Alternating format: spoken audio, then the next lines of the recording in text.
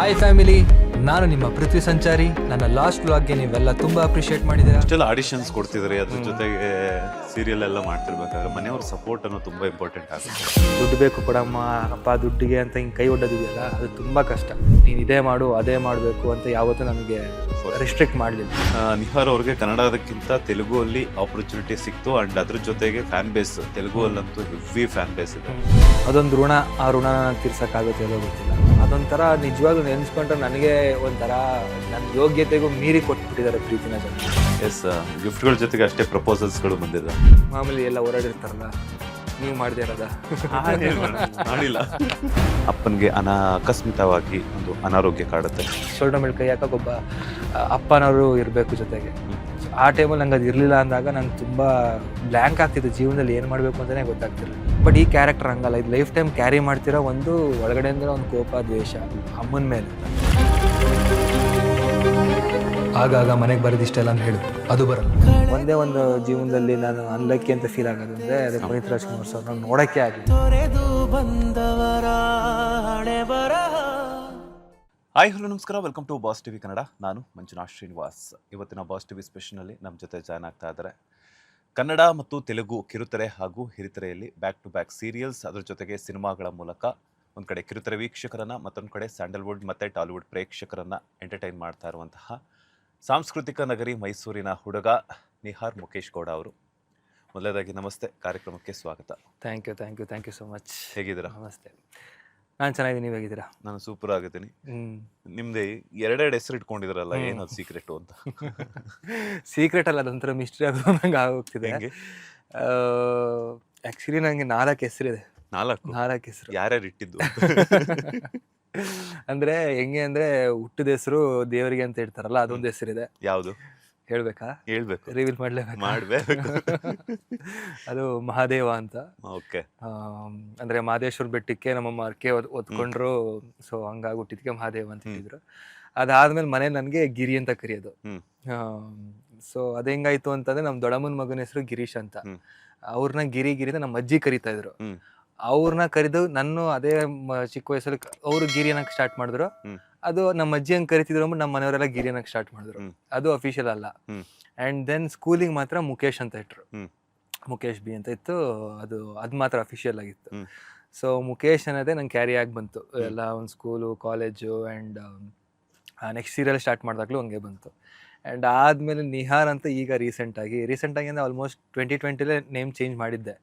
But ಅವಾಗ ಏನಾಯಿತು, ತೆಲುಗು ಸೀರಿಯಲ್ಗೆ ಹೋದಾಗ ತೆಲುಗು ಸೀರಿಯಲಲ್ಲಿ ಅಫಿಷಿಯಲ್ ಆಗಿ ಏನಿದೆ ನೇಮ್ ಅಂತ ಕೇಳಿದಾಗ ಮುಖೇಶ್ ಅಂತ ಇತ್ತು. ಅದು ಪ್ರೀವಿಯಸ್ ಸೀರಿಯಲಲ್ಲೂ ಮುಖೇಶ್ ಅಂತಲೇ ಎಲ್ಲರೂ ಕ್ಯಾರಿ ಮಾಡಿದ್ರಲ್ಲ, ಸೊ ಹಂಗೆ ನೋನ್ ಆಗಿತ್ತು. ಅದು ನಿಹಾರ್ ಅಂತ ಹೆಸರು ಚೇಂಜ್ ಮಾಡಿದ್ರು, ಯಾರೂ ಕರಿತಿರ್ಲಿಲ್ಲ. ಸುಮ್ಮನೆ ನನ್ನ ಖುಷಿಗೆ ನಾ ಇಟ್ಕೊಂಡಿದ್ದಂಗಿತ್ತು. ಒಂಥರ ಫ್ರೆಂಡ್ಸ್ ಅಂತೂ ಕರೆಯೋದೇ ಇಲ್ಲ, ಅವ್ರ ಬಾಯಿಗೆ ರಿಜಿಸ್ಟ್ರೇ ಆಗಲ್ಲ ಅದು. ಸೊ ಇನ್ನು ಅವ್ರು ನಮ್ಮ ಟೀಮ್ ಅವರೆಲ್ಲರೂ ಒಂಥರ ಮುಖೇಶ್ ಕರೆದು ಇದು ಮಾಡಿಬಿಟ್ಟಿದ್ರು.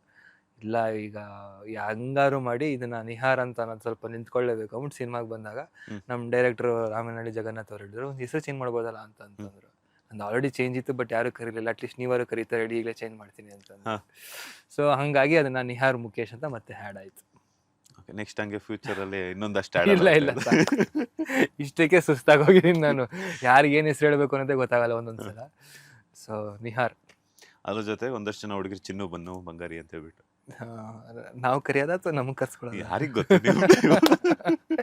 ಚಿನ್ನು, ಬಂಗಾರಿ ಎಲ್ಲ ಹುಡುಗರು ಕದ್ರೆ ಚಂದ, ಹುಡುಗರು ಕರ್ಸ್ಕೊಂಡ್ರೆ ಚೆನ್ನಾಗಿರಲ್ಲ.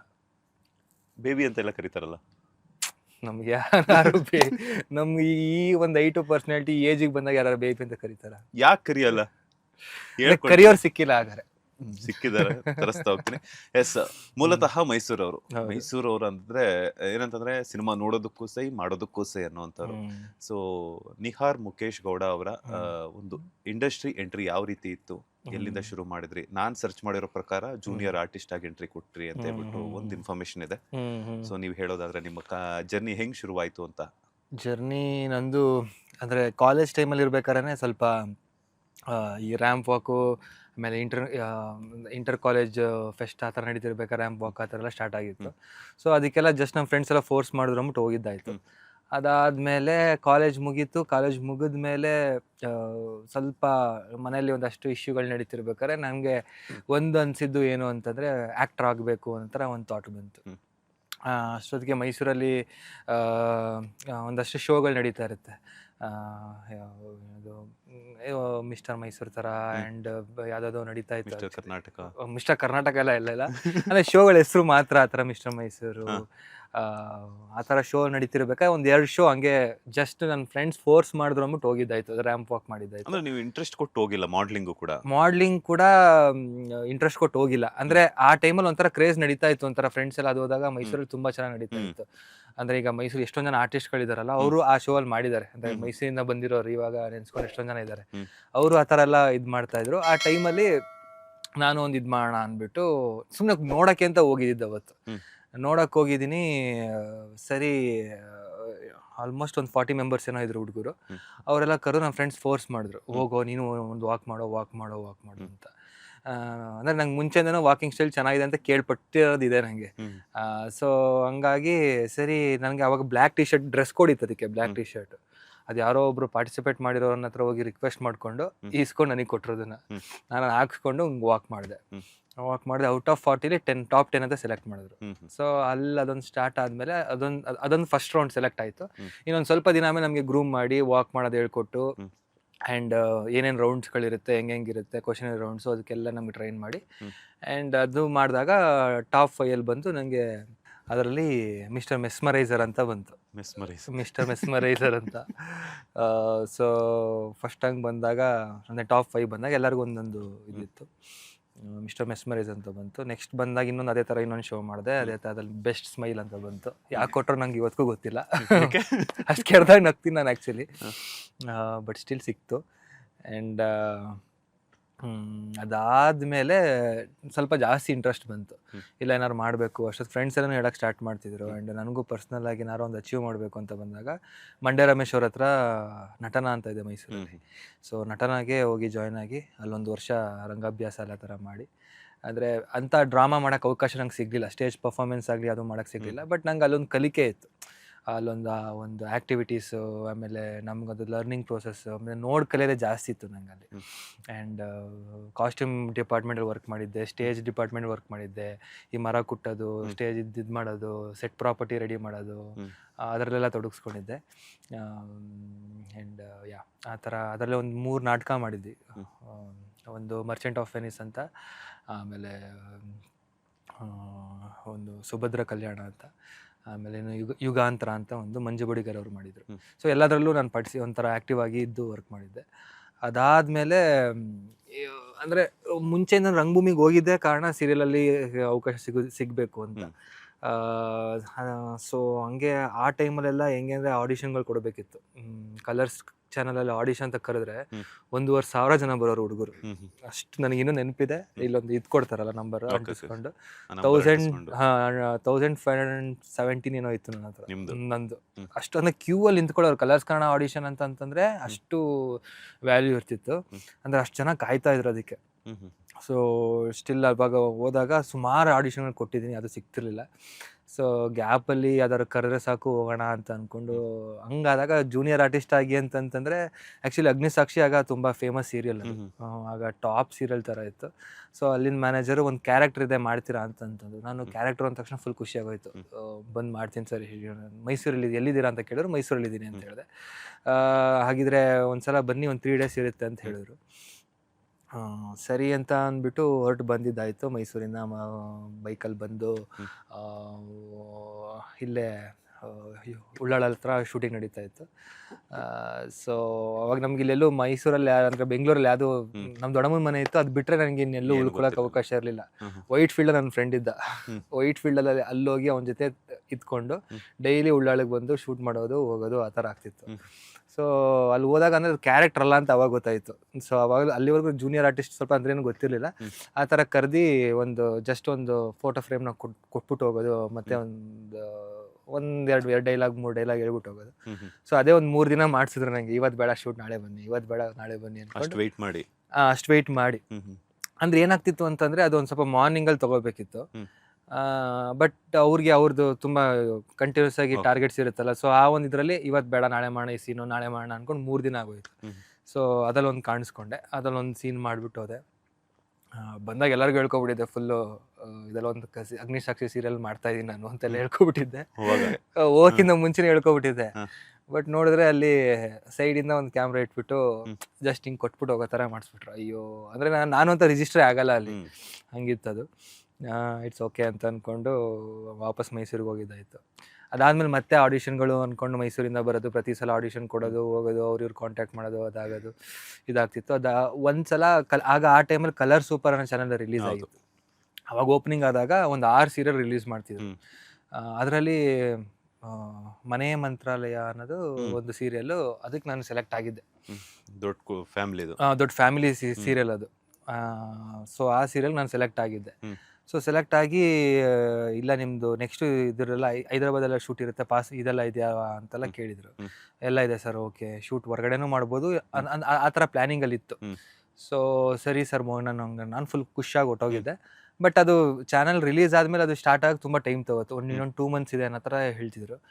ಆ ಟೈಮಲ್ಲಿ ಏನಾಯಿತು ಅಂದರೆ ಇದು ನಾಗಕನಿಕೆ ಸೀರಿಯಲಲ್ಲಿ ಹೀರೋ ರೀಪ್ಲೇಸ್ಮೆಂಟ್ ಅಂತ ಬಂತು. ಹಂಗಾಗಿ ರಾಮ್ಜಿ ಸರ್ದು ಪ್ರೊಡಕ್ಷನ್ ಅದು. ಅದರಲ್ಲಿ ಮ್ಯಾನೇಜರ್ ಅವರು ಅವ್ರನ್ನೆಲ್ಲ ಜಾಕಿ ಅಂತ ಕರೀತಾರೆ. ಅವ್ರು ತುಂಬ ಫೇಮಸ್ ನಮ್ಮ ಸೀರಿಯಲ್ ಇಂಡಸ್ಟ್ರಿಯಲ್ಲಿ ಮ್ಯಾನೇಜರ್ ಅವರು. ಅವರು ನನಗೆ ನಿಜವಾಗ್ಲೂ ಒಂಥರ ಗಾಡ್ ಫಾದರ್ ಇದ್ದಂಗೆ. ಆ್ಯಂಡ್ ನನಗೆ ತುಂಬ ಸಪೋರ್ಟ್ ಮಾಡಿದ್ದಾರೆ ಆ ಟೈಮಲ್ಲಿ. ಸೊ ಅವರು ನನಗೆ ಫೋನ್ ಮಾಡಿಬಿಟ್ಟು, ಮಗ ಹಿಂಗೆ ರೀಪ್ಲೇಸ್ ಆಗ್ತಿದೆ ಕಣೋ, ನೀನು ಆ ಸೀರಿಯಲ್ ಕಾಯೋ ಬದಲು ಇದು ಹೆಂಗಿರು ಬಂದ್ಬಿಡು, ಒಂದು 2 ತಿಂಗಳು ಸುಮ್ಮನೆ ಇದಾಗೋದು ಬದಲು ಆಲ್ರೆಡಿ ರನ್ನಿಂಗ್ ಒಳ್ಳೆ ಸೀರಿಯಲ್ ನಡೀತಾ ಇದೆಯಲ್ಲ, ಇದಕ್ಕೆ ರೀಪ್ಲೇಸ್ ಕ್ಯಾರೆಕ್ಟರ್ ಹೀರೋ ಆಗಿ ಬರುತ್ತೆ, ಮಾಡು, ಒಳ್ಳೆ ಚೆನ್ನಾಗಿದೆ ಹಂಗೆ ಹಿಂಗೆ ಅಂತ ಹೇಳಿದ್ರು. ಹ್ಞೂ ಅಣ್ಣ ಹಂಗಾರೆ ಬರ್ತೀನಿ ಅಂತ ಅಂದ್ಬಿಟ್ಟು ಮೈಸೂರಲ್ಲಿದ್ದೆ. ಬೆಳಗ್ಗೆ ಎದ್ದು ನಾಯನಹಳ್ಳಿಲಿ ಬಂದು ಹಿಂಗೆ ಇಳ್ಕೊಂಡೆ, ಬಂದೆಲ್ಲ ಕರ್ಕೊಂಡೋದ್ರು. ಅಂದರೆ ನೈಟ್ ಫೋನ್ ಮಾಡಿದ್ದು ಅದು ನಂಗೆ ಅವತ್ತು. ಅಲ್ಲಿ ಅದು not even 2 days 3 days gap ಇಲ್ಲ, ಏನು ಅದು ಯಾವುದೇ ಥರ ಸಡನ್ ಆಗಿ. ಇವತ್ತು ರಾತ್ರಿ 8 ಗಂಟೆಗೆ ಮಾಡಿದ್ರು, ಆಯಿತು ಅಂತ ಹೇಳಿದೆ. 10:30 11 ಗಂಟೆಗೆ ಮಾಡ್ಬಿಟ್ಟು, ಇಲ್ಲ ಕನ್ಫರ್ಮ್ ನೀನೇ, ಬೆಳಿಗ್ಗೆ 5:00 ಇಲ್ಲಿ ಇದ್ಬಿಡು ಅಂತ ಹೇಳಿದ್ರು. ನಾನು 5:00 ಬಸ್ಸೇ ಇರಲ್ಲ ಅಣ್ಣ ಮೈಸೂರಿಂದ, ಹೆಂಗಾರು ಮಾಡಿ ಒಂದು 7:30 ಬರ್ತೀನಿ ಅಂತಂದೆ. ಓಕೆ ಬಾ ಅಂತ ಹೇಳಿದ್ರು. ಸೊ 7:30 ಬಂದಾಗ ನಾಯನಹಳ್ಳಿಯಿಂದ ಕರ್ಕೊಂಡೋಗಿ ಶೂಟಿಂಗ್ ಸೆಟ್ಟಿಗೆ ಹೋಗಿ ಫುಲ್ ಬ್ಲೇಸರೆಲ್ಲ ಹಾಕ್ಸ್ಬಿಟ್ಟು, ಹೀರೋ ಇವಾಗ ಫಸ್ಟ್ ಸೀನ್ ಮಾಡಿ ಅಂದ್ಬಿಟ್ಟು ಅದಿತಿ ಪ್ರಭುದೇವ ಜೊತೆ ಇತ್ತು. ಫಸ್ಟ್ ಸೀನೇ ಒಂಥರ ರೊಮ್ಯಾಂಟಿಕ್ ಆಗಿರೋ ಥರ ಇತ್ತು. ಸೊ ಫುಲ್ಲು ಕೈಯೆಲ್ಲ ಶಿವರ್ ಆಗ್ತಿತ್ತು ನನಗಂತೂ. ಅಂದರೆ ಹೆಂಗಿತ್ತು ಅಂದರೆ ಹಿಂದಿಂದ ಹೋಗಿ ತಪ್ಕೊಳ್ಳೋ ಸೀನ್ ಇಟ್ಬಿಟ್ಟಿದ್ದಾರೆ ಫಸ್ಟೇ. ಅವ್ರು ಕಿಚನಲ್ಲಿ ಏನೋ ಮಾಡ್ತಿರ್ತಾರೆ, ಹಿಂದಿಂದ ಹೋಗಿ ತಪ್ಕೋಬೇಕು, ಆ ಥರ ಇತ್ತು. ನನಗೆ ಫುಲ್ ಶಿವರ್ ಆಗ್ತಾ ಇತ್ತು ನನಗಂತೂ. ಅಂದರೆ ಅದೇ ಫಸ್ಟ್ ಕ್ಯಾಮ್ರಾ ಫೇಸ್ ಮಾಡ್ತಾ ಇರೋದು ಅಥವಾ ಇನ್ನೊಂದು ಸೀರಿಯಲ್ ಅಂತ ನೋಡ್ತಿರೋದು. ಅಂದರೆ ನಂಗೆ ಪ್ರಿಪ್ರೇಷನ್ ಆಗಿ ಟೈಮ್ ಸಿಗಲಿಲ್ಲ. ಈಗ ಫಸ್ಟ್ ಸೀರಿಯಲ್ ಆಗಿದ್ರು ಓಕೆ, ಫಸ್ಟ್ ಡೇ ಶೂಟು ಹಿಂಗಿರುತ್ತೆ ಹಂಗಿರುತ್ತೆ, ಕತೆ ಹೇಳೋದು ಅಥವಾ ನರೇಷನ್ ಏನೂ ಇಲ್ಲ. ಆಲ್ರೆಡಿ ಒಂದು ರನ್ನಿಂಗ್ ಇರೋ ಕ್ಯಾರೆಕ್ಟರ್ನ ನೀವು ಅದನ್ನು ಕ್ಯಾರಿ ಮಾಡ್ಕೊಂಡು ಹೋಗ್ಬೇಕು ಅಂತ ಬಂತು. So it was quite difficult ನನಗೆ. ಅದು ಆ ಮೂಮೆಂಟ್ ಗೊತ್ತಾಗ್ತಿಲ್ಲ ನನಗೆ, ಕ್ಯಾಮ್ರಾ ಹೆಂಗೆ ತೊಗೋಬೇಕು, ಪಕ್ಕಕ್ಕೆ ಜರುಗಿ ಅಂತಂತಂದರೆ ಒಂದು ಎರಡು ಸ್ಟೆಪ್ ಜಾಸ್ತಿ ಜಂಪೇ ಮಾಡಿಬಿಡ್ತಿದ್ದೆ ಅಷ್ಟು. ಅಂದರೆ ರೈಟ್ ಲೆಫ್ಟ್ ಹೋಗೋಕ್ಕೂ ನಂಗೆ ಗೊತ್ತಾಗ್ತಿರ್ಲಿಲ್ಲ. ಸೊ ಆ ಟೈಮಲ್ಲಿ ಅದು ಹೆಂಗೆ ಶುರು ಆಯಿತು. ಆ್ಯಂಡ್ ಹೋಗ್ತಾ ಒಂದು ಸ್ವಲ್ಪ ದಿನದಲ್ಲಿ ಅಭ್ಯಾಸ ಆಯಿತು. ಆ್ಯಂಡ್ ಹಿಂಗೆ ಆ್ಯಕ್ಟ್ ಮಾಡಬೇಕು ಅಂತ ಅಂದರೆ ಅದ್ರ ಜೊತೆಗೆ ಹಂಗೆ ಆರ್ಟಿಸ್ಟ್ ಆಗಲಿ, ನಮ್ಮ ಪ್ರೊಡಕ್ಷನ್ ಆಗಲಿ, ಅವರು ತುಂಬ ಸಪೋರ್ಟಿವ್ ಆಗಿದ್ದರು. ಪ್ರೀತಮ್ ಅಂತ ನಮ್ಮ ಡೈರೆಕ್ಟರ್, ಅವರು ಕೂಡ ಸಪೋರ್ಟ್ ಮಾಡಿದ್ರು. ಸೊ ಹಂಗಾಗಿ ಫಸ್ಟ್ ಸೀರಿಯಲ್ ಅದಾಯಿತು. ಅದಾದಮೇಲೆ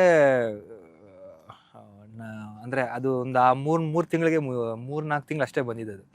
ಅದಿತಿ ಪ್ರಭುದೇವ್ ಅವ್ರದ್ದು ಇನ್ನೊಂದು ಸಿನಿಮಾ ಶುರು ಆಗ್ತಿತ್ತು ಅಂತ ಹೇಳ್ಬಿಟ್ಟು ಅವರು ಸೀರಿಯಲ್ನ ವೈಂಡ್ ಅಪ್ ಮಾಡಬೇಕಾಯಿತು. ಸೊ ಬಿಟ್ಟಾದಮೇಲೆ ನನಗೆ ಬೇರೆ ಸೀರಿಯಲ್ ಅಂತ ಸ್ಟಾರ್ಟ್ ಆದಾಗ ನಾಗಮಂಡಲ ಅಂತ ಇನ್ನೊಂದು ಸ್ಟಾರ್ಟ್ ಆಯಿತು. ಆ್ಯಂಡ್ ದೆನ್ ತೆಲುಗುಗೆ ಹೋಗಿದ್ದಾಯಿತು. ಸೊ ಹಾಗೆ ಜರ್ನಿ ಸ್ಟಾರ್ಟ್ ಆಗಿತ್ತು. ಸೊ ಇಷ್ಟೆಲ್ಲ ಆಡಿಷನ್ಸ್ ಕೊಡ್ತಿದ್ರಿ, ಅದ್ರ ಜೊತೆಗೆ ಸೀರಿಯಲ್ ಎಲ್ಲ ಮಾಡ್ತಿರ್ಬೇಕಾದ್ರೆ ಮನೆಯವ್ರ ಸಪೋರ್ಟ್ ಅನ್ನೋ ತುಂಬಾ ಇಂಪಾರ್ಟೆಂಟ್ ಆಗುತ್ತೆ. ಆಡಿಷನ್ಸ್ ಕೊಡ್ಬೇಕಾದ್ರೆ ಮನೆಯವ್ರ ಸಪೋರ್ಟ್ ಇಲ್ಲ ಅಂತ ಗೊತ್ತಾಯ್ತು ನನಗೆ. ಸೊ ಹೆಂಗಿತ್ತು ಮನೆಯವ್ರ ಸಪೋರ್ಟ್ ಅಂತ? ಅಂದರೆ ಯಾವುದೇ ಒಬ್ಬ ಹುಡುಗಂಗೆ, ಅಂದರೆ ವಯಸ್ಸಿಗೆ ಬಂದಿರೋ ಹುಡುಗರಿಗೆ ಒಂದು ಏಜಿಗೆ ಬಂದಾಗ ಒಂದು ತುಂಬ ಕಷ್ಟವಾದ ಏನು ಅಂತಂದರೆ ಮನೆಯಲ್ಲಿ ಹಿಂಗೆ ಕೈ ಒಡ್ಡೋದು. ದುಡ್ಡು ಬೇಕು ಕೊಡಮ್ಮ ಅಪ್ಪ ದುಡ್ಡಿಗೆ ಅಂತ ಹಿಂಗೆ ಕೈ ಒಡ್ಡೋದಿದೆಯಲ್ಲ, ಅದು ತುಂಬ ಕಷ್ಟ. ಅಟ್ ದ ಏಜ್ ಆಫ್ 24-25 ಬರ್ಬೇಕಾದ್ರೆ ನಾವು ಒಂದು ಸೆಟಲ್ ಆಗಿಲ್ಲ ಅಥವಾ 23 ಆ ಟೈಮಲ್ಲೆಲ್ಲ ನಾವು ಏನೋ ಒಂದು ಕೆಲಸ ನಮಗೇನೋ ಸಿಕ್ಕಿಲ್ಲ ಅಂತಂತಂದರೆ ಯಾರ ಮೇಲೆ ಡಿಪೆಂಡ್ ಆಗೋದು ಅನ್ನೋದು ಗೊತ್ತಾಗಲ್ಲ. ಆ ಟೈಮಲ್ಲಿ ನನಗೂ ಒಂದು ಫೈನಾನ್ಷಿಯಲ್ ತುಂಬ ಕಷ್ಟ ಆಗ್ತಿತ್ತು. ಏನು ಮಾಡೋಕ್ಕೆ, ಖರ್ಚಿಗಾರು, ಇನ್ನೊಂದು ಕಾರು ಮತ್ತೊಂದು ಕಾರು. ಬಟ್ ನಮ್ಮ ಮನೇಲಿ ಸಪೋರ್ಟ್ ಹೆಂಗೆ ಅಂತಂದರೆ, ಓಕೆ ನಾವಿದ್ದೀವಿ, ನೀನು ಹೋಗಿ ಮಾಡು ಅಂತ ಹೇಳಿಲ್ಲ ಅಂದ್ರೂ, ಮಾಡಬೇಡ ಅಲ್ಲಿಗೆ ಹೋಗಬೇಡ, ಬೇಡ ನೀನು ಇದೇ ಮಾಡು ಅದೇ ಮಾಡಬೇಕು ಅಂತ ಯಾವತ್ತೂ ನನಗೆ ರಿಸ್ಟ್ರಿಕ್ಟ್ ಮಾಡಲಿಲ್ಲ. So in that way I am lucky. ನನಗೆ ಹಿಂಗಿರು ಹಂಗೆ ಇರು ಅಂತ ನಮ್ಮ ಅಮ್ಮ ಆಗಲಿ ನಮ್ಮ ಅಪ್ಪ ಆಗಲಿ ಹೇಳಲಿಲ್ಲ. ಸೊ ನಿನ್ನ ಮೇಲೆ ಹಿಂಗೆ ನಂಬಿಕೆ ಇದೆಯಾ, ಮಾಡ್ತೀಯಾ ಮಾಡು, ಒಳ್ಳೇದಾಗಲಿ, ಬಟ್ ತಿಳ್ಕೊ ಮರಕ್ಕಿಂತ ಮರ ದೊಡ್ಡದಿರುತ್ತೆ, ನೀನು ಅಂತಂದ್ರೆ ನಿಂಗಿಂತ ಇನ್ನೊಂದು ಸ್ವಲ್ಪ ಎಲ್ಲ ಇರ್ತದೆ, ಎಲ್ಲಾರನ್ನೂ ದಾಟ್ಕೊಂಡು ಹೋಗ್ಬೇಕು ಅನ್ನೋದು ಆ ಕಾಂಪಿಟೇಷನ್ ಮೈಂಡ್ ಇಲ್ಲದೆ ನೀನು ನಿನ್ನ ದಾರಿ ಏನಿದೆ ಅಷ್ಟನ್ನ ಮಾತ್ರ ನಂಬ್ಕೊಂಡು ಹೋಗು ಅಂತ ಹೇಳಿದ್ರು. ಸರಿ ಇಲ್ಲ ನಾನು ಮಾಡ್ತೀನಿ, ನನ್ನ ಮೇಲೆ ನಂಗೆ ನಂಬಿಕೆ ಇದೆ, ದೇವ್ರ ಮೇಲೆ ನಂಬಿಕೆ ಇದೆ ಅಂತ ಅಂದ್ಬಿಟ್ಟು ಜೈ ಚಾಮುಂಡೇಶ್ವರಿ ಅಂದ್ಕೊಂಡು ಹೋಗಿದ್ದಾಯ್ತು. ಸೊ ಹಂಗೆ ಜರ್ನಿ ಸ್ಟಾರ್ಟ್ ಆಯಿತು. ಬಟ್ ಮನೇಲಿ ಒಂಥರ ಲಕ್ಕಿಲಿ ನಂಗೆ ಯಾವುದೇ ಥರ ರಿಸ್ಟ್ರಿಕ್ಟ್ ಮಾಡಲಿಲ್ಲ. ನಿಹಾರ್ ಅವ್ರಿಗೆ ಕನ್ನಡದಕ್ಕಿಂತ ತೆಲುಗು ಅಲ್ಲಿ ಆಪರ್ಚುನಿಟಿ ಸಿಕ್ತು ಅಂಡ್ ಅದ್ರ ಜೊತೆಗೆ ಫ್ಯಾನ್ ಬೇಸ್ ತೆಲುಗು ಅಲ್ಲಂತೂ ಹೆವಿ ಫ್ಯಾನ್ ಬೇಸ್ ಇದೆ. ಸೊ ಸಾಕಷ್ಟು ಫ್ಯಾನ್ ಪೇಜಸ್ ಇದೆ. ಸೊ ಅದ್ರ ಬಗ್ಗೆ ಹೇಳೋದಾದ್ರೆ ಗುಪ್ಪೆಡಂತ ಮನಸ್ಸು ನೋಡಿದ್ರೆ ಇಲ್ಲಿ ಬೆಟ್ಟದಷ್ಟು ಪ್ರೀತಿ ಕೊಟ್ಟೈತೆ. ಗುಪ್ಪೆಡ ಅಂತಂದ್ರೆ ಇಷ್ಟೇ ಇಷ್ಟು, ಬಟ್ ಅವರ ಅಭಿಮಾನಿಗಳ ಪ್ರೀತಿ ಅಂತೂ ಬೆಟ್ಟದಷ್ಟು ಜಾಸ್ತಿ. ಸೊ ಅಭಿಮಾನಿಗಳಿಗೆ ಅದ್ರ ಜೊತೆಗೆ ನಿಮ್ಮ ಮತ್ತೆ ನಿಮ್ಮ ಕೋ ಆರ್ಟಿಸ್ಟ್ ರಕ್ಷಾ ಅವ್ರು ಹೇಳಿದ್ರಲ್ಲ, ಅವ್ರ ಜೊತೆ ಎಲ್ಲಾನು ಕೂಡ ಒಂದು ಫ್ಯಾನ್ ಪೇಜಸ್ ಅನ್ನ ಕ್ರಿಯೇಟ್ ಮಾಡಿ ಅವ್ರ ಪ್ರೀತಿ ತೋರಿಸ್ತಿದ್ದು. ಸೊ ಸೀರಿಯಲ್ ನೋಡ್ತಾ ಸಾಕಷ್ಟು ಜನಕ್ಕೆ ರೀಚ್ ಆಯ್ತದು. ಸೊ ಅವರ ಅಭಿಮಾನಿಗಳ ಪ್ರೀತಿಗೆ ಏನ್ ಹೇಳ್ತೀರಾ ಅಂತ? ಅದೊಂದು ಋಣ, ಆ ಋಣನ ನಾನು ತೀರ್ಸೋಕ್ಕಾಗುತ್ತೆ ಇಲ್ಲೋ ಗೊತ್ತಿಲ್ಲ. ಅಂದರೆ ಫಸ್ಟು ಸೀರಿಯಲ್ ಸ್ಟಾರ್ಟ್ ಆಗಿದ್ದು 2020 ಡಿಸೆಂಬರ್ ಸ್ಟಾರ್ಟ್ ಆಯಿತು. ನಾವು 21 ಜಾನ್ ಫೆಬ್ರವರಿ ಆಗೋ ಅಷ್ಟರಲ್ಲಿ ನೋಡ್ತಾ ನಂದು ಫಾಲೋವರ್ಸ್ ಒಂದು 3,000 ಇದ್ರು, ಇನ್ಸ್ಟಾಗ್ರಾಮ್ ಫಾಲೋವರ್ಸ್. ನೋಡ್ತಾ ಅದೊಂಥರ ಈಗ 3 ಲಕ್ಷಕ್ಕೆ ಹೋಗಿದೆ.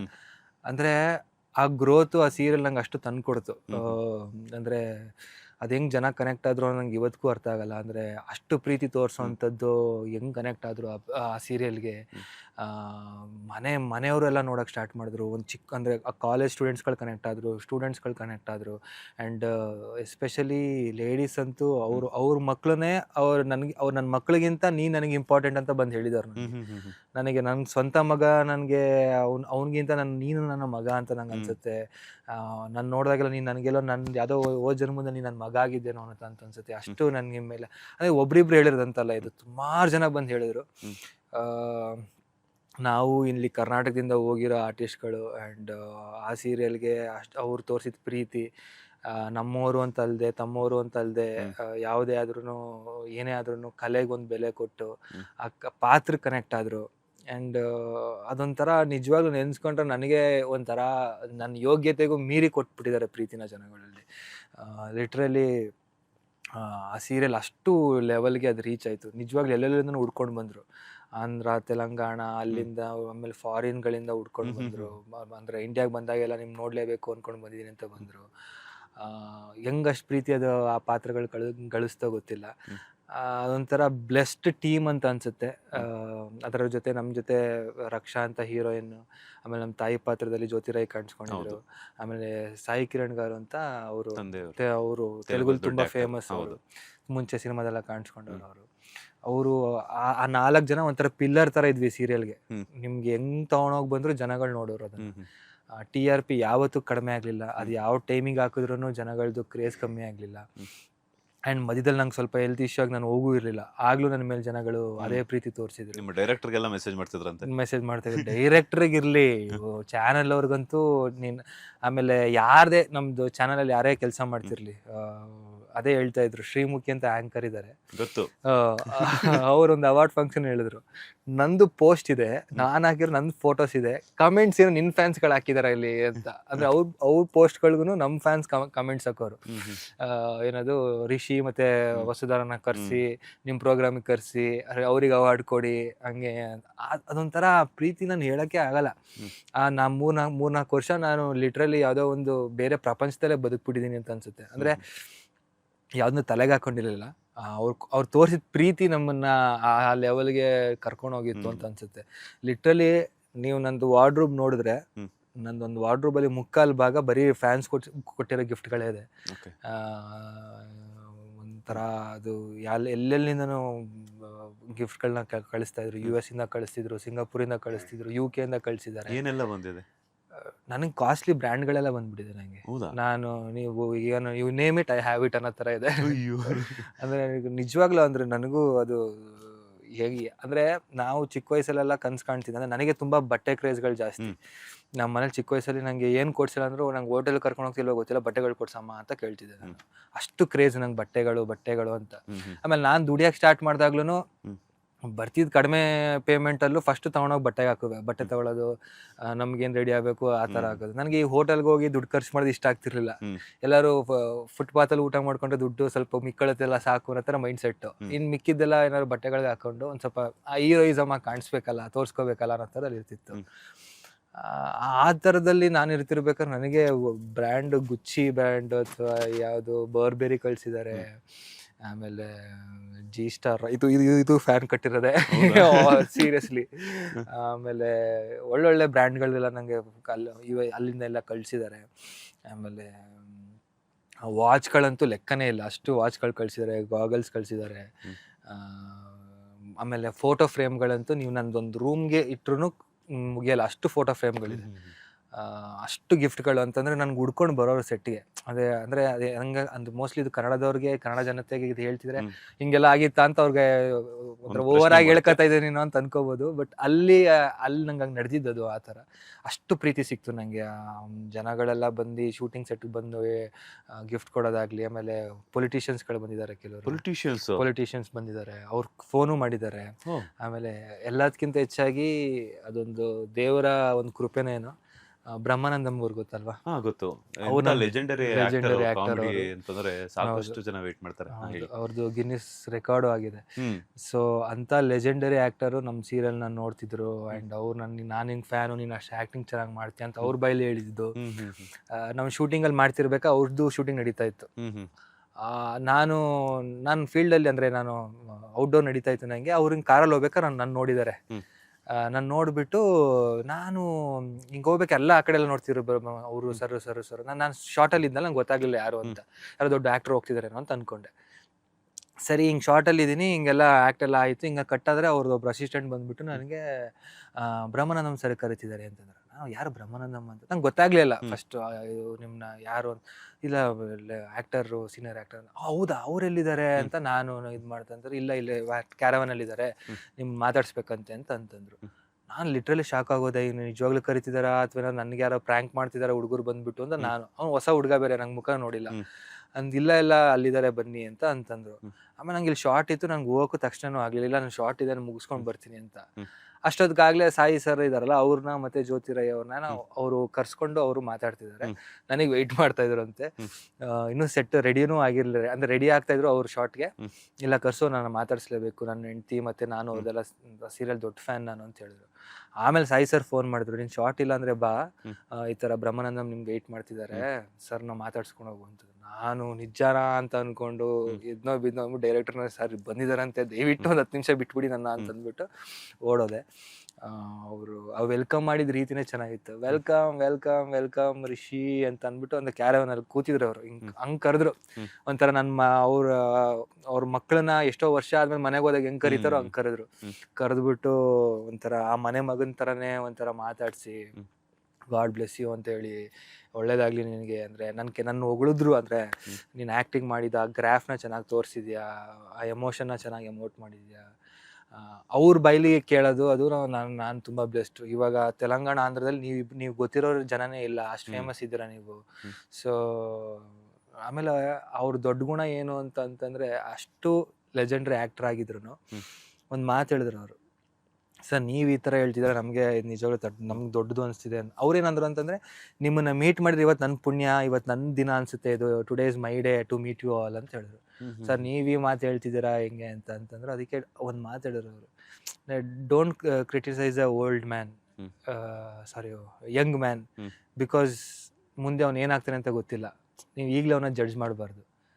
ಒಬ್ಬ ವಯಸ್ಸಾಗಿರೋನ ಏನು ಅಂತ ಕೊನೆಯದಾಗಿರೋನ ಏನು ಅಂತ ನೀನು ಹೇಳ್ಬೋದು ಅಷ್ಟೇ. ಬಟ್ ಒಂದು ಹೊಸ ಪ್ರತಿಭೆನ ನೀನು ಇವತ್ತೇ ಏನು ಅಂತ ಜಡ್ಜ್ ಮಾಡಬಾರ್ದು. ಮುಂದೆ ಏನಾಗ್ತದೆ ಅಂತ ಹೇಳೋಕ್ಕಾಗಲ್ಲ, ಗೊತ್ತಿಲ್ಲ ನೀವು ನಾಳೆಲ್ಲ ಏನಾಗ್ತಿರೋ ಅಂತ. ನೀವು ನನಗಿಂತ ದೊಡ್ಡ ಆ್ಯಕ್ಟರ್ಗಳಾಗ್ಬೋದು, ನನ್ನಿಂದ ಇದು ಬೆಳಿಬೋದು ಅಂತ ಹೇಳಿದ್ರು. ಅಂದರೆ ಅಂಥ ವ್ಯಕ್ತಿತ್ವ, ಅಂಥ ಒಂದು ಲೆಜೆಂಡ್ರಿ ಆ್ಯಕ್ಟ್ರ್ ಬಾಯಲ್ಲಿ ಹೊಸೊಬ್ರಿಗೆ ಆ ಮೋಟಿವೇಟ್ ಮಾಡೋದಾಗಲಿ ಅಥವಾ ಅಷ್ಟು ಪ್ರೀತಿ ತೋರಿಸೋದಾಗಲಿ, ನಿಜವಾಗ್ಲೂ ಅದಕ್ಕೆ ಅವ್ರನ್ನ ಲೆಜೆಂಡ್ರಿ ಆ್ಯಕ್ಟ್ರ್ ಅಂತ ಕರೀತಾರೆ ಅಂತ ಅನ್ನಿಸ್ತು. ಅದನ್ನೆಲ್ಲ ಮರೆಯೋಕ್ಕೆ ಆಗದಿರೋ ದಿನಗಳದು. ಸೊ ಆ ಥರ ಪ್ರೀತಿ ಸಿಕ್ಕಿದ ಸೀರಿಯಲ್ ಅದು. ಅದು ಕನ್ನಡದಲ್ಲಿ ಡಬ್ಬಿಂಗ್ ಆಗಿ ಕನ್ನಡದಲ್ಲೂ ಒಂದಷ್ಟು ಜನ ನನಗೆ ಅರ್ಥ ಆಗಲಿಲ್ಲ ಹೆಂಗೆ ಮಧ್ಯಾಹ್ನ ಸ್ಲಾಟಲ್ಲಿ ಬರ್ತಿತ್ತು. ಆ್ಯಂಡ್ ಯಾಕೆಂದರೆ ನಾವು ತೆಲುಗುಲಿ ಮಾತಾಡೋದು ಲಿಪ್ಸಿಂಗ್ ಎಲ್ಲ ತೆಲುಗುಲಿ ಇರುತ್ತೆ. ಹೌದು.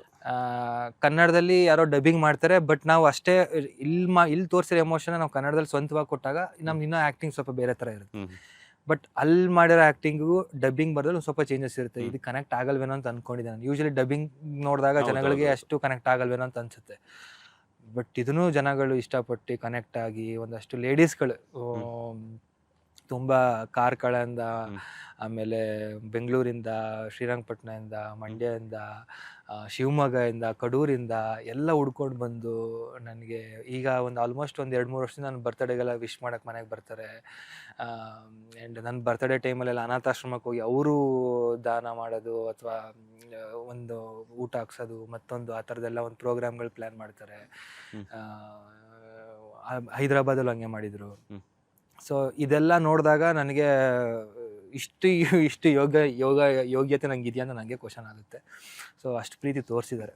ಆ ಒಂದು ಸೀರಿಯಲ್ ಹಂಗೆ ಕನೆಕ್ಟ್ ಆಯ್ತದು. ಅಂದರೆ ಆ ತಾಯಿ ಮಗನ ಪ್ರೀತಿ ಆ್ಯಂಡ್ ಫ್ಯಾಮಿಲಿ ಆ್ಯಂಡ್ ಕಾಲೇಜು ಲೆಕ್ಚರರ್ಗೂ ಮತ್ತು ಸ್ಟೂಡೆಂಟ್ಗೆ ಇದ್ದಿದ್ದು ಲವ್ ಸ್ಟೋರಿ ಏನಿತ್ತಲ್ಲ, ಅದು ಒಂಥರ ವೆರೈಟಿಯಾಗಿ ಕಾಣಿಸ್ತು. ಜನಗಳು ತುಂಬ ಇಷ್ಟ ಆಯಿತು. ಅಲ್ಲ, ಇಷ್ಟೊಂದು ಪರ್ಫೆಕ್ಟಾಗಿ ಗಿಫ್ಟ್ಗಳು ಕೊಡ್ತಾರಲ್ಲ ಬಟ್ಟೆ ವಿಚಾರದಲ್ಲಿ, ಅದು ಹೆಂಗು ಫಾಲೋ ಮಾಡ್ತಾರೆ ಅಂತ. ಬಿಕಾಸ್ ಯಾಕಂತಂದ್ರೆ ಇವಾಗ ನಮ್ಮ ಫ್ರೆಂಡ್ಸ್ ತಗೋಬೇಕು ಅಂದ್ರೆ ಒಂದು ಆಗುತ್ತಾ ಇಲ್ವಾ ಅಂತ ಹೇಳ್ಬಿಟ್ಟು ನಾವು ಯೋಚನೆ ಮಾಡ್ತೀವಿ. ಇನ್ನು ಯಾವ ರೇಂಜಿಗೆ ನಿಮಗೆ ನಿಮ್ಮ ಫ್ಯಾನ್ಸ್ಗಳು ಫಾಲೋ ಮಾಡ್ತಿರಬಹುದು ಅಂತ? ನಿಮ್ಗೆ ಗೊತ್ತಾ, ನನಗೆ ನನ್ನ ನಂಬರ್ ಇದೆಯಲ್ಲೋ ಗೊತ್ತಿಲ್ಲ, ನಮ್ಮ ಅಮ್ಮನ ನಂಬರ್ ಅವ್ರಿಗೆ ಸಿಕ್ಕಿದೆ, ಹೆಂಗೆ ಸಿಕ್ಕಿದೆ ಅಂತ ಗೊತ್ತಿಲ್ಲ, ಇವತ್ತಿಗೂ ಗೊತ್ತಿಲ್ಲ ನಂಗದು. ನಾಳೆ ದಿನ ಹೋಗಿ ನಿಮ್ಮ ಅಸಿಸ್ಟೆಂಟ್ಗಳು ಯಾರೋ ಅವರೇ ಕೊಟ್ಟಿರ್ತಾರೆ. ಅದು ಹಂಗೆ ಆಗಿರೋದು ಆ್ಯಕ್ಚುಲಿ. ಅಂದರೆ ಶೂಟಿಂಗ್ ಸೆಟ್ಟಲ್ಲಿ ಒಂದು ಯಾರ್ಯಾರು ವರ್ಕ್ ಮಾಡ್ತಿರ್ತಾರೋ ಅವ್ರ ಕಡೆಯಿಂದನೇ ನಂಬರ್ ಸಿಗೋದು. ಇಲ್ಲ ಮ್ಯಾನೇಜರಿಂದ, ಇಲ್ಲ ಅಂತಂದರೆ ಸೆಟ್ ಹುಡುಗರು ಅವರು ಇವ್ರ ಕಡೆಯಿಂದ ಹೆಂಗಾರು ಸಿಕ್ಬಿಡುತ್ತೆ. ಆಮೇಲೆ ನಾವು ಎಲ್ಲರೂ ಆಮೇಲೆ ಡ್ರೈವರ್ಗಳೆಲ್ಲ ಇರ್ತಾರೆ, ನಮ್ಗೆ ಪಿಕ್ ಮಾಡಕ್ಕೆ ಬಂದಿರ್ತಾರೆ, ಅದಂಗೆ ಸಿಕ್ಬಿಟ್ಟಿರುತ್ತೆ. ಆಮೇಲೆ ಸೆಟ್ಟಿಗೆ ಬರ್ತಾರಲ್ಲ ಅವ್ರು ಮೀಟ್ ಮಾಡೋಕ್ಕೆ ಅಂದ್ಬಿಟ್ಟು ಅವ್ರ ನಂಬರ್ ಕೊಡಿ ಅಂದ್ಬಿಟ್ಟು ಹೆಂಗಾರು ಮಾಡಿ ಇಸ್ಕೋತಾರೆ. ಏನೇನೋ ಆಗಿದೆ, ದುಡ್ಡೆಲ್ಲ ಕೊಟ್ಟು ಇಸ್ಕೊಂಡಿರೋದೆಲ್ಲ ಸೀನ್ಗಳು ಕೇಳಿದ್ದೀನಿ ಅಲ್ಲಿ. ನಿಮ್ಮ ನಂಬರ್ ಇಸ್ಕೊಳಕ್ಕೆ ದುಡ್ಡೆಲ್ಲ ಕೊಟ್ಟು ಇಸ್ಕೊಂಡಿದ್ದಾರೆ ಅಸಿಸ್ಟೆಂಟ್ ಹುಡುಗರ ಹತ್ರ, ಅವ್ರ ಹತ್ರ ಅಂತೆಲ್ಲ ಕೇಳಿದ್ದೀನಿ. ಬೈದು ಇದೀನಿ ಅದಕ್ಕೆ ನಾನು, ಹಂಗೆಲ್ಲ ಮಾಡಬೇಡಿ, ಈ ಥರ ಮಿಸ್ಯೂಸ್ ಮಾಡಬೇಡಿ ಅಂತ ಅಂದ್ಬಿಟ್ಟು. ಸೊ ಹಂಗೆಲ್ಲ ಹಂಗೆ ಹೊಟ್ಟೋಗ್ಬಿಟ್ಟಿದೆ ಅದು. ಆಮೇಲೆ ನಮ್ಮ ಅಮ್ಮನ ನಂಬರ್ ಹೆಂಗೆ ಪಾಸ್ ಆಯಿತು ಅಂತ ನನಗೆ ಇನ್ನೂ ಗೊತ್ತಿಲ್ಲ. ಆಮೇಲೆ ನಮ್ಮ ಮನೆ ಅಡ್ರೆಸ್ಸು ಅದೊಂದು ಗೊತ್ತಾಗಿದೆ, ನಮ್ಮ ಮನೆ ಅಡ್ರೆಸ್ಗೆ ಕಳಿಸ್ತಾರೆ. ಅದು ಮೋಸ್ಟ್ಲಿ ನಾನು ಅನ್ಕೊಂಡು ನಮ್ಮ ಪ್ರೊಡಕ್ಷನ್ ಹೌಸಲ್ಲಿ ಹೆಂಗೋ ತಿಳ್ಕೊಂಡ್ರೇನೋ ಅಂತ ನಾನು ತಿಳ್ಕೊಂಡು ಅಲ್ಲ ಹಂಗಂಗೆ ಸ್ಪ್ರೆಡ್ ಆಗಿ. ಆಮೇಲೆ ಅವ್ರು ಬಂದು ಮೀಟ್ ಆದಾಗ ನನಗೆ ಕೆಲವ್ರು ಬಂದು ನಂಬರ್ ಕೇಳ್ತಾರೆ, ಟಚ್ಚಲ್ಲಿ ಇರಬೇಕು ಹಂಗೆ ಅಂತ. ನಂಗೆ ಇಲ್ಲ ಅಂತ ಹೇಳೋಕ್ಕಾಗಲ್ಲ. ನಾನು ಒಂದೇ ಹೇಳೋದು, ಅಂದರೆ ಜಾಸ್ತಿ ನಾನು ಫೋನಲ್ಲಿ ಮಾತಾಡದೇ ಇರ್ಬೋದು, ಬೇಜಾರು ಮಾಡ್ಕೋಬೇಡಿ. ಬಟ್ ಡೆಫಿನೆಟ್ಲಿ ಇದು ನನ್ನ ಒಂದು ಟಚ್ಚಲ್ಲಿ ಇರ್ತೀನಿ, ಆವಾಗ ಮಾತಾಡೋಣ ಅಂತ ಹೇಳಿರ್ತೀನಿ. ಹಂಗಾಗಿ ಅದು ಒಂಥರ ನಂಬರ್ ಫುಲ್ ಸ್ಪ್ರೆಡ್ ಆಗೋಗಿ. ಆ್ಯಂಡ್ ಅದೇ ನನ್ನ ಬಟ್ಟೆ ಸೈಜ್ಗಳು ಗೊತ್ತು, ನನ್ನ ಬೇಸ್ ಸೈಜು ಗೊತ್ತು, ಇದು ಶೂ ಸೈಜು ಗೊತ್ತು. ಸೊ ಅದು ಹೆಂಗೋ ಅದು ಹೋಗಿ ಕನೆಕ್ಟ್ ಆಗಿ ಈ ಥರ ಪರ್ಫೆಕ್ಟಾಗಿ ಕಳಿಸ್ತಾರೆ. ತುಂಬ ಗಿಫ್ಟ್ಗಳು ಬಂದಿದೆ. ತುಂಬ ಲಕ್ಕಿ ನಾನು ಅದ್ರಲ್ಲಿ ಆ ವಿಷಯದಲ್ಲಿ. ನಾನು ಅದೇ ಅನ್ಕೊಳ್ಳೋದು, ಈ ಗುಪ್ಪಡಂತ ಮನ್ಸೂನಾರು ಸಿನಿಮಾ ಆಗೋಗಿದ್ರೆ ಇನ್ನೊಂದು 10 ವರ್ಷ ಒಂದು ಒಳ್ಳೊಳ್ಳೆ ಸಿನಿಮಾಗಳು ಸಿಕ್ಕಿತ್ತಲ್ಲ ಅಂತ ಅನ್ಕೋತಾ ಇರ್ತೀನಿ. ಎಸ್, ಗಿಫ್ಟ್ಗಳ ಜೊತೆಗೆ ಅಷ್ಟೇ ಪ್ರಪೋಸಲ್ಸ್ಗಳು ಬಂದಿದೆ. ಹೇಳಿ, ಈಗ ನಿಮ್ಮ ಲವ್ ಸ್ಟೋರಿ ಬಗ್ಗೆ ಹೇಳೋದಾದ್ರೆ. ಲವ್ ಸ್ಟೋರಿ ಎಲ್ಲ ಆ ಟೈಮಲ್ಲೆಲ್ಲ ಮುಗ್ದೋಯ್ತು. ಕಾಲೇಜ್ ಟೈಮಲ್ಲೆಲ್ಲ ಹೇಳಿ, ಅದೇ ಬೇಕು ನಮಗೆ, ಮುಗ್ದಿರೋದೇ ಬೇಕು. ಅದೇ ಎಲ್ಲ ಕಾಲೇಜ್ ಟೈಮಲ್ಲಿ ಮಾಮೂಲಿ ಎಲ್ಲ ಓಡಾಡಿರ್ತಾರಲ್ಲ, ನೀವು ಮಾಡದೇ ಇರೋದ? ಮಾಡಿಲ್ಲ. ಸೊ ಅದೇ ಕಾಲೇಜ್ ಟೈಮಲ್ಲೆಲ್ಲ ಅಷ್ಟೇ. ಅದಾದ್ಮೇಲಿಂದ ನಾನು ಕೆರಿಯರ್ನೇ ತುಂಬ ಸೀರಿಯಸ್ ಆಗಿ ತೊಗೊಂಡೆ. ಅದೊಂಥರ ಇನ್ನೂ ಅದು ಒಂದು ಟೈಮ್ಗೆ ಎಲ್ಲರಿಗೂ ಆಸೆಗಳಿರುತ್ತೆ. ಲವ್ ಮಾಡಿ, ನಾನು ಮುಂಚೆ ಹಂಗೆ ಅಂದ್ಕೊಂಡಿದ್ದೆ. ಜೀವನ ಅಂದ್ರೆ ಏನು ಅಂದ್ಕೊಂಡಿದ್ದೆ ಅಂತಂದರೆ, ಕಾಲೇಜೆಲ್ಲ ಮುಗಿತಿರಂಗೆ ಕಾಲೇಜ್ ಟೈಮಲ್ಲಿ ಫುಲ್ ಲವ್ ಮಾಡಬೇಕು, ಆಮೇಲೆ ಒಂದು ಕೆಲಸ ಸಿಗುತ್ತೆ. ಕೆಲಸ ಸಿಗುತ್ತೋ ಬಿಡುತ್ತೋ ಅದು ನೆಕ್ಸ್ಟು. ಬಟ್ ಒಂದು ಒಳ್ಳೆ ಹುಡುಗಿನ ಮದುವೆ ಆಗಬೇಕು, ಒಂದು ಒಳ್ಳೆ ಲವ್ ಮಾಡೇ ಮದುವೆ ಆದರೆ ಅದೇ ಜೀವನ, ಅದೇ ಸೂಪರು ಅಂತ ಅಂದ್ಕೊಂಡಿದ್ದೆ.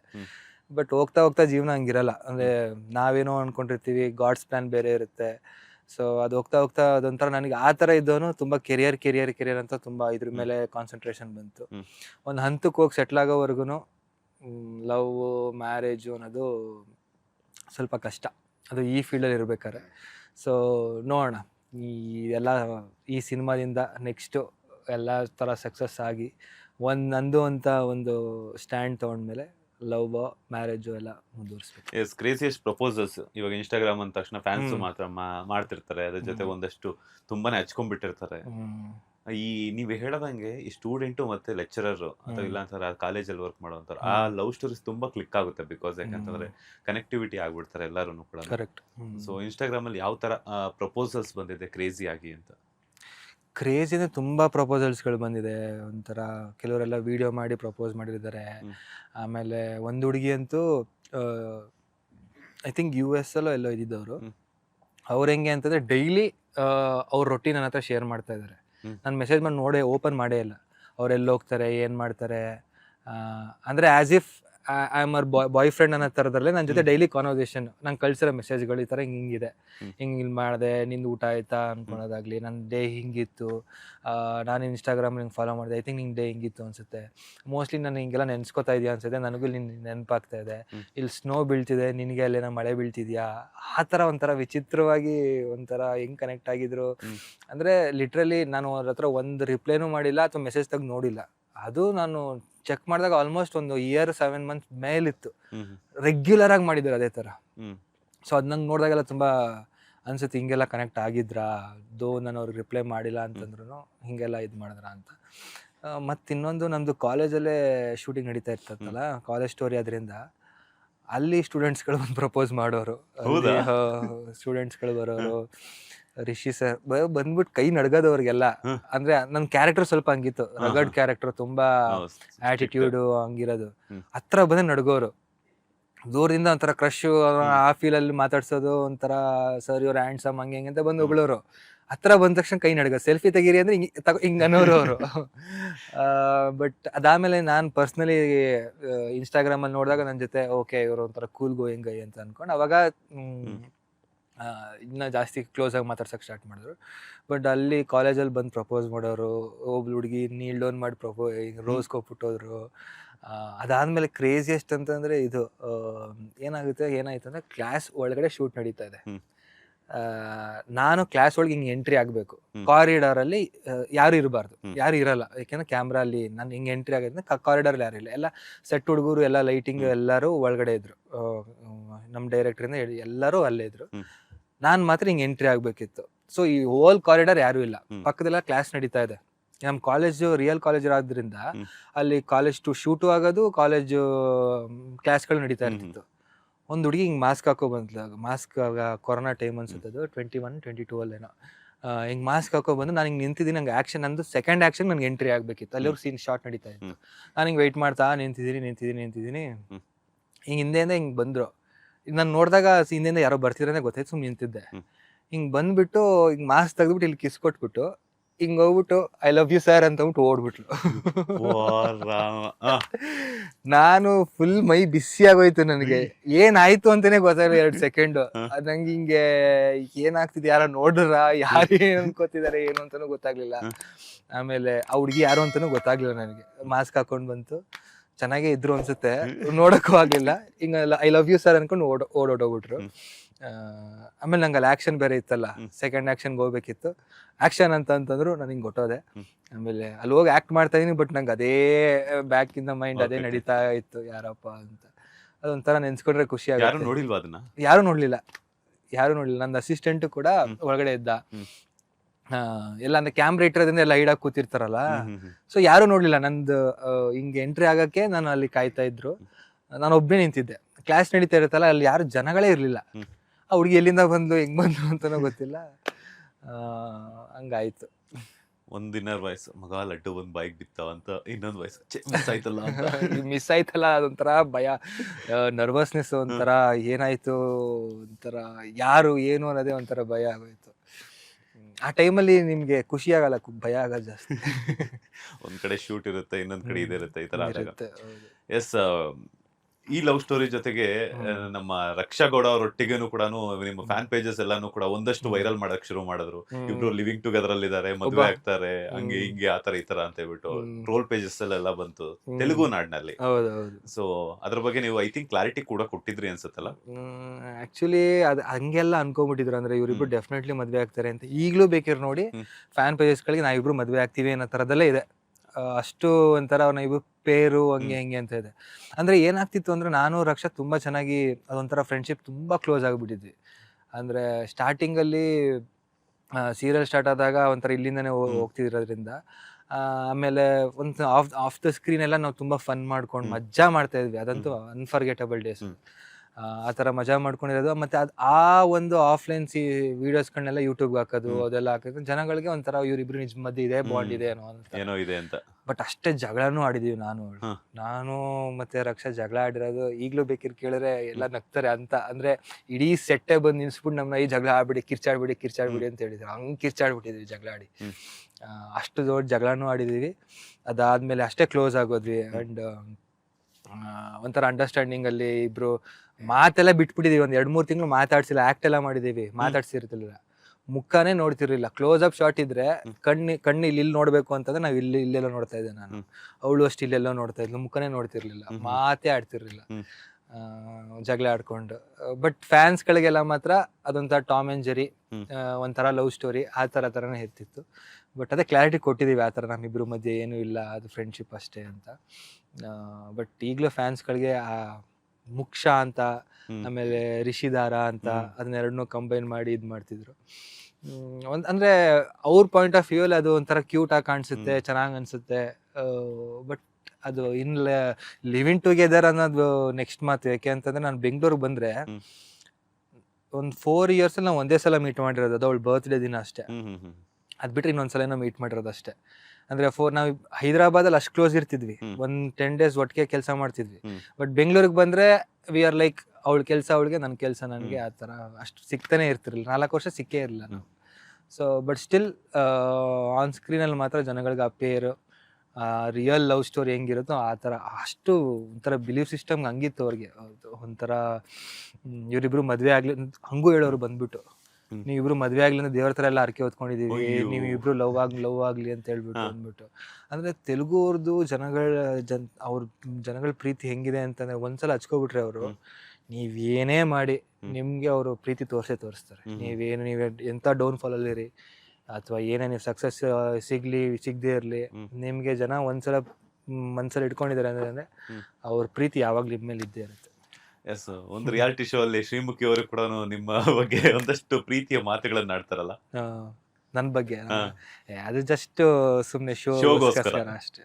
ಶ್ರೀಮುಖಿ ಅವರು she's very famous anchor in Telugu and very ಅಂದ್ರೆ ಆಲ್ಮೋಸ್ಟ್ 4-5 years ಇಂದ ಅವರು ಅವ್ರ ಕೇರ್ನ ಸಿಕ್ಕಾಪಟ್ಟೆ ಚೆನ್ನಾಗಿ ಬಿಲ್ಡ್ ಮಾಡ್ಕೊಂಡಿದ್ದಾರೆ.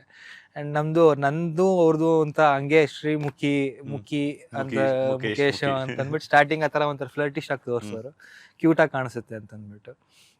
ಆ ತರ ಅದೊಂಥರ ಫನ್ ಕಂಟೆಂಟ್ಗೋಸ್ಕರ ಆ ತರ ನಡೀತಾ ಇತ್ತು. ಎಸ್, ಪರ್ಸನಲ್ ಲೈಫ್ ಇಂದ ಒಂದಷ್ಟು ದಿನಗಳ ಕಾಲ ನಿಮ್ಗೆ ಹುಷಾರಿಲ್ಲ ಅಂತ ಹೇಳ್ಬಿಟ್ಟು ಹೇಳಿದ್ರಿ, ಆಗ ಸೀರಿಯಲ್ಗೆ ಹೋಗಕ್ಕಾಗಿಲ್ಲ ಅಂತ. ಅದಾದ ನಂತರ ಸೀರಿಯಲ್ ವೈಂಡ್ ಅಪ್ ಆಗುತ್ತೆ. ಅದಾದ ನಂತರ ವಾಟ್ ನೆಕ್ಸ್ಟ್ ಅಂತ ಬಂದಾಗ ಬಿಗ್ ಬಾಸ್ ಸೀಸನ್ 9 ಆಫರ್ ಬರುತ್ತೆ. ಸೊ ಯಾಕೆ ಹೋಗಿಲ್ಲ ಅಂತ ಹೇಳ್ಬಿಟ್ಟು ಸಾಕಷ್ಟು ಜನ ನಿಮ್ಗೆ ತೆಲುಗು ಸೋಷಿಯಲ್ ಮೀಡಿಯಾದಲ್ಲಿ ಏನ್ ವೈರಲ್ ಆಯ್ತು ಅಂತಂದ್ರೆ, ನೀವು ಬಿಸಿಯೆಸ್ಟ್ ಸ್ಕೆಡ್ಯೂಲ್ ಅಲ್ಲಿ ಇದ್ರು ಕೂಡ ಹೈಯೆಸ್ಟ್ ರೆಮ್ಯುನರೇಷನ್ ಕೊಟ್ಟು ಕರಿತಿದ್ರು ಕೂಡ ಮುಖೇಶ್ ಗೌಡ ಅವರು ರಿಜೆಕ್ಟ್ ಮಾಡಿದ್ರು ಅನ್ನುವಂತ ಮಾತಿದೆ. ಸೊ ಯಾಕೆ ಹೋಗಿಲ್ಲ ಬಿಗ್ ಬಾಸ್ ಸೀಸನ್ ತೆಲುಗು 9 ಒಂದು ಸೀಸನ್ಗೆ ಅಂತ? ಆಕ್ಚುಲಿ ಲಾಸ್ಟ್ ಇಯರ್ಗೂ ಕರೆದ್ರು ನನಗೆ. ಅವಾಗ್ಲೂ ನಾನು ಇಲ್ಲ ಸರ್, ನಂಗೆ ಅದು ಐಡಿಯಾ ಇಲ್ಲ ಅಂತಂದೆ. ಈ ಸಲ ಅಂತೂ ಬಿಡ್ತಾನೆ ಇರ್ಲಿಲ್ಲ, ಮಾಡ್ಲೇಬೇಕು, ಬರ್ಲೇಬೇಕು ನೀವು ಈ ಸಲ ಅಂತ ಅಂದ್ಬಿಟ್ಟು ಅಷ್ಟು ಫೋರ್ಸ್ ಮಾಡಿದ್ರು ಈ ಸಲ ಬಿಗ್ ಬಾಸ್ಗೆ. ಸೈಮಲ್ಟೇನಿಯಸ್ ಕನ್ನಡದಲ್ಲೂ ಕರೆದ್ರು. ಕನ್ನಡದಲ್ಲೂ ಯಾವ ಸೀಸನ್ಗೆ? ಈ ಸೀಸನ್ಗೆ 12ಕ್ಕೆ. ಸೂಪರ್. ಅದಕ್ಕೆ ಕರೆದ್ರು. ಅಂದ್ರೆ ಮುಂಚೆ ಎಲ್ಲ ನಂಗೆ ಇತ್ತು ಬಿಗ್ ಬಾಸ್ ಅಂತ ಶೋ, ಅದು ತುಂಬಾ ದೊಡ್ಡ ರಿಯಾಲಿಟಿ ಶೋ ಅದು. ಅಂಡ್ ಎಲ್ಲರಿಗೂ ಆಸೆ ಇರುತ್ತೆ ಅಲ್ಲೆಲ್ಲ ಕಾಣಿಸ್ಕೋಬೇಕು, ಈ ತರ ಇರಬೇಕು ಅನ್ನೋದು. ಅಂಡ್ ನಾನು ಚಿಕ್ಕ ವಯಸ್ಸೆಲ್ಲ ಇರ್ಬೇಕಾದ್ರೆ ನಾನು ತುಂಬಾ ರಿಯಾಲಿಟಿ ಶೋಗಳನ್ನ ಫಾಲೋ ಮಾಡ್ತಿದ್ದೆ. ನಂಗೆ ಅಕುಲ್ ಅವರು ಹೈದರಾಬಾದಲ್ಲಿ ಸಿಕ್ತಿದ್ರು ಶೂಟಿಂಗ್ ಟೈಮಲ್ಲಿ. ನಾನು ಅದೇ ಹೇಳ್ತಿದ್ದೆ, ಅಣ್ಣ ನಿಮ್ದು ಶೋ ಬರ್ಬೇಕಾದ್ರೆ ಎಷ್ಟು ಫೇಮಸ್ ಇತ್ತು, ನಾನು ನಮ್ಮ ಫ್ರೆಂಡ್ ಎಲ್ಲ ಸೇರ್ಕೊಂಡು, ನಾನು ಸುದೀಪ್ ಅವ್ರ ತರ ಆಕ್ಟ್ ಮಾಡ್ತಿದ್ದೆ, ನಮ್ಮ ಫ್ರೆಂಡ್ಸ್ ನಿಮ್ಮ ತರ ಆಕ್ಟ್ ಮಾಡ್ತಿದ್ರು. ಅಷ್ಟು ಹುಚ್ಚು ನಮ್ಗೆ ಬಿಗ್ ಬಾಸ್ ಅನ್ನೋದಾಗ್ಲಿ, ಆ ಪ್ಯಾಟೆ ಮಂದಿ ಈ ಕಾಡಿಗೆ ಬಂದ್ರು, ಅದೆಲ್ಲ ನಮ್ ಟೈಮಲ್ಲಿ ಬಂದಿದ್ದ ಶೋಗಳದು. ಅದನ್ನ ಹೆಂಗು ಹುಚ್ಚು ಬಂದು ನೋಡ್ತಿದ್ವಿ ಅಂತ ನಾನು ಈಗಲೂ ಒಂದೊಂದ್ಸಲ ಯೂಟ್ಯೂಬ್ ಅಲ್ಲಿ ತೆಗೆದು ಹಾಕೊಂಡು ನೋಡ್ತಾ ಇರ್ತೀನಿ. ಅಂದ್ರೆ ಅಷ್ಟು ರಿಯಾಲಿಟಿ ಶೋಗಳು ನಂಗೆ ತುಂಬಾ ಇಷ್ಟ, ಕಾಣಿಸ್ಕೋಬೇಕು, ಮಾಡ್ಬೇಕು ಅಂತ. ಬಟ್ ಈ ಸಲ ಏನಾಯ್ತು ಅಂದ್ರೆ ಅದೇ ನಮ್ಮ ಸಿನಿಮಾ ರಿಲೀಸು ಅದು ಇದು ಅಂತೆಲ್ಲ ಇರ್ಬೇಕಾದ್ರೆ ನಾನು ಸೊ ಹಂಗಾಗಿ ಬಿಗ್ ಬಾಸ್ ಈಗ ಬೇಡ ಅಂತ ಅನ್ಕೊಂಡೆ. ಅಂಡ್ ಅಂದ್ರೆ ಆ ಗೇಮ್ನ ಇನ್ನೂ ಅರ್ಥ ಮಾಡ್ಕೊಳ್ಳೋದು ತುಂಬಾ ಕಷ್ಟ. ಹೆಂಗಿದೆ ಗೆಲ್ಬೋದು ಅನ್ನೋದು ಇವತ್ತವರೆಗೂ ಅರ್ಥ ಆಗ್ದಿರೋ ಗೇಮ್ ಅದು. ಅಂದ್ರೆ ಟಾಸ್ಕ್ ಆಡ್ರೆ ಗೆಲ್ತೀವ ಇಲ್ಲ, ಸೈಲೆಂಟ್ ಆಗಿದ್ರೆ ಗೆಲ್ತೀವ ಇಲ್ಲ, ಜಗಳ ಆಡ್ರೆ ಗೆಲ್ತೀವ ಅದು ಹೇಳಕ್ಕಾಗಲ್ಲ. ಹೆಂಗೆ ಅದನ್ನ ಶೋನ ಅನಲೈಸ್ ಮಾಡಕ್ಕೆ ಅಥವಾ ಒಂದು ಟೆಕ್ನಿಕಲ್ ತಿಳ್ಕೊಳಕ್ಕೆ ಕಷ್ಟ ಆ ಶೋನ. ಸೊ ಹಂಗಾಗಿ ಸ್ವಲ್ಪ ಸಿನಿಮಾ ಕಡೆ ಒಂದು ಒಲವಿರೋದ್ರಿಂದ ಇದ್ರಲ್ಲಿ ಕಾಣಿಸ್ಕೊಳ್ಳೋಣ ಅಂತ ಇದೆ. ಸೊ ಹಂಗಾಗಿ ಹೋಗಕ್ಕಾಗ್ಲಿಲ್ಲ. ನಿಜನಾ ತೆಲುಗುನಲ್ಲಿ ಸಾಕಷ್ಟು ಹೆಚ್ಚಿನ ರೆಮ್ಯುನರೇಷನ್ ಆಫರ್ ಮಾಡಿದ್ರು ಅಂತ? ಹೌದು. ಎಷ್ಟು ಕೋಟ್ ಮಾಡಿದ್ರು? ಇಲ್ಲ ಜಾಸ್ತಿನೇ ಇತ್ತು. ಅಂದ್ರೆ ಸೀರಿಯಲ್ ಅಲ್ಲೂ ನನಗೆ ಸ್ವಲ್ಪ ಪೇಮೆಂಟ್ ವೈಸ್ ಜಾಸ್ತಿ ಇರೋದ್ರಿಂದ, ಅಂದ್ರೆ ನಮ್ಮ TRP ಚೆನ್ನಾಗಿ ಬಂದಿರೋದ್ರಿಂದ ಅದು ಬಿಗ್ ಬಾಸ್ಗೂ ಹಂಗೆ ಇದು ಮಾಡಿದ್ರು. ಅಲ್ಲಿ ವೀಕ್ಲಿ ಪೇಮೆಂಟ್ ಇರುತ್ತೆ. ಸೊ ಎಷ್ಟು ಕೋಟೆ ಮಾಡಿದ್ರು.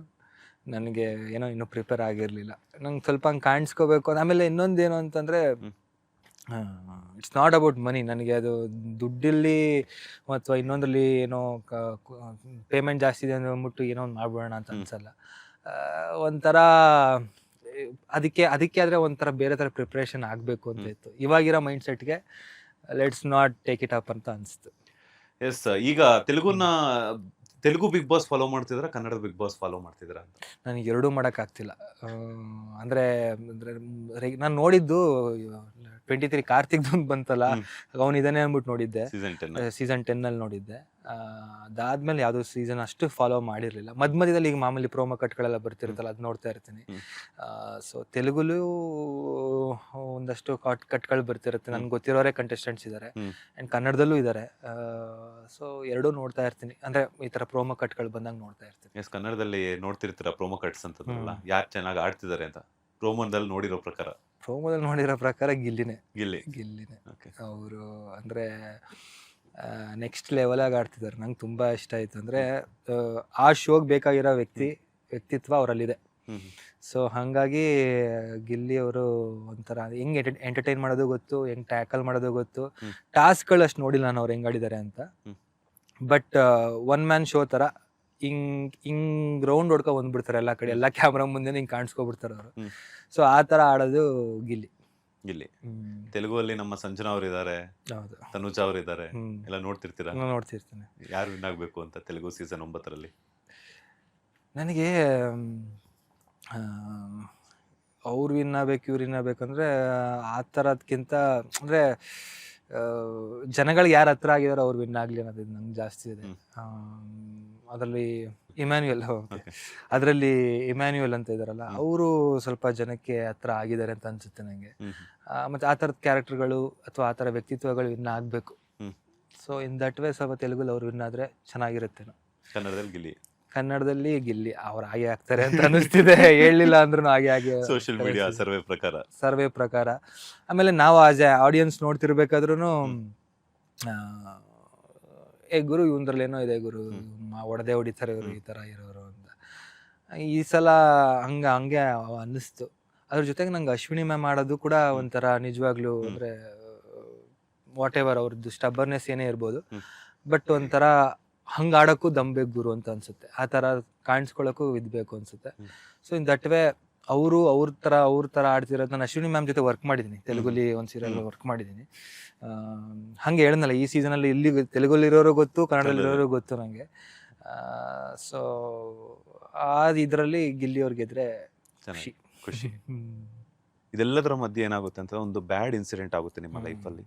ಅಪ್ಪನಿಗೆ ಆಕಸ್ಮಿಕವಾಗಿ ಒಂದು ಅನಾರೋಗ್ಯ ಕಾಡುತ್ತೆ, ಸಡನ್ ಆಗಿ ಎಲ್ಲಾನು ಕೂಡ. ಅದ್ರ ಜೊತೆಗೆ ಸ್ವಲ್ಪ ಒಂದಷ್ಟು ದಿನಗಳ ಕಾಲ, ಒಂದಷ್ಟು ವರ್ಷಗಳ ನಂತರ ಅವರ ಅಗಲಿಕೆ ಕೂಡ ಆಗುತ್ತೆ. ನೀವು ಒಂದ್ ಕಡೆ ಲೈಫಲ್ಲಿ ಸೆಟ್ಲ್ ಆಗ್ತಿದ್ದೀರಾ, ಆ ಒಂದು ಸಕ್ಸಸ್ ಅನ್ನು ನೋಡೋದಕ್ಕೆ ತಂದೆಯವರೇ ಇರಲ್ಲ. ಆ ಒಂದು ಇನ್ಸಿಡೆಂಟ್ ಬಗ್ಗೆ ಹೇಳೋದಾದ್ರೆ, 2014 ನಮ್ಮ ಡ್ಯಾಡಿಗೆ ಅಂದರೆ ಅವ್ರು ಮೀಟಿಂಗ್ ಹೋಗ್ಬೇಕಾದ್ರೆ ತುಂಬ ಅರ್ಜೆಂಟ್ ಇತ್ತು ಅಂದ್ಬಿಟ್ಟು ಮೀಟಿಂಗ್ ಹೋದ್ರು. ಅಂದರೆ ಅವರು KMF ಅಲ್ಲಿ ವರ್ಕ್ ಮಾಡ್ತಿದ್ರು, ನಂದಿನಿ ಸಂಸ್ಥೆಯಲ್ಲಿ. ಅಲ್ಲಿ ಎಕ್ಸ್ಟೆನ್ಷನ್ ಆಫೀಸರಾಗಿ ವರ್ಕ್ ಮಾಡ್ತಾಯಿದ್ರು. ಅಂದರೆ ಅವ್ರ ಕೆಳಗಡೆ 40 ಹಳ್ಳಿ ಇರುತ್ತೆ, ಅವರೆಲ್ಲ ಹ್ಯಾಂಡ್ಲ್ ಮಾಡಬೇಕಾಗಿರುತ್ತೆ. ಈ ಡೈರಿಗಳಿರುತ್ತಲ್ಲ, ಅಲ್ಲೆಲ್ಲ ಅವರು ಮೇಯ್ನಾಗಿ ಸುತ್ತಾಡಿ ಅದನ್ನು ನಿಭಾಯಿಸ್ಬೇಕಾಗ್ತಿರುತ್ತೆ. ಸೊ ಆ ಒಂದು ಟೈಮಲ್ಲಿ ಅವ್ರು ಅಂದರೆ BP ಶುಗರ್ ಇರೋದ್ರಿಂದ ಏನಾಯಿತು, ಹೋಗೋಕ್ಕಾಗಲಿಲ್ಲ. ಅಂತಂದರೆ ಆನ್ ಟೈಮ್ಗೆ ಹೋಗ್ಬೇಕಾಯ್ತು. ಸೊ ಬೆಳಗ್ಗೆ ಎದ್ದು ಅವರು ಹೋಗ್ಬೇಕಾದ್ರೆ ಇದು ಟ್ಯಾಬ್ಲೆಟ್ ತೊಗೊಳಕ್ಕಾಗಲಿಲ್ಲ. ರೆಗ್ಯುಲರ್ ಟ್ಯಾಬ್ಲೆಟ್ ಏನು ತಗೋತಾರೋ ಅದು ತೊಗೊಂಡಿರಲಿಲ್ಲ ಅವತ್ತು ಹ್ಮ್. ಅವ್ರಿಗೆ. ಆ್ಯಂಡ್ ಮೀಟಿಂಗಲ್ಲಿ ಇರ್ಬೇಕಾದ್ರೆ ಅವ್ರಿಗೆ ಅದು ಸ್ವಲ್ಪ ಟೆನ್ಷನ್ ಮಾಮೂಲಿ ಅಲ್ಲೆಲ್ಲ ಹ್ಮ್. ಅವ್ರವ್ರದ್ದೇ ಏನೇನು ಇರುತ್ತೋ ಅದೆಲ್ಲ ವರ್ಕ್ ಥರ ಪ್ರೆಷರ್. ಮನ್ಸಿಗೆ ತೊಗೊಂಡ್ರೇನೋ ಗೊತ್ತಿಲ್ಲ. ಹ್ಮ್. ಆ ಟೆನ್ಷನ್ಗೆ ಅವರಿಗೆ ಬ್ರೈನ್ ಹೆಮರೇಜ್ ಆಯಿತು, ಸ್ಟ್ರೋಕ್ ಆಗಿ ಬ್ರೈನ್ ಹೆಮರೇಜ್ ಆಯಿತು. ಓಕೆ. ಅಂದರೆ ಡೈರೆಕ್ಟಾಗಿ ಬ್ಲಡ್ಡು ಬ್ರೈನ್ ಸೆಲ್ಸಲ್ಲಿ ಹಿಂಗೆ ಬ್ಲಾಸ್ಟ್ ಆಗುತ್ತೆ. ಹ್ಮ್. ಸೊ ಹಂಗೆ ಬ್ಲಾಸ್ಟ್ ಆಯಿತು. ಗುಂಡ್ಲುಪೇಟೆಲಿ ಇದ್ದಾಗ ಹಂಗೆ ಆಗಿದ್ದು ಅವ್ರಿಗೆ. ಹ್ಮ್. ಸೊ ಅಲ್ಲಿಂದ ಮೈಸೂರಿಗೆ ಕರ್ಕೊಂಬಂದರು. ನಂಗೆ ಹಾಸ್ಪಿಟ್ಲಿಗೆ ಹೋದಾಗ ಹ್ಮ್.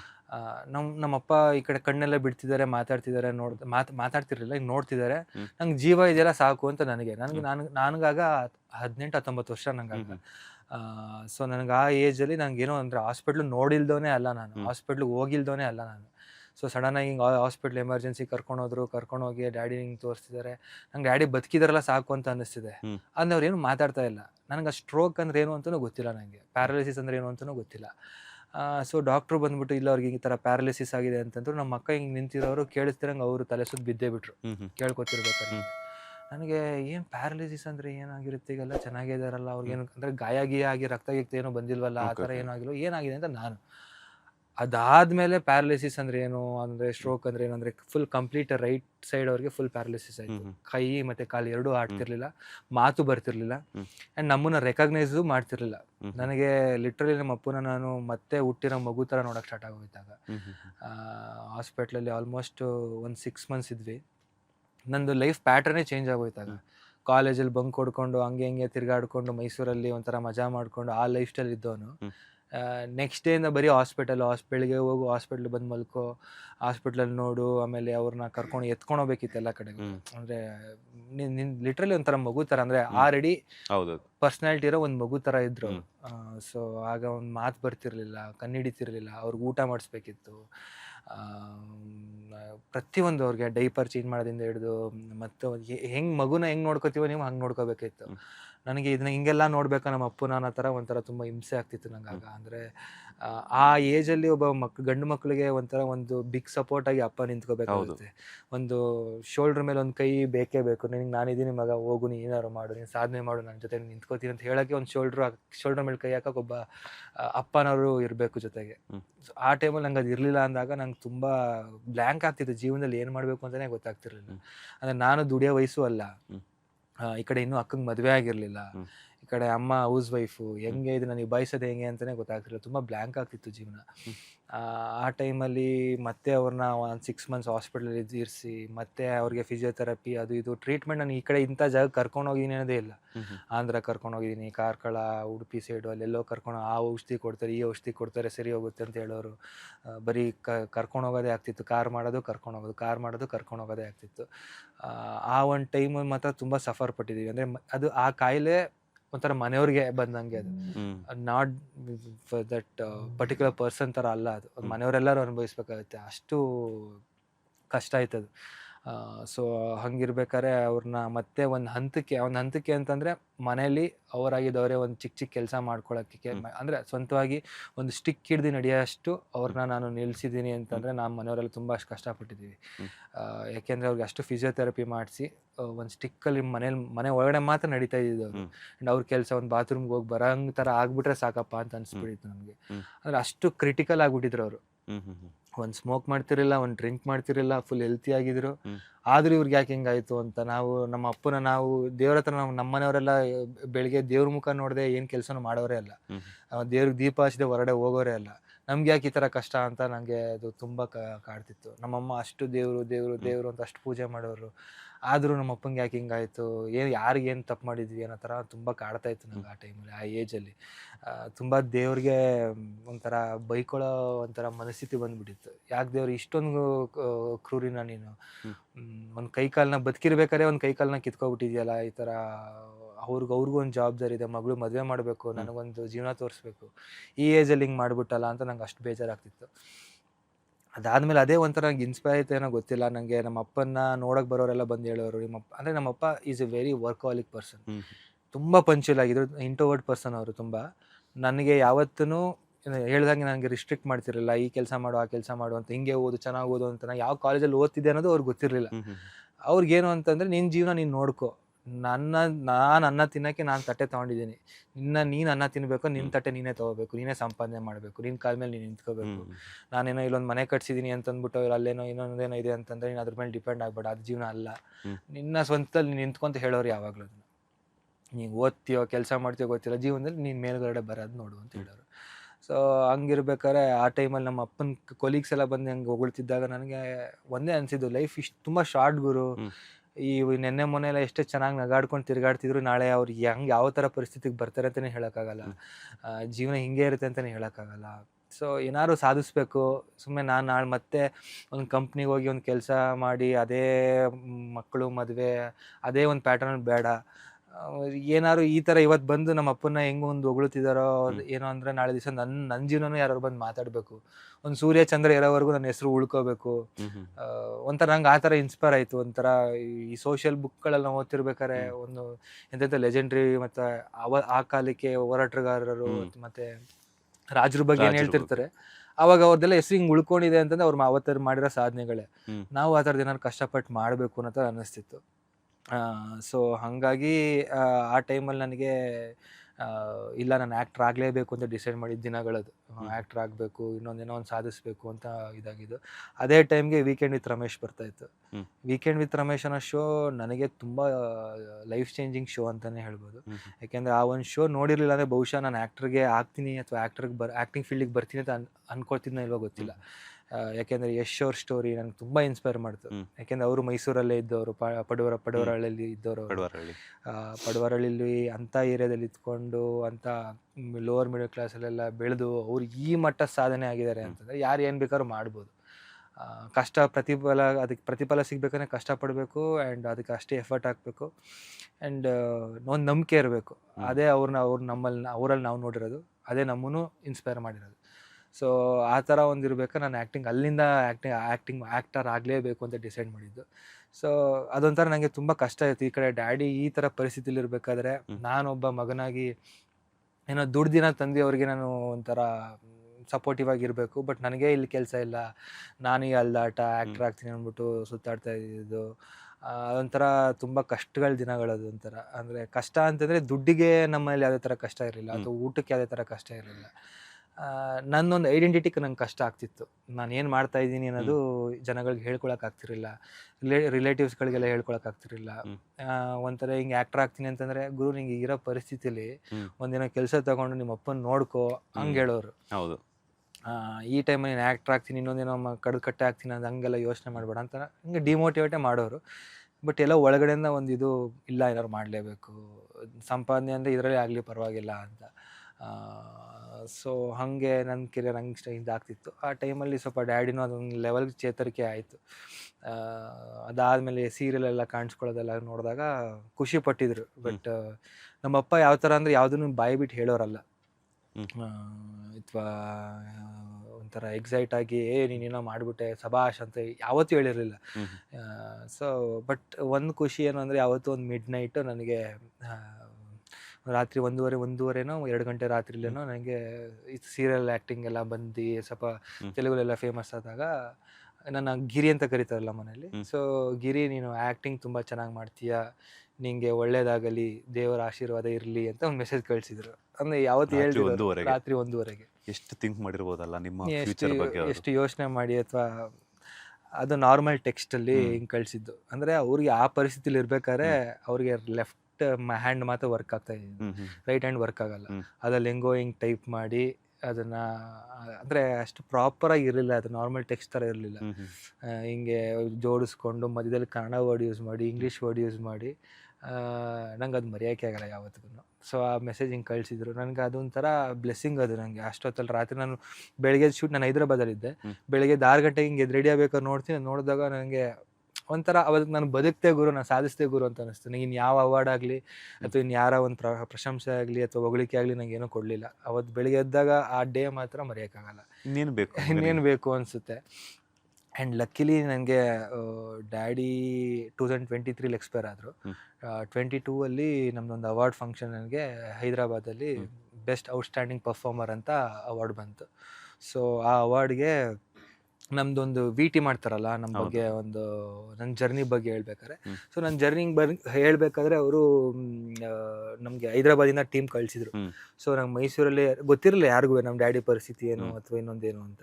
ಸೊ ನಮ್ದೆಲ್ಲ ಹಿಂಗೆ ರೆಕಾರ್ಡ್ ಮಾಡ್ತಿರ್ಬೇಕಾದ್ರೆ ನಾನು ಅವ್ರಿಗೆ ಪ್ರತಿ ಸಲ ಹೋದಾಗ ಶೇವಿಂಗ್ ಮಾಡೋದು ಹ್ಮ್. ಅಥವಾ ಇನ್ನೊಂದು ಹೇರ್ ಕಟ್ ಮಾಡೋದೆಲ್ಲ ಆಲ್ಮೋಸ್ಟ್ ನಾನೇ ಮಾಡ್ತಿದ್ದೆ. ಮತ್ತೆ ಕರ್ಕೊಂಡು ಹೋಗೋದು ಅಲ್ಲಿ ಹ್ಮ್. ಇಲ್ಲಿ ಹಾಸ್ಪಿಟ್ಲಿಗೆ ಕರ್ಕೊಂಡು ಹೋಗೋದೆಲ್ಲ ನಾನೇ ಮಾಡ್ತಿದ್ದೆ. ಹ್ಮ್. ಸೊ ಅದೆಲ್ಲ VTಲೆಲ್ಲ ಅದೆಲ್ಲ ನೋಡಿದಾಗ ಅಲ್ಲಿಂದ ಚಾನಲ್ ಟೀಮ್ ಫೋನ್ ಮಾಡಿ ನಿಮ್ಮ ಅಪ್ಪನೂ ಕರ್ಸ್ಕೊಳ್ಳಿ ಅವಾರ್ಡ್ ಫಂಕ್ಷನ್ಗೆ ಅಂತಂದರು. ಸರ್ ಇಲ್ಲ ಅವರು ಮನೆ ಬಿಟ್ಟೆ 9 ವರ್ಷ ಆಯಿತು, ಅವರು ಹ್ಮ್. ಮನೆಯಿಂದ ಹೊರಗಡೆನೇ ಹೋಗಿಲ್ಲ.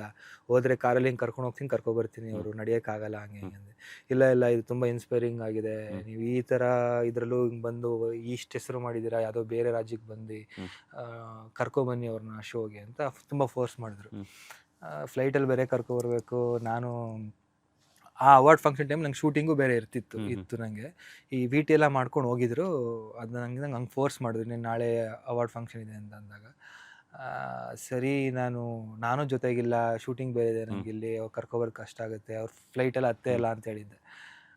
ಬಟ್ ನಮ್ಮ ಅಪ್ಪಂಗೆ ಹಿಂಗೆ ಹೇಳಿದಾಗ ಇಲ್ಲ ನಾನು ಬರ್ತೀನಿ, ನಾನು ನೋಡಬೇಕು ನನಗಂದ್ರೆ ಫುಲ್ ಖುಷಿ ಆಗ್ಬಿಟ್ರು ಅವರು. ಅಂದಾಗ ನನಗೆ ಖುಷಿ ಆಯಿತು. ಅವ್ರನ್ನ ಫ್ಲೈಟಲ್ಲಿ ಕರೆಸ್ಕೊಂಡು ನಮ್ಮ ಅಮ್ಮನೂ ಅವ್ರನ್ನ ಫ್ಲೈಟಲ್ಲಿ ಕರೆಸ್ಕೊಂಡು ಫಸ್ಟ್ ಫ್ಲೈಟ್ ನಮ್ಮ ಅಪ್ಪಂಗದು ಹೈದರಾಬಾದ್ಗೆ. ಅಂದರೆ ಅಷ್ಟು ವರ್ಷದಲ್ಲಿ ಅವ್ರು ಎಲ್ಲೂ ಹೋಗೋಕ್ಕೆ ಆಗಲಿಲ್ಲ. ಸೊ ಫ್ಲೈಟ್ ಹತ್ತೋ ಅವಕಾಶನೇ ಸಿಗಲಿಲ್ಲ ಅವ್ರಿಗೆ. ಫಸ್ಟ್ ಫ್ಲೈಟು ಅದು ನನ್ನ ಮೂಲಕ ಹಿಂಗೆ ಬಂದರು, ಹಿಂಗೆ ಕರ್ಕೊಂಡು ಹೋದರು. ಅಂದರೆ ಎಲ್ಲ ಅವರೇ ನಾವೇನು ಖರ್ಚು ಮಾಡೋಂಗಿಲ್ವಲ್ಲ. ಅದೊಂಥರ ಅವ್ರ ಖುಷಿ ಅವ್ರಿಗೆ, ಈ ಥರ ನಮ್ಮನ್ನು ಕರ್ಸ್ಕೊತಾ ಇದ್ದಾರೆ ಅಂದರೆ ಏನೋ ಗೌರವ ಕೊಡ್ತಿದ್ದಾರೆ ಅನ್ನೋ ಥರ ಖುಷಿಯಿಂದ ಬಂದರು. ಬಂದು ಅವಾರ್ಡ್ನ ಹಿಂಗೆ ಸ್ಟೇಜ್ ಮೇಲೆ ಅವ್ರನ್ನೂ ಕರ್ಕೊಬಂದು ಕೂರಿಸಿ ಒಂದು VT ಪ್ಲೇ ಮಾಡಿ ಅದೊಂದು ನನ್ನ ಜರ್ನಿ ಎಲ್ಲ ಹೇಳಿ ನಮ್ಮ ಅಪ್ಪ ಅಮ್ಮನ ಮುಂದೆನೇ ಒಂದು ಅವಾರ್ಡ್ ಕೊಟ್ಟರು. ಸೊ ಅದಾಗಿ ಆ ಒಂದು ಮೂಮೆಂಟು ನನಗೆ ಇವತ್ತೊಂದು ಇನ್ಸ್ಟಾಗ್ರಾಮಲ್ಲಿ ನಾನು ಟ್ಯಾಗ್ ಮಾಡಿರೋ ಫಸ್ಟ್ ಫೋಟೋನೇ ಅದು. ಅದೊಂಥರ ಬೆಸ್ಟ್ ಮೂಮೆಂಟ್, ನಂಗೆ ಅದು ಮರೆಯೋಕ್ಕಾಗಲ್ಲ. ಅಂದರೆ ನಮ್ಮ ಅಮ್ಮಂಗೆ ಮುಂಚೆಯಿಂದನೂ ಒಂದು ಆಸೆ ಇತ್ತು. ಅಂದರೆ ಏನು ಅಂತಂದರೆ ನಾನು ನೋಡಿದ್ದು ಅವರಲ್ಲಿ TV ಬರ್ತಿರ್ಬೇಕಾದ್ರೆ, ಏನಾದ್ರು ಶೋಗಳು ಬರ್ಬೇಕಾದ್ರೆ, ಯಾವ್ದಾದ್ರು ಈ ಸಿಂಗಿಂಗ್ ಕಾಂಪಿಟೇಷನ್ ಎಲ್ಲ ಬರುತ್ತಲ್ಲ, ಅಲ್ಲಿ ನೋಡ್ಬೇಕಾದ್ರೆ ಅವ್ರು ಹಾಡು ಹೇಳೋದನ್ನೆಲ್ಲ ತುಂಬ ಖುಷಿಪಟ್ಟು ಅವ್ರ ಅಪ್ಪ ಅಮ್ಮನ ಬಗ್ಗೆ ಹೇಳೋರು ಯಾವಾಗಲೂ ನಮ್ಮಮ್ಮ. ಅಪ್ಪ ಯಾರು ಎತ್ತಿದ ಮಕ್ಕಳಪ್ಪ ಇವ್ರ ಅಪ್ಪ ಅಮ್ಮ ಎಂಥ ಪುಣ್ಯವಂತರು ಅಂತ, ಇಂಥ ಮಕ್ಳಿಗೆ ಜನ್ಮ ಕೊಟ್ಟಿದ್ದಾರೆ, ಇಷ್ಟು ಚೆನ್ನಾಗಿ ಹಾಡು ಹೇಳ್ತಿದಾರಲ್ಲ ಅನ್ನೋರು. ನನಗೆ ಅವಾಗ ಅನ್ಸೋದು, ನನಗೆ ನಮ್ಮ ಅಪ್ಪ ಅಮ್ಮನೂ ಹಿಂಗೆ ಅನ್ಸ್ಬೇಕಲ್ಲ, ಅವ್ರಿಗೂ ಜನಗಳು ಬಂದು ಹೊಗಳ್ಬೇಕು, ನಿನ್ನ ಮಕ್ಕಳು ಇಂಥ ಮಕ್ಳಿಗೆ ಜನ್ಮ ಕೊಟ್ಟಿದ್ಯಾ ಅಂತ ಅನ್ಸ್ಕೋಬೇಕು ಅಂತ ನಂಗೆ ಆಸೆ ಇತ್ತು. ಅದೊಂದು ಆಸೆ ಚಿಕ್ಕದಾಗಿ ಒಂದು ಈಡೇರಿತು. ಅಂದರೆ ಒಂದು ಅವಾರ್ಡಲ್ಲಿ ಅಲ್ಲಿ ಅವ್ರಿಗೆ ಒಂದು ಕೂರಿಸ್ಬಿಟ್ಟು ಅವ್ರ ಮುಂದೆ ಕೊಟ್ಟಿದ್ದು ನನಗೆ ಏನೋ ಒಂದು ಚಿಕ್ಕದಾಗಿ ಒಂದು ಸ್ಯಾಟಿಸ್ಫ್ಯಾಕ್ಷನ್ ಸಿಕ್ತು. ನಮ್ಮಪ್ಪ ಇದ್ದಾಗಲೇ ಹಂಗಾಯಿತು ಅಂತ. ಆಮೇಲೆ ನೆಕ್ಸ್ಟ್ ಇಯರ್ ಆದಾಗ ನಮ್ಮ ತಂದೆ ತೀರೋದ್ರು. ಆ ಟೈಮಲ್ಲಿ ತೀರೋಗೋ ಟೈಮಲ್ಲಿ ನಾನು ಇರಲಿಲ್ಲ, ನಾನು ಶೂಟಿಂಗಲ್ಲಿದ್ದೆ. ಲಾಸ್ಟ್ ಮೂಮೆಂಟಲ್ಲಿ ಹೋಗಿ ಸಡನ್ನಾಗಿ ಅವ್ರಿಗೆ ಮಲ್ಟಿಪಲ್ ಆರ್ಗನ್ ಫೇಲ್ಯೂರ್ ಆಗಿ ಹಿಂಗೆ ಎಕ್ಸ್ಪೈರ್ ಆದರು. ಸೊ ಇವಾಗಲೂ ಆ ನೋವಿದೆ. ಅಂದರೆ ನಂದೊಂದು ಸಿನಿಮಾ ಅಂದರೆ ಸೀರಿಯಲ್ ಸಕ್ಸಸ್ ನೋಡಿದ್ರು ಅವರು. ನನ್ನೊಂದು ಸಿನಿಮಾನ ಅವರು ಥಿಯೇಟ್ರಲ್ಲಿ ಕರ್ಕೊಂಡೋಗಿ ನೋಡಿದಿದ್ರೆ, ಅವರಲ್ಲಿ ತೋರಿಸಿದ್ರೆ ಅವ್ರು ಇನ್ನೆಷ್ಟು ಖುಷಿ ಪಡ್ತಿದ್ರು ಏನೋ. ಮೋಸ್ಟ್ಲಿ ಅಂದರೆ ನಮ್ಮ ವಂಶದಲ್ಲಿ ಅಥವಾ ನಮ್ಮ ಒಂದು ಬ್ಯಾಕ್ಗ್ರೌಂಡಲ್ಲಿ, ನಾನು ಮೂಲತಃ ಚಾಮರಾಜನಗರದವನು, ಆ ಕಡೆಯಿಂದ ಯಾರು ಅಂತ ಆ್ಯಕ್ಟರ್ಸ್ ಅಂದರೆ ಅಂತ ಡಾಕ್ಟರ್ ರಾಜ್ಕುಮಾರ್ ಅವರೇ ಇದ್ದಾರೆ. ಅದಲ್ಲದೆ ನಾನು ಹೇಳ್ತಿರೋದು ನಮ್ಮ ಆ ಊರ್ ಸೈಡಲ್ಲಿ ಸ್ವಲ್ಪ ಹಳ್ಳಿ ಕಡೆಯಿಂದ, ಆ ಊರ್ ಕಡೆಯಿಂದ ಆ್ಯಕ್ಟರ್ಸ್ಗಳು ಸ್ವಲ್ಪ ಕಮ್ಮಿ, ಕಲಾವಿದರು ತುಂಬ ಇದ್ದಾರೆ, ಬಟ್ ಹೆಸರು ಮಾಡಿರೋಂಥ ಆ್ಯಕ್ಟರ್ಸ್ಗಳು ಕಮ್ಮಿ. ಸೊ ಅದೆಲ್ಲ ನೋಡಿದ್ರೆ ತುಂಬ ಖುಷಿ ಪಡ್ತಿದ್ರೇನೋ, ಅದೊಂದು ಕೊರಗಿದೆ. ಬಟ್ ನನಗೆ ಒಂದು ಇದರಲ್ಲಿ ಕನೆಕ್ಟ್ ಆಗೋ ವಿಷಯ ಏನು ಅಂತಂದರೆ, ನನ್ನ ಫಸ್ಟ್ ಕನ್ನಡ ಸಿನಿಮಾ ಯಾವುದು ಈಗ ರಿಲೀಸ್ ಆಗ್ತಿದೆಯೋ ಅದು ತೀರ್ಥರೂಪ ತಂದೆಯವರಿಗೆ ಏನಂತಾರ ಇದೆ. ಸೊ ಎಲ್ಲೋ ನನ್ನ ತಂದೆಗೆ ನಾನು ಇದನ್ನು ಅರ್ಪಣೆ ಮಾಡ್ತಿದ್ದೀನೇನೋ, ಅವ್ರಿಗೆ ಫಸ್ಟ್ ಸಿನಿಮಾನ ಅವ್ರಿಗೇನೆ ನಾನು ಅರ್ಪಿಸ್ತಿದ್ದೀನೇನೋ ಅನ್ನೋ ಒಂದು ಇನ್ನರ್ ಫೀಲಿಂಗ್ ಅದು. ಸೊ ಅವ್ರ ಬ್ಲೆಸ್ಸಿಂಗ್ಸ್ ಇರುತ್ತೆ, ಅವರು ನೋಡ್ತಾರೆ. ಈ ಜಾನ್ ಫಸ್ಟ್ ರಿಲೀಸ್ ಆಗ್ತಿದೆ, ಸೊ ಅವ್ರ ಬ್ಲೆಸ್ಸಿಂಗ್ಸ್ ಇರುತ್ತೆ ಅನ್ನೋದೊಂದು ನಂಬಿಕೆ. ಎಸ್, ಸಿನಿಮಾ ಬಗ್ಗೆ ಮಾತಾಡ್ತಿದ್ರಿ, ಹಾಗೆಯೇ ನಿಜ ಜೀವನದಲ್ಲೂ ಕೂಡ ತಂದೆಯ ಬಗ್ಗೆ ಒಂದಷ್ಟು ಒಡನಾಟ ಇತ್ತು. ಯಾಕಂತಂದರೆ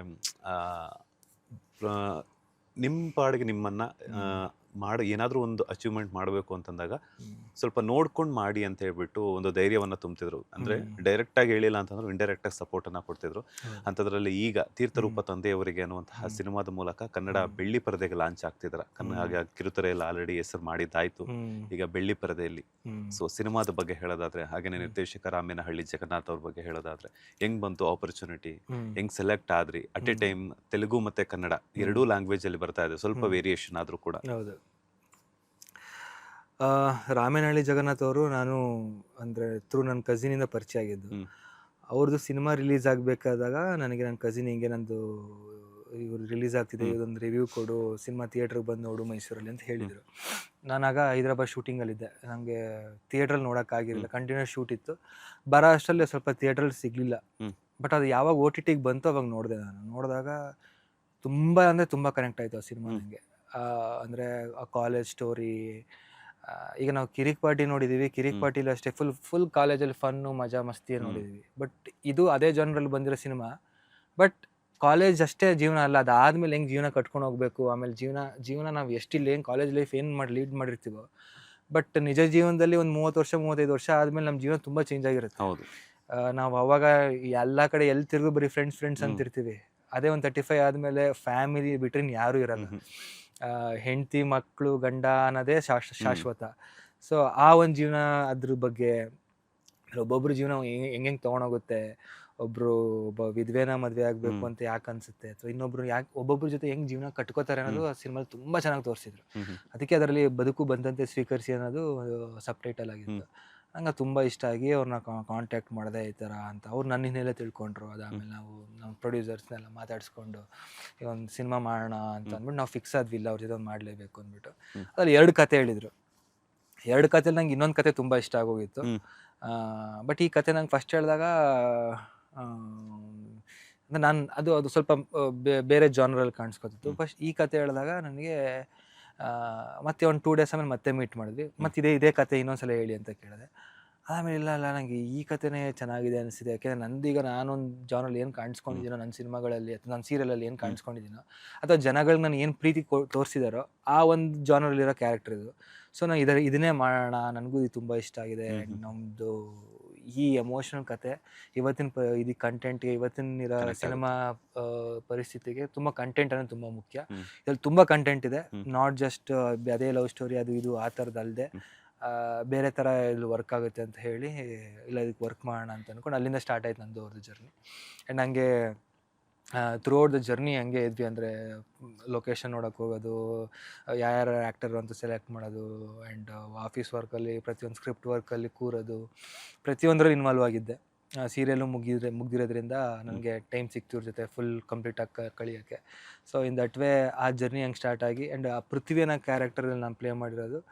ಆ್ಯಂಡ್ ಅದೊಂಥರ ಪಬ್ಲಿಕ್ ಫಿಗರು, ವ್ಲಾಗ್ ಮಾಡೋನು. ಬಟ್ ಮನೆಗೆ ಬಂದರೆ ಒಂಟಿತನ, ಸ್ವಂತ ತಾಯಿ ಮೇಲೆ ಒಂದು ದ್ವೇಷ, ಕೋಪ, ಒಂದು ಫ್ಯಾಮಿಲಿ ಹುಡುಕಾಟ, ತಂದೆ ಹುಡುಕಾಟ, ಇಷ್ಟೆಲ್ಲ ನೋವು ಇಟ್ಕೊಂಡಿರೋನು ಪಬ್ಲಿಕ್ ಫಿಗರ್ ಹೇಗಾದ, ಇಷ್ಟು ಮನಸ್ಸಲ್ಲಿ ಹಿಂಗೆಲ್ಲ ಇರಬೇಕಾದ್ರೆ ಇವನು ನಿಜ ಜೀವನದಲ್ಲಿ ಹೆಂಗಿರ್ತಾನೆ ಅನ್ನೋದೊಂದು. ಆ್ಯಂಡ್ ಅವನಿಗೆ ಲವ್ ಆದರೆ ಯಾವ ಥರದೊಂದು ಇದಿರುತ್ತೆ, ಚೇಂಜಸ್ ಇರುತ್ತೆ ಅನ್ನೋದೊಂದು. ಆ ಲವ್ವರ್ಗೂ ಇವನಿಗೂ ಯಾವ ಥರ ಸಂಬಂಧ ಇದೆ ಅನ್ನೋದು. ಸೊ ತುಂಬ ಇದೆ ಸಿನಿಮಾದಲ್ಲಿ ಕಂಟೆಂಟ್. ಸೊ ಈ ಥರ ಒಂದು ಜಾನರಲ್ಲಿ ಕಾಣಿಸ್ಕೋದ್ರೆ ನನಗೆ ತುಂಬ ಖುಷಿ ಇದೆ. So in that way Jagan ಅವರು ಇದನ್ನು ಚೆನ್ನಾಗಿ ಕಟ್ಕೊಂಡಿದ್ದಾರೆ. ಒಂದೊಂದು ಎಳೆಯಾಗಿ ಎಲ್ಲದಕ್ಕೂ ಇಂಟರ್ ಕನೆಕ್ಟ್ ಮಾಡಿ ಜನಗಳು ಎಮೋಷ್ನಲಾಗಿ ಕನೆಕ್ಟ್ ಆಗೋದು. ಆ್ಯಂಡ್ ಯಾರಿಗೆ ತಂದೆ ತಾಯಿ ಪ್ರೀತಿ ಸಿಕ್ಕಿರಲ್ವೋ ಅಂಥವ್ರಂತೂ ತುಂಬ ಕನೆಕ್ಟ್ ಆಗ್ತಾರೆ. ಒಂದು ಏಜಿಗೆ ಬಂದಾಗಲ್ಲ, ಹುಡ್ದಾಗಿಂದನೂ ತಂದೆ ತಾಯಿ ಪ್ರೀತಿ ಬೇಕಲೇಬೇಕು. ಒಂದು ಏಜಿಗೆ ಬಂದಾಗ ಅವ್ರನ್ನ ಕಳ್ಕೊಂಡಾಗ ಅದ್ರ ನೋವು ಅವ್ರಿಗೆ ಮಾತ್ರ ಗೊತ್ತಿರುತ್ತೆ. ಸೊ ಆ ಒಂದು ನಿಟ್ಟಿನಲ್ಲಿ ನಮ್ಮ ಸಿನಿಮಾ ಚೆನ್ನಾಗಿ ಕಟ್ಕೊಂಡಿದ್ದೀವಿ ಅಂತ ಅನಿಸುತ್ತೆ. ಎಸ್, ಸಿತಾರಾ ಅವರೊಟ್ಟಿಗೆ ಆಕ್ಟ್ ಮಾಡಿರುವಂಥದ್ದು ಅವರ ಮಗನಾಗಿ ನಾವು ಕನ್ನಡದಲ್ಲೂ ನೋಡ್ಬೋದು, ತೆಲುಗುವಲ್ಲೂ ನೋಡ್ಬೋದು. ಸಾಕಷ್ಟು ನಮ್ಮ ವಿಷ್ಣುವರ್ಧನ್ ಅವರ ಜೊತೆಯಲ್ಲೂ ಕೂಡ ಆಕ್ಟ್ ಮಾಡಿರುವಂತಹ ನಟಿ. ಸೊ ಅವ್ರ ಜೊತೆ ಸ್ಕ್ರೀನ್ ಶೇರ್ ಮಾಡಿರುವಂಥ ಎಕ್ಸ್ಪೀರಿಯನ್ಸ್ ಬಗ್ಗೆ ಹೇಳೋದಾದ್ರೆ, ಮಗನಾಗಿ ಎಂತ ಲಕ್ಕಿ ಅಲ್ಲ ಸೀರಿಯಸ್ಲಿ. ಅಂದರೆ ನನಗೆ ನಮ್ಮ ಕತೆ ಕೇಳಬೇಕಾದ್ರೇ ನನಗೆ ಸಿತಾರಾ ಅವ್ರ ಮೈಂಡಿಗೆ ಬಂದಿದ್ದು. ಅಂದರೆ ನಾವು ಹಿಂಗೆ ಡಿಸ್ಕಷನ್ ಇರಬೇಕಾದ್ರೆ ಸುಮಾರು ಸಲ ಇಲ್ಲಿ ಡಿಸ್ಕಷನ್ ಮಾಡ್ತಿದ್ವಿ, ಇದಕ್ಕೆ ಯಾರು ಈ ಕ್ಯಾರೆಕ್ಟರ್ ಪ್ಲೇ ಮಾಡ್ಬೋದು ಹಾಗೆ ಹೀಗೆ ಅಂತಂದಾಗ, ಫಸ್ಟ್ ಸಲ ನನಗೆ ಹಿಂಗೆ ಕತೆ ಕೇಳಿದಾಗ ನನಗೆ ಆಮೇಲೆ ಬ್ಯಾಕ್ ಇನ್ ಮೈ ಮೈಂಡ್ ಅದೊಂಥರ ಒಬ್ಬರು ಬರ್ತಾರಲ್ಲ, ಯಾರೋ ಒಂದು ಕತೆ ಹಂಗೆ ಕೇಳ್ಬೇಕಾದ್ರೆ ಒಬ್ರು ಯಾರೋ ಒಂದು ಥಾಟಿಗೆ ಬರ್ತಾರಲ್ಲ, ಹಂಗೆ ಬಂದವರೇ ಸಿತಾರಾ ಮ್ಯಾಮ್ ಹಿಂಗೆ ಕಾಣಿಸ್ಕೊಂಡ್ರು. ಇಲ್ಲ, ಆ ಎಮೋಷನ್ ನಮ್ಗೆ ಇನ್ನೂ ಕಣ್ಣಲ್ಲಿ ಕಡ್ದಂಗಿದೆ ಹಾಲುಂಡತ್ ಅವರು ಸಿನಿಮಾದಲ್ಲಿ ಮಾಡಿರೋದ್ರಿಂದ. ಇದಕ್ಕೆ ಅವರೇ ಚೆನ್ನಾಗಿ ಎಮೋಟ್ ಮಾಡ್ತಾರೆ. ಆ್ಯಂಡ್ ಇವತ್ತಿಗೂ ಕನ್ನಡದವರು ಅವ್ರನ್ನ ನಮ್ಮ ಮನೆ ಮಗಳು, ನಮ್ಮ ಪಕ್ಕದ ಮನೆಯವರು, ನಮ್ಮ ತಾಯಿ ಒಂಥರ ಆ ಫಿಗರ್ ಕೊಟ್ಬಿಟ್ಟಿದ್ದಾರೆ ಅವ್ರನ್ನ. ಅಷ್ಟು ಎಮೋಷನಲಿ ಕನೆಕ್ಟ್ ಆಗಿದ್ದಾರೆ. ಆ್ಯಂಡ್ ಅವರು ಕೂಡ ಅಷ್ಟೇ ಕಣ್ಣಲ್ಲೇ ಆ್ಯಕ್ಟ್ ಮಾಡೋ ಒಬ್ಬ ಕಲಾವಿದೆ ಅವರು. ಸೊ ಅವ್ರ ಜೊತೆ ಸ್ಕ್ರೀನ್ ಶೇರ್ ಮಾಡೋದು ತುಂಬ ನನಗೆ ಅಂದರೆ ನನ್ನ ಲೈಫ್ ಟೈಮ್ಗೆ ಅದು ಒಂದು ದೊಡ್ಡ ಮೆಮೊರಿಯಾಗಿ ಉಳ್ಕೊಳ್ಳುತ್ತೆ. ಆ್ಯಂಡ್ ಶೂಟಿಂಗಲ್ಲೂ ನಾನು ಅದೇ ಇದು ಮಾಡ್ತಿದ್ದೆ. ಆ ಟೈಮಲ್ಲಿ ನೀವು ಶೂಟಿಂಗ್ ಹೆಂಗೆ ಮಾಡ್ತಾಯಿದ್ರಿ, ಎಸ್ಪೆಷಲಿ ವಿಷ್ಣು ಸರ್ ಜೊತೆ ನಿಮ್ದು ಹೆಂಗೆ ಕಾಂಬಿನೇಷನ್ ಇರ್ತಿತ್ತು. ನಾನು ಬಾಯಿ ಬಿಟ್ಟರೆ ವಿಷ್ಣು ಸರ್ ಬಗ್ಗೆನೇ ಕೇಳ್ತಿದ್ದೆ ಅವ್ರನ್ನ. ನಾನು ಮೈಸೂರಲ್ಲಿ ಅವ್ರನ್ನ ಒಂದು ಶೂಟಿಂಗ್ ನಡೀತಿರ್ಬೇಕಾದ್ರೆ ಮೈಸೂರಲ್ಲಿ ನೋಡಿದ್ದೆ ವಿಷ್ಣು ಸರ್ನ. ತುಂಬ ಚಿಕ್ಕವನಾಗ ಒಂದು 6ನೇ 7ನೇ ಕ್ಲಾಸಲ್ಲಿ ಏನೋ ಇರ್ಬೇಕಾದ್ರೆ ನೋಡಿದ್ದು. ಎಷ್ಟು ಕುಣ್ಕೊಂಡು ಮೇಗಡೆಯಿಂದೆಲ್ಲ ಜಂಪ್ ಮಾಡ್ಕೊಂಡು ಅವ್ರದ್ದು ಒಂದು ಹಳೆ ಬಸ್ ಸ್ಟ್ಯಾಂಡ್ ಇತ್ತು, ಅದನ್ನು ಹತ್ಬಿಟ್ಟು ನಾನು ನೋಡಿದ್ದೀನಿ ನಾನು. ಸೊ ಆ ಒಂದನ್ನೆಲ್ಲ ಎಕ್ಸ್ಪೀರಿಯನ್ಸ್ ಎಲ್ಲ ಹೇಳ್ತಿದ್ದೆ ನಾನು. ಅವ್ರು ಅಂಥವ್ರ ಜೊತೆ ನೀವು ಆ್ಯಕ್ಟ್ ಮಾಡಿದ್ದೀರಾ ಅಂದರೆ ಹೆಂಗಿರ್ತಿತ್ತು ಅಂತ. ಅವ್ರ ಬಾಯಲ್ಲೂ ಅದೇನೇ ಬರ್ತಾ ಇದ್ದು. ಅಂದರೆ ಈ ಸಚ್ ಎ ಜೆಂಟಲ್ಮೆನ್ ಅವರು.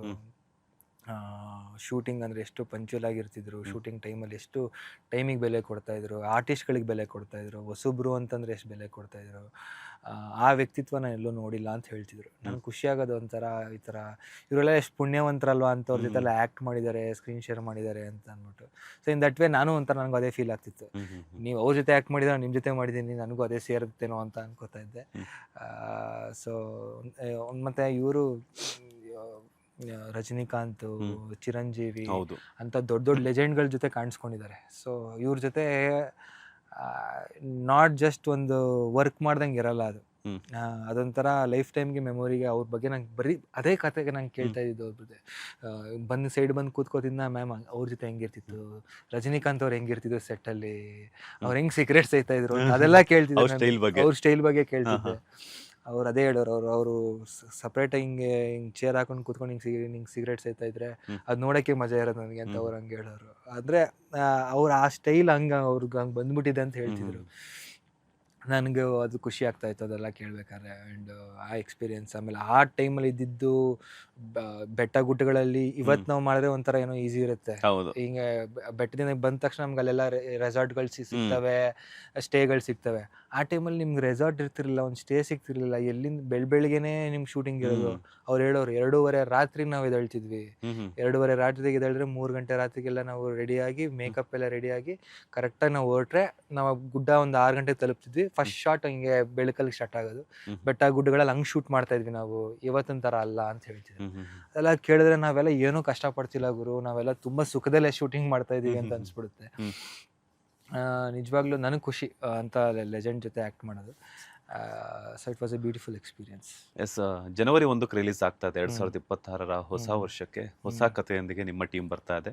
ಅದರಲ್ಲೂ ಟೈಟಲ್ ಅಂತೂ ಸಾಕಷ್ಟು ಚರ್ಚೆ ಆಗ್ತಾ ಇದೆ. ಈಗ ಯೂಶುವಲಿ ಏನಂತಂದ್ರೆ ಅಪ್ಪನಿಗೋಸ್ಕರ ಏನಾದರೂ ಮಾಡಬೇಕಲ್ಲ ಅನ್ನುವಂಥದ್ದು ಪ್ರತಿಯೊಬ್ಬ ಮಗನಿಗಾಗಿರ್ಬೋದು, ಮಗಳಿಗಾಗಿರ್ಬೋದು ಇರುತ್ತೆ. ಸೊ ನೀವು ಟೈಟಲ್ ಮೂಲಕನೇ ಸಾಕಷ್ಟು ಒಂದು ಹೊಸತನವನ್ನ ಕೊಡೋದಕ್ಕೆ ಹೊರಟಿದ್ರ, ತೀರ್ಥರೂಪ ತಂದೆಯವರಿಗೆ ಅಂತ ಹೇಳ್ಬಿಟ್ಟು. ಸೊ ಅಂದ್ರೆ ತಂದೆ ಮಗನ ಒಡನಾಟನ ಇರುತ್ತಾ, ಅಥವಾ ಅಮ್ಮ ಏನಕ್ಕೆ ದ್ವೇಷಕ್ಕೆ ಒಳಗಾಗ್ತಾರೆ ಮಗನ ದ್ವೇಷಕ್ಕೆ ಅನ್ನುವಂಥದ್ದು. ಎಲ್ಲರೂ ತಾಯಿ ಇದ್ರೂ ಕೂಡ ನೀವು ಒಬ್ಬಂಟಿಯಾಗಿ ಊರೂರು ಸುತ್ಕೊಂಡು ಬ್ಲಾಗ್ಸ್ ಅನ್ನ ಮಾಡ್ಕೊಂಡು ಯಾಕೆ ಹೋಗ್ತಾರೆ ಅನ್ನುವಂಥದ್ದು ಟ್ರೈಲರ್ ಮೂಲಕ ಸಾಕಷ್ಟು ಅಭಿಮಾನಿಗಳಿಗೆ ಯಕ್ಷ ಪ್ರಶ್ನೆ ಕಾಡ್ತಿದೆ. ಅದ್ರ ಬಗ್ಗೆ ಏನಾದ್ರೂ ಒಂದಷ್ಟು ಹಿಂಟ್ಸ್ ಕೊಡೋದಾದ್ರೆ, ಕೊಡಲ್ಲ ಅಂತ ಗೊತ್ತು ಆದ್ರೂ ಕೂಡ ಕೇಳ್ತಾ ಇದ್ದೀನಿ. ಅದೇ ನೀವು ಹೇಳ್ದಂಗೆ ಅದನ್ನ ಸಿನಿಮಾದಲ್ಲೇ ನೋಡಿದ್ರೇನೆ ಚಂದ. ನಾ ಈಗ ಹೇಳ್ದಂಗೆ ಯಾರು ಇವಾಗ ಮಕ್ಕಳನ್ನ ದ್ವೇಷ ಮಾಡೋ ತಂದೆ ತಾಯಿ ಯಾರಿದ್ದಾರೆ, ಅಥವಾ ತಂದೆ ತಾಯಿನ ದ್ವೇಷ ಮಾಡೋ ಮಕ್ಳು ಯಾರಿದ್ದಾರೆ ಅಂದ್ರೆ ಇರುತ್ತೆ ಕೋಪ, ನಮಗೂ ಇದೆ. ನಾವು ಜಗಳ ಆಡ್ಬಿಡ್ತೀವಿ. ಅಮ್ಮ ಹಂಗ್ ಮಾಡಿಲ್ಲ, ಅಮ್ಮ ನೀನ್ ಹಿಂಗ್ ಮಾಡಿಲ್ಲ, ನೀನ್ ಅದ್ ಕೊಟ್ಟಿಲ್ಲ, ನಂಗೆ ಅದ್ ಮಾಡಿಲ್ಲ, ಇದ್ ಮಾಡಿಲ್ಲ ಅಂದ್ರೆ ಅವತ್ತಿನ ಮಾತ್ರ ಜಗಳ ಆಗಿರ್ತದೆ. ಅದನ್ನ ಲೈಫ್ ಟೈಮ್ ಕ್ಯಾರಿ ಮಾಡಲ್ಲ. ಬಟ್ ಈ ಕ್ಯಾರೆಕ್ಟರ್ ಹಂಗಲ್ಲ. ಇದು ಲೈಫ್ ಟೈಮ್ ಕ್ಯಾರಿ ಮಾಡ್ತಿರೋ ಒಂದು ಒಳಗಡೆಯಿಂದ ಒಂದು ಕೋಪ, ದ್ವೇಷ ಅಮ್ಮನ ಮೇಲೆ. ಅಂದ್ರೆ ಸಾಕಿ ಸಲಹಿರೋ ಅಮ್ಮನ ಮೇಲೆ ಯಾಕೆ ದ್ವೇಷ ಬರುತ್ತೆ ಅನ್ನೋದು ಆಸ್ತಿಗೋಸ್ಕರ ಅಲ್ಲ, ಇನ್ನೊಂದಿಗೋಸ್ಕರ ಅಲ್ಲ, ನನ್ನ ಐಡೆಂಟಿಟಿಗೋಸ್ಕರ, ಸಮಾಜದಲ್ಲಿ ನಾನು ಏನು ಅಂತ ತೋರಿಸ್ಕೊಳ್ತೀನಿ, ನಾನು ಏನು ಅಂತ ಹೇಳ್ಕೊಳ್ಳೋಕ್ಕೋಸ್ಕರ ನಂಗೆ ಅದು ಆ ಪ್ರಶ್ನೆ ಹುಡುಕಾಟಕ್ಕೆ. ಬಟ್ ಅಮ್ಮ ಹೇಳ್ದಿರೋ ಪರಿಸ್ಥಿತಿ ಯಾಕೆ ಬಂತ ಅಮ್ಮಂಗೆ, ತಂದೆ ಯಾಕೆ ದೂರ ಆಗಿದ್ದು ಅಥವಾ ಇನ್ನೊಂದಾಗಿದ್ದು, ಆ್ಯಂಡ್ ಆ ಥರ ಸಿನಿಮಾದಲ್ಲಿ ಅದೇ ಕಟ್ಕೊಂಡು ಹೋಗಿದೆ. ಆ್ಯಂಡ್ ಒಂದು ಚಿಕ್ಕ ಇನ್ಸಿಡೆಂಟ್, ನಾವು ಒಂದು ಫ್ಯಾಮಿಲಿ ಅಂತಂತಂದರೆ ಅದು ನಾವು ನಾಟ್ ಜಸ್ಟ್ ಈಗ ಮದುವೆ ಆದ್ವಿ, ಮಕ್ಕಳಾಯಿತು, ಒಂದು ಫ್ಯಾಮಿಲಿ ನಡೀತಾ ಇದೆ ಅಂದರೆ ಅಷ್ಟಕ್ಕೆ ಸೀಮಿತ ಆಗಲ್ಲ. ದಿನಾನೂ ಕೂಡ ನಾವು ಫ್ಯಾಮಿಲಿನ ಒಂಥರ ಕೈಯಲ್ಲಿರೋ ಒಂದು ಒಂದು ಒಂದು ಫೆದರ್ ಥರ ನೋಡ್ಕೋಬೇಕು. ಅದನ್ನು ಇಲ್ಲ ಬಿಟ್ಟರೆ ಆರೋಗ್ಬಿಡುತ್ತೆ. ಫ್ಯಾಮಿಲಿ ಅನ್ನೋದು ಅಷ್ಟು, ರಿಲೇಷನ್ಶಿಪ್ ಅನ್ನೋದು ಅಷ್ಟು ತುಂಬ ಇಂಪಾರ್ಟೆಂಟ್. ಜೀವನದಲ್ಲಿ ದುಡ್ಡು ಕಳ್ಕೊಬೋದು, ವಾಪಸ್ ಇದು ಸಂಪಾದನೆ ಮಾಡ್ಬೋದು. ರಿಲೇಷನ್ಶಿಪ್ ಕಳ್ಕೊಂಡ್ರೆ ಅದು ಸಂಪಾದನೆ ಮಾಡೋಕ್ಕಾಗಲ್ಲ. ಅದಕ್ಕೆ ಅದ್ರ ವ್ಯಾಲ್ಯೂನ ಅದನ್ನು ಅನುಭವಿಸಿದವ್ರಿಗೆ ಮಾತ್ರ ಗೊತ್ತು. ಸೊ ಅದನ್ನು ಎಷ್ಟು ನಾವು ಕಾಪಾಡ್ಕೊಂಡು ಹೋಗ್ತೀವಿ ಅನ್ನೋದು ನಮ್ಮ ಈ ಸಿನಿಮಾದಲ್ಲಿ ತೋರಿಸಿದ್ದೀವಿ. ಒಂದು ಫ್ಯಾಮಿಲಿ ಒಂದು ಚಿಕ್ಕ ತಪ್ಪೋ ಅಥವಾ ಎಲ್ಲೋ ಒಂದು ತಪ್ಪು ನಡೆ ಹೆಜ್ಜೆ ನಿಮ್ನ ಎಲ್ಲೆಲ್ಲೋ ಕರ್ಕೊಂಡು ಹೋಗ್ಬಿಡುತ್ತೆ, ಜೀವನನ ದಿಕ್ಕನೇ ಚೇಂಜ್ ಮಾಡ್ಬಿಡುತ್ತೆ ಅನ್ನೋದು ನಮ್ಮ ಸಿನಿಮಾದ ಒಂದು ಇದು. ಆ ನಿಟ್ಟಿನಲ್ಲಿ ಎಲ್ಲರೂ ಒಂದು ಫ್ಯಾಮಿಲಿನ ಚೆನ್ನಾಗಿ ಕಟ್ಕೋಬೇಕು, ಎಲ್ಲರೂ ಕನೆಕ್ಟ್ ಆಗ್ತಾರೆ. ಆ್ಯಂಡ್ ನೀವು ಯಾರಿಗೆ ತಂದೆ ಮೇಲೆ ಪ್ರೀತಿ ಇರಲ್ಲ ಹೇಳಿ, ಯಾರಿಗೆ ತಂದೆ ಮೇಲೆ ಕೋಪ ಇರಲ್ಲ ಹೇಳಿ. ಸೊ ಆ ಒಂದು ಇದನ್ನ ನಾನು ಅದನ್ನೇ ಕೇಳ್ಕೊಳ್ಳೋದಿಲ್ಲ ನಮ್ಮ ವೀಕ್ಷಕರಿಗೆ ಏನು ಅಂತಂದರೆ, ಈ ಸಿನಿಮಾನ ನೀವು ಫ್ಯಾಮಿಲಿ ಜೊತೆ ಹೋಗಿ ನೋಡಿ, ನಿಮ್ಮ ತಂದೆ ತಾಯಿ ಜೊತೆ ಕೂತ್ಕೊಂಡು ಸಿನಿಮಾ ನೋಡಿ. ಹೊರಗಡೆ ಬರ್ಬೇಕಾದ್ರೆ ನಿಮ್ಮ ಬಾಂಡ್ ತುಂಬ ಚೆನ್ನಾಗಾಗುತ್ತೆ. ಅದು ಯಾವ ಥರ ಸಿಚುವೇಶನಲ್ಲಿ ನೀವು ಹೋಗ್ತಿದ್ರೂ ಪರವಾಗಿಲ್ಲ, ಸಿನಿಮಾಯಿಂದ ಹೊರಗಡೆ ಬಂದಾಗ ತಂದೆ ಪ್ರೀತಿ ಏನೋ ತಾಯಿ ಪ್ರೀತಿ ಏನೋ ಆ್ಯಂಡ್ ನಿಮ್ಮ ಮಧ್ಯದಲ್ಲಿರೋ ಒಂದಷ್ಟು ಗೊಂದಲಗಳೇನಿದೆ ಅದನ್ನೆಲ್ಲ ಕ್ಲಿಯರ್ ಮಾಡ್ಕೊಂಡು ಹೋಗ್ತೀರಾ ಅಂತ ನಾನು ನಿಮ್ಗೆ ಆಶ್ವಾಸನೆ ಕೊಡ್ತೀನಿ. ಅಷ್ಟು ನಂಬಿಕೆ ನಂಗೆ ಈ ಸಿನಿಮಾ ಮೇಲಿದೆ. ಎಸ್, ಸೀರಿಯಲ್ ಅಂತೂ ಫಸ್ಟ್ ಶಾರ್ಟೇನೆ ರೊಮ್ಯಾಂಟಿಕ್ ಸೀನ್ ಇತ್ತು ಅದಿತಿ ಅವ್ರ ಜೊತೆ. ಸೊ ಸಿನಿಮಾದಲ್ಲಿ ಏನಾದರೂ ಇದೆಯಾ? ನೀವು ರಾಮಾಯಣ ಜಗನ್ನಾಥ್ ಅವ್ರ ಸಿನಿಮಾದಲ್ಲಿ ಇದೆಲ್ಲ ಎಕ್ಸ್ಪೆಕ್ಟ್ ಮಾಡೋಕ್ಕಾಗಲ್ಲ, ಯಾಕೆಂದರೆ ನೀವು ಅವ್ರ ಹಿಂದಿನ ಚಿತ್ರದಲ್ಲಿ ನೋಡಿದ್ದೀರ. ಇದ್ರೂ ನಮ್ಮ ಸಿನಿಮಾದಲ್ಲಿ ಅಷ್ಟಿರಲಿಲ್ಲ. ಬಟ್ ಆ ಒಂದು ಕಾಂಬಿನೇಷನ್ ಅಂತೂ ಕಾಣಿಸುತ್ತೆ. ಪ್ರೀತಿ ಕಣ್ಣಲ್ಲಿ ಎಕ್ಸ್ಚೇಂಜ್ ಆಗಿರೋದು ಕಾಣಿಸುತ್ತೆ. ಒಂದು ರೊಮ್ಯಾನ್ಸ್ ಇಲ್ಲ ಅಂತಂದ್ರು ಇವರಿಬ್ರ ಮಧ್ಯೆ ಒಂದಿಷ್ಟು ಡೀಪ್ ಪ್ರೀತಿ ಇದೆ ಅನ್ನೋದು ಕಾಣಿಸುತ್ತೆ. ಸೊ ಇನ್ ದಟ್ ವೇ ಚೆನ್ನಾಗಿ ಬಿಲ್ಡ್ ಆಗಿದೆ. ನೀವು ಹೇಳ್ದಂಗೆ ರೊಮ್ಯಾನ್ಸ್ ಮಾಡೋ ಅವಕಾಶ ಸಿಕ್ಕಿಲ್ಲ, ಇಲ್ಲಂದ್ರೆ ಹಂಗಂತ ಏನು ಕಾಯ್ತಾ ಇರಲಿಲ್ಲ ನಾನು. ಪಾರ್ಟ್ 2 ಬರ್ಬೋದೇನು ಹೇಳಕ್ಕಾಗಲ್ಲ. ಪಾರ್ಟ್ ಓಕೆ, ಹಂಗೂ ಎಕ್ಸ್ಪೆಕ್ಟ್ ಮಾಡ್ಬೋದು, ಹೇಳಕ್ಕಾಗಲ್ಲ. ಡೈರೆಕ್ಟರ್ ವರ್ಷನ್ ಯಾವ ರೀತಿ ಇರುತ್ತೆ ಅಂತ ಹೇಳಕ್ಕಾಗಲ್ಲ, ಅದರಿಂದ ಹಂಗೆ ಕನೆಕ್ಟಿವಿಟಿ ಕೊಟ್ಬಿಡ್ತಾರಲ್ಲ. ಹೌದು, ಈಗ್ಲಂತೂ ಪ್ರೀಕ್ವೆಲ್ ಯಾವುದು ಸೀಕ್ವೆಲ್ ಯಾವುದು ಅನ್ನೋದು ಗೊತ್ತಿಲ್ಲ. ಪಾರ್ಟ್ 2ಗೆ ಏನಾದ್ರು ಸೀಕ್ವೆಲ್ ವೇಟ್ ಮಾಡ್ತಾರೆ, ಪ್ರೀಕ್ವೆಲ್ ಬಿಟ್ಬಿಡ್ತಾರೆ. ಕಾಂತಾರ ಮಫ್ತಿ ತರ ಆಗುತ್ತೆ. ಸೊ ಆ ಥರ ಇಲ್ಲ ಅಂದ್ರೂ ಇದರಲ್ಲಿ ಹೆಂಗೆ ಅಂತಂದ್ರೆ ಆ ಟ್ರಾವೆಲಿಂಗ್ಗೆ ಅದನ್ನೇ ಇಷ್ಟಪಡ್ತಾರೆ ಜನ. ಅಂದ್ರೆ ಒಂದು ಹುಡುಗ ಹುಡುಗಿ ನಾನ್ ನಂಬಿರೋದು ಇವತ್ತಿನ ಕಾಲಘಟ್ಟದಲ್ಲಿ ಹೆಂಗಿದೆ ಅಂತಂದ್ರೆ ಒಂದು ಟ್ರಾವೆಲ್ ಆಗ್ಬೇಕು. ನಾವು ಮದುವೆ ಆಗೋಕ್ಕಿಂತ ಮುಂಚೆ ಅವಳೇನು ನಾನೇನು ಅನ್ನೋದನ್ನ ಒಂದು ಟ್ರಾವೆಲ್ ಅಲ್ಲಿ ಆಗ್ಬೇಕು. ಏನೂ ಇಲ್ವಾ, ನೀವು ಬರೀ ಎಲ್ಲೋ ಕಾಫಿ ಗೀಫಿ ಮೀಟ್ ಮಾಡೋದು ಅಥವಾ ಎಲ್ಲೋ ಸುಮ್ಮನೆ ಡೇಟ್ ಹೋಗೋದಕ್ಕಿಂತ ಒಂದು ವಾರ ಟ್ರಿಪ್ ಹೋಗಿ ಅಥವಾ ಯಾವುದೋ ಒಂದು ಟ್ರೆಕ್ಕಿಂಗ್ ಹೋಗಿ ಒಂದು ಹುಡುಗ ಹುಡುಗಿ ಮಧ್ಯೆ ಯಾವ್ದು ಲೂಪ್ ಹೋಲ್ಸ್ಗಳು ಏನಂತ ಗೊತ್ತಾಗ್ಬಿಡುತ್ತೆ, ನಿನ್ ಪ್ಲಸ್ ಮೈನಸ್ ಏನೋ ಅಂತ ಗೊತ್ತಾಗ್ಬಿಡುತ್ತೆ. ಒಂದು ಟ್ರಿಪ್ ಅಲ್ಲಿ ಈ ಹುಡುಗ ನನ್ನ ಲೈಫ್ ಜೊತೆ ಟ್ರಾವೆಲ್ ಆಗ್ತಾನೆ ಇಲ್ವಾ ಅಂತ ಹೇಳ್ಬಿಡ್ಬೋದು, ಈ ಹುಡುಗಿ ನನ್ನ ಜೊತೆ ನನ್ನ ಲೈಫ್ ಲಾಂಗ್ ಇರ್ತಾಳೆ ಇಲ್ವಾ ಅಂತ ಹೇಳ್ಬಿಡ್ಬೋದು. ಅದಕ್ಕೆ ಅನ್ಸುತ್ತೆ ಮೇ ಬಿ ಜಾಸ್ತಿ ಲಿವಿಂಗ್ ಟುಗೆದರ್ಸ್ ಎಲ್ಲ ಅಲ್ಲಿಂದ ಅಲ್ಲಿಗೆ ಬ್ರೇಕ್ ಆಗ್ತಿರೋದು. ಅದು ಲಿವಿಂಗ್ ಟುಗೆದರ್ ಇರಬಾರ್ದು, ಟ್ರಾವೆಲಿಂಗ್ ಟುಗೆದರ್ ಇರಬೇಕು ಲೈಫಲ್ಲಿ. ಅಲ್ಲ, ನೀವ್ ಹೇಳಿದ್ ಆಕ್ಚುಲಿ ನಿಜ. ಈಗಿನ ಪ್ರೆಸೆಂಟ್ ಜನರೇಷನ್ಗೆ ಆಕ್ಚುಲಿ ಅದು ತುಂಬಾ ಕನೆಕ್ಟ್ ಆಗ್ತಿದೆ. ಬಿಕಾಸ್ ಯಾಕಂದ್ರೆ ಒಂದು ಟ್ರಿಪ್ ಒಂದು ವಾರ ಅಂತ ಅನ್ಕೋಣ, ಇಲ್ಲ 3 days ಅಂತ ಅನ್ಕೋಣ, ಅವ್ರೇನೋ ಒಂದು ಮಾಡಕ್ ಹೋಗ್ತಾರೆ, ಅದು ನಮ್ಗೆ ಇಷ್ಟ ಇರಲ್ಲ. ನಾವೇನೋ ಒಂದು ಮಾಡಕ್ ಹೋಗ್ತಿದ್ದೆ, ಅದು ಅವ್ರಿಗೆ ಇಷ್ಟ ಆಗ್ತಿಲ್ಲ. ಅಲ್ಲಿಂದ ಅಲ್ಲಿಗೇನೆ ಏನಂತಂದ್ರೆ ಈಗಿನ ಜನರೇಷನ್ ಅಲ್ಲಿ ಇರುವಂತವ್ರಿಗೆ ಪೇಷನ್ಸ್ ಅನ್ನೋದು ತುಂಬಾ ಕಡಿಮೆ ಆಗ್ಬಿಟ್ಟಿದೆ. ತಾಳ್ಮೆ ಅನ್ನೋದೇ ಇಲ್ಲ ಅಂತಂದ್ಮೇಲೆ ಲೈಫಲ್ಲಿ ನಾವು ಏನೂ ಅಚೀವ್ ಮಾಡೋದಕ್ಕಾಗಲ್ಲ. ಆಮೇಲೆ ನಾವು ಟ್ರಾವೆಲ್ ಮಾಡಿದಾಗಲೇ ಗೊತ್ತಾಗೋದು ಇವ್ರಿಗೆ. ನಾವು ಮನೇಲಿ ಕೂತ್ಕೊಂಡು ಎಲ್ಲೋ ಒಂದು ಸ್ವಿಗ್ಗಿಯಿಂದ ಒಳ್ಳೆ ರೆಸ್ಟೋರೆಂಟಿಂದ ಆರ್ಡರ್ ಮಾಡಿ ತಿನ್ನೋದು ಬೇರೆ, ಸಿಕ್ಕಿದ ಕಡೆ ಊಟ ಮಾಡಿ ಅದು ನಂಗೆ ಇವಳು ಇಲ್ಲೂ ಅಡ್ಜಸ್ಟ್ ಆಗ್ತಾಳೆ ಇಲ್ವ ಅಂತ ಗೊತ್ತಾಗೋದು ಬೇರೆ. 5 star ಅಲ್ಲಿ ತಿನ್ನೋಕ್ಕೂ ರೆಡಿ ಇರಬೇಕು, ಈ ಕಡೆ ಲೋಕಲ್ ಫುಟ್ಪಾತ್ ಅಲ್ಲಿ ತಿನ್ನೋಕ್ಕೂ ರೆಡಿ ಇರಬೇಕು. ಆ ಥರ ಕ್ಯಾರೆಕ್ಟರ್ ಇದೆ ಇಲ್ವ ಅಂತಾನೆ ಹಂಗೆ ತಾನೆ ನಾವು ಅವ್ರ ಜೊತೆ ಜೀವನ ಕಟ್ಕೊಳಕ್ ಸಾಧ್ಯ. ಇವಳು ಎಲ್ಲಾ ಥರದಲ್ಲಿ ನಂಗೆ ಅಡ್ಜಸ್ಟ್ ಆಗ್ತಾಳ, ಎಲ್ಲಾ ಥರದಲ್ಲಿ ಇವ್ನು ಅಡ್ಜಸ್ಟ್ ಆಗ್ತಾನೆ ಅನ್ನೋದೇ ನಮ್ಗೆ ಮ್ಯಾಟ್ರ್. ಸೊ ಟ್ರಾವೆಲಿಂಗಲ್ಲಿ ಅದಂತೂ ನಾವು ತಿಳ್ಕೊತೀವಿ, ಅದಂತೂ ಕಲ್ತ್ಕೋತೀವಿ. ಯಾಕೆಂದ್ರೆ ಟ್ರಾವೆಲಿಂಗಲ್ಲಿ ಹೋಗ್ಬೇಕಾದ್ರೆ ನಮ್ಗೆ ಯಾವುದೋ ಪ್ಲ್ಯಾನ್ಡ್ ಆಗಿರಲ್ಲ, ಎಲ್ಲ ಅನ್ಪ್ಲ್ಯಾನ್ಡೇ ಇರ್ತವೆ. ಎಲ್ಲೋ ಊಟ ಮಾಡ್ತೀವಿ, ಎಲ್ಲೋ ಇದು ಮಾಡ್ತೀವಿ, ಏನೋ ಒಂದು ಕೆಲಸ ಮಾಡ್ತೀವಿ, ಅಥವಾ ಎಲ್ಲೋ ಅದು ಒಪ್ಕೋತೀವೋ ಇಲ್ವ ಅಂತ ಹೇಳೋಕ್ಕಲ್ಲ. ನಾವು ಹಾಕೋ ಡ್ರೆಸ್ ಅವ್ರಿಗೆ ಇಷ್ಟ ಆಗುತ್ತೋ ಹೇಳೋಕ್ಕಾಗಲ್ಲ, ನಮ್ಮ ಬಿಹೇವಿಯರ್ ಇಷ್ಟ ಆಗುತ್ತೋ ಇಲ್ವ ಅಲ್ಲೆಲ್ಲ ಗೊತ್ತಾಗ್ಬಿಡುತ್ತೆ ಟ್ರಾವೆಲಿಂಗಲ್ಲಿ. ಬೇರೆ ಕಡೆ ಎಲ್ಲ ನೀವು ಒಂದು ಡಿನ್ನರ್ ಏನೋ ಕ್ಯಾಂಡಲ್ ಲೈಟ್ ಡಿನ್ನರ್ಗೆಲ್ಲ ಹೊಟ್ಟೋಗ್ಬಿಟ್ರೆ ಸುಮ್ಮನೆ ರೊಮ್ಯಾಂಟಿಕ್ ಆಗಿ ಕಣ್ಣು ಮುಖ ನೋಡ್ಕೊಂಡು ಒಳ್ಳೇದೇ ಮಾತಾಡ್ತೀರಾ. ಹಿಂಗೋಗಿ ಯಾವ್ದಾದ್ರು ಒಂದು ಟ್ರಾವೆಲ್ಗೆ ಅವಾಗ ಗೊತ್ತಾಗುತ್ತೆ ಯಾವ್ದು ಇಷ್ಟ. ಎಸ್, ಇದನ್ನ ನಾನು ಮನಸ್ಸಲ್ಲಿ ಇಟ್ಕೊಂಡಿರ್ತೀನಿ. ನೆಕ್ಸ್ಟ್ ಏನಾದ್ರು ನನ್ಗೆ ಏನಾದ್ರು ಯಾವ್ದಾದ್ರು ಹುಡುಗಿ ನೋಡಕ್ ಹೋದ್ರೆ ಅವ್ರ ಜೊತೆ ಒಂದು ಟ್ರಿಪ್ ಹೋಗಿ ಆಮೇಲೆ ಡಿಸಿಷನ್ ತಗೊಂಡು ಅವ್ರಿಗೆ ಹೇಳ್ತೀನಿ, ಅವ್ರ ಅಪ್ಪ ಅಮ್ಮ ಕಳಿಸ್ಕೊಡ್ತಾರ ಅಂತ ಡೌಟ್ ನನಗೆ. ಅದೇ ಒಂದು ಸಾಂಗ್ ಇದೆಯಲ್ಲ, ಡೇಟ್ ಮಾಡೋಣ ಇಲ್ಲ ಲವ್ ಮಾಡೋಣ, ಅದಕ್ಕಿಂತ ನೀವು ಡೈರೆಕ್ಟ್ ಆಗಿ ಕೇಳಿ, ಡೇಟ್ ಮಾಡೋಣ ಇಲ್ಲ ಟ್ರಾವೆಲ್ ಮಾಡೋಣ ಅಂತ. ಸೊ ಟ್ರಾವೆಲ್ ಸೆಲೆಕ್ಟ್ ಮಾಡ್ತಾರೆ ಅವರು. ಟ್ರಾವೆಲಿಂಗ್ ಅಲ್ಲೇ ತುಂಬಾ ವಿಷಯಗಳು ಗೊತ್ತಾಗೋದು. ನಾವು ಒಂದು ವಾರದ ಮಟ್ಟಿಗೆ ನಾವು ಅವ್ರ ಜೊತೆಗೆ ಟ್ರಾವೆಲ್ ಮಾಡಕ್ಕಾಗಿಲ್ಲ ಅಂದ್ರೆ ಲೈಫ್ ಲಾಂಗ್ ಹೆಂಗ್ ಟ್ರಾವೆಲ್ ಮಾಡಕ್ ಸಾಧ್ಯ? ಹೌದು ಅಲ್ವಾ? ಎಸ್, ಸಿನಿಮಾ 1ನೇ ತಾರೀಕು ರಿಲೀಸ್ ಆಗ್ತಾ ಇದೆ. ಈಗ ಒಂದು ಸಾಂಗ್ ರಿಲೀಸ್ ಆಗಿದೆ, ಅದ್ರ ಜೊತೆ 2 ಸಾಂಗ್ ರಿಲೀಸ್ ಆಗಿದೆ, ಮತ್ತೆ ಟ್ರೈಲರ್ ರಿಲೀಸ್ ಆಗಿದೆ. ಬೇರೆ ಎಷ್ಟು ಸಾಂಗ್ಸ್ ಎಕ್ಸ್ಪೆಕ್ಟ್ ಮಾಡಬಹುದು? ಹಾಗೇನೆ ಈಗ ಹೇಳಿದ್ರಿ ನೀವು ತಂದೆ ಅದ್ರದ್ದು ಒಂದಷ್ಟು ಬಾಂಡಿಂಗ್ಸ್ ಅಂತ ಹೇಳ್ಬಿಟ್ಟು, ರಾಮನಹಳ್ಳಿ ಜಗನ್ನಾಥ್ ಅವ್ರ ಕಡೆಯಿಂದ ನಿಹಾರ್ ಅವರು ಏನ್ ಕಲ್ತ್ರು ಅಂತ? ಒಂದು ಸ್ವಲ್ಪ ಪೇಷನ್ಸ್ ಕಲ್ತಿದ್ದೀನಿ ಅವರಿಂದ. ಅದಾದಮೇಲೆ ನಿಮಗೂ ಕಡಿಮೆನಾ ಪೇಷನ್ಸು? ಇಲ್ಲಿ ಬಂದಮೇಲೆ ಜಾಸ್ತಿ ಆಯಿತು, ನಂಗೆ ಮುಂಚೆ ಕಮ್ಮಿ ಇತ್ತು. ಓಕೆ. ಪೇಷನ್ಸ್ ಕಮ್ಮಿ ಅಂತಂದರೆ ಒಂದು ಲೆವೆಲ್ ರೀಚ್ ಆದಮೇಲೆ ನಾನು ಒಂದು ಸ್ವಲ್ಪ ಬ್ಲಾಸ್ಟ್ ಆಗಿಬಿಡ್ತೀನಿ. ಅಲ್ಲಿವರೆಗೂ ಪೇಷನ್ಸ್ ಆಗಿರ್ತೀನಿ, ಅದಾದಮೇಲೆ ತಾಳ್ಮೆ ಕಳ್ಕೊತೀನಿ. ಅಂದರೆ ಯಾರೇ ಆದ್ರೂ ಈಗ ಒಂದು ಏಜ್ ಆಗ್ತಾ ಆಗ್ತಾ ಆಗ್ತಾ ಪೇಷನ್ಸ್ ಅನ್ನೋದು ಬರುತ್ತೆ. ನಾವು 20s ಇದ್ದಂಗೆ 30s ಇರೋಕ್ಕೆ ಸಾಧ್ಯ ಇಲ್ಲ. ಇನ್ ದಟ್ ವೇ ಪೇಷನ್ಸ್ ಇದೆ, ಬಟ್ ಒಂದು ಲೆವೆಲ್ವರೆಗೆ ಮಾತ್ರ. ಅವರು ಸ್ವಲ್ಪ ಜಾಸ್ತಿ ಇದೆ ಅಂತ ಅನ್ಸ್ಬೋದು, ಮೋಸ್ಟ್ಲಿ ಅವ್ರ ಲೈಫ್ ಎಕ್ಸ್ಪೀರಿಯನ್ಸಿಂದ ಅಥವಾ ಅವರು ಜೀವನ ಕಟ್ಕೊಂಡಿರೋದ್ರಿಂದ ಆ ಪೇಷನ್ಸ್ ಇದೆ ಅಂತ ಅನ್ನಿಸ್ತು. ಆ್ಯಂಡ್ ಅದಾದಮೇಲೆ ಅವರಿಂದ ಇನ್ನೊಂದು ಅದೇ ಮೇಯ್ನಾಗಿ ತಾಳ್ಮೆ ಕಲ್ತಿದ್ದೀನಿ. ಆಮೇಲೆ ಅವ್ರದ್ದು ಕನ್ನಡ ಚೆನ್ನಾಗಿದೆ. ಅವ್ರದ್ದು ಕನ್ನಡ ಕೆಲವೊಂದು ಪದಗಳು ಯೂಸ್ ಮಾಡೋದು, ಅವರು ನನ್ನಲ್ಲೂ ಅದನ್ನೇ ನೋಡಿದ್ದಾರೆ. ಯಾಕೆ ಅಂದರೆ ನಾವು ಒಂದು ಲೊಕೇಶನ್ ಮಾಡೋಕ್ಕೆ ಹೋಗಿದ್ವಿ, ಕೂತ್ಕೊಂಡು ಅವತ್ತು ನೈಟ್ ಲೊಕೇಶನಲ್ಲಿ ನೋಡ್ಕೊಂಡು ಬಂದ್ವಲ್ಲ, ಅವತ್ತು ನೈಟ್ ಅಲ್ಲೇ ಸ್ಟೇ ಆಗಬೇಕಿತ್ತು. ಕೂತ್ಕೊಂಡು ಈ ಥರ ಸುಮ್ಮನೆ ಹಿಂಗೆ ಗೇಮ್ ಆಡ್ತಾಯಿದ್ವಿ ನಮ್ಮ ಟೀಮ್ ಅವರೆಲ್ಲರೂ. ಅಂದರೆ ಬರೀ ರೀ ಅಂತಂದರೆ ರೀಯಿಂದ ಎಂಡ್ ಆಗೋ ವರ್ಡ್ಗಳನ್ನ, ಕನ್ನಡ ಪದಗಳನ್ನ ಯೂಸ್ ಮಾಡಬೇಕು. ಅದೇ ಥರ ಗೇಮ್ ಆಡ್ತಾ ಇದ್ವಿ. ನನಗೂ ಅವ್ರಿಗೂ ಫುಲ್ ಕಾಂಪಿಟೇಷನ್. ಅವರು ನಿಮ್ಗೆ ಈ ಥರ ಪದಗಳೆಲ್ಲ ಗೊತ್ತಾ, ನಿಮಗೆ ಕನ್ನಡದಲ್ಲಿ ಇಷ್ಟೆಲ್ಲ ತಿಳ್ಕೊಂಡಿದ್ದೀರಾ ಅಂತ. ಸರ್ ನಾನು ಕನ್ನಡನೇ ಜಾಸ್ತಿ ಓದ್ತಾ ಇದ್ದಿದ್ದು, ಕನ್ನಡದಲ್ಲೇ ನಂಗೆ ಮಾರ್ಕ್ಸ್ ಜಾಸ್ತಿ ಅಂತ ನಾನು. ಸೊ ಅವರು ಕನ್ನಡ ಮೀಡಿಯಂ ಓದಿರೋದ್ರಿಂದ ಕನ್ನಡ ಪದ ಬಳಕೆ ತುಂಬ ಚೆನ್ನಾಗಿದೆ ಅವ್ರದ್ದು. ಕೆಲವೊಂದು ಬುಕ್ಗಳು ತುಂಬ ಓದ್ತಾರೆ. ನಾನು ಬುಕ್ ಓದೋದು ಕಮ್ಮಿ, ಬಟ್ ಕನ್ನಡದ ಮೇಲಿರೋ ಅಭಿಮಾನ ಒಂಥರ ಎಲ್ಲ ಪದಗಳನ್ನ ತಿಳ್ಕೊಬೇಕು ಅಂತ ಇದೆ. ಸೊ ದಟ್ ವೇ ಕೆಲವು ಕನ್ನಡ ಪದಗಳು ಅವರಿಂದ ಅದು ಅರ್ಥಗಳನ್ನ ಕೆಲವು ತಿಳ್ಕೊಂಡು ಹೆಲ್ಪ್ ಆಗಿದೆ. ಎಸ್. ಈಗ ಇಂಟರ್ವ್ಯೂ ಬರ್ತಿದ್ದೀನಿ ಅಂತ ಹೇಳಿದ್ರ ನೀವು? ಯಾರಿಗೆ? ಅವ್ರಿಗ? ಇಲ್ಲ. ಇಲ್ವಾ? ಇಲ್ಲ. ಪ್ರ್ಯಾಂಕ್ ಮಾಡೋಣ. ಓಕೆ. ಏನಂತ ಪ್ರ್ಯಾಂಕ್ ಮಾಡ್ತೀರಾ? ಈಗ ಸರ್ ಅರ್ಜೆಂಟಾಗಿ ಬಿಗ್ ಬಾಸ್ಗೆ ಒಂದು ವಾರದ ಮಟ್ಟಿಗೆ ಕರೀತಾ ಇದ್ದಾರೆ ತೆಲುಗುನಲ್ಲಿ, ಹೋಗ್ಲೇಬೇಕು ಸರ್, ಪ್ರಮೋಷನ್ಸ್ ಹೆಂಗೆ ಸರ್, ಒಂದು ವಾರ 15 days ಕರೀತಿದ್ದಾರೆ. ಓಕೆ, ಮಾಡೋಣ. ಹಂಗೆ ಮಾಡಬೇಕು.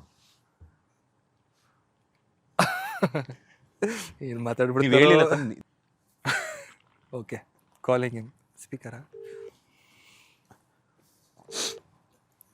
ಹಲೋ. Hi hi. ಏನು ಮಾಡ್ತಿದ್ರಿ? ಇಲ್ಲ, ಹೈದರಾಬಾದಾ? ಅಲ್ಲ, ನೀವು ಏನೋ ಅಲ್ಲಿ ಹೋಗಿದ್ದು ಅಲ್ಲಿಂದ ನನಗೆ ಕಾಲ್ಸ್ಗಳೀಗ ನಮ್ಮ ಚಾನಲಿಂದ. ಹೌದಾ? ಈಗ ಅದೇ ಅಲ್ಲಿ ಬಿಗ್ ಬಾಸ್ ಫೈನಲ್ ನಡೀತಿದೆಯಲ್ಲ, ಅಲ್ಲಿ ವೈಲ್ಡ್ ಕಾರ್ಡ್ ಎಂಟ್ರಿ ಆಗಿ ಈಗ ನನಗೆ ಒಂದು 20 days ಬನ್ನಿ ಅಂತ ಕರೀತಿದ್ದಾರೆ ತೆಲುಗುಗೆ.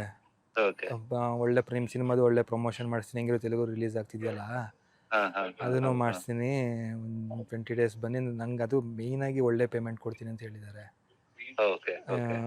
ಈ ಥರ ವೀಕ್ಲಿ ಪೇಮೆಂಟ್ ಇರುತ್ತೆ, ಬಟ್ ನಂಗೆ ಅದನ್ನು ಪರ್ ಡೇನೇ ಅದಕ್ಕೆ ಅಷ್ಟೇ ಮಾಡಿಕೊಡ್ತೀನಿ ಅಂತ ತುಂಬ ಫೋರ್ಸ್ ಮಾಡ್ತಿದ್ದಾರೆ. ಏನು ಮಾಡೋದು, ಹಿಂಗೆ ಹೋಗೋದಾ ಏನು ಅಂತ ನನಗೆ. ಅದೇ ಈಗ ಹೋದ್ರೆ ಯಾವತ್ತಿಂದ ಯಾವತ್ತರ ಗಂಟ? 12ರಿಂದ 25 ಗಂಟೆ ಆದ್ರೆ ಹೋಗೋದಾ? ಈಗ 12 ಹೆಂಗಿದೆ? 12ರಲ್ಲ, ಅದು ಈ ಫೈನಲ್ಸ್ ಆಗಸ್ಟ್ವರೆಗೂ ಇದ್ದೇ ಇರಬೇಕು.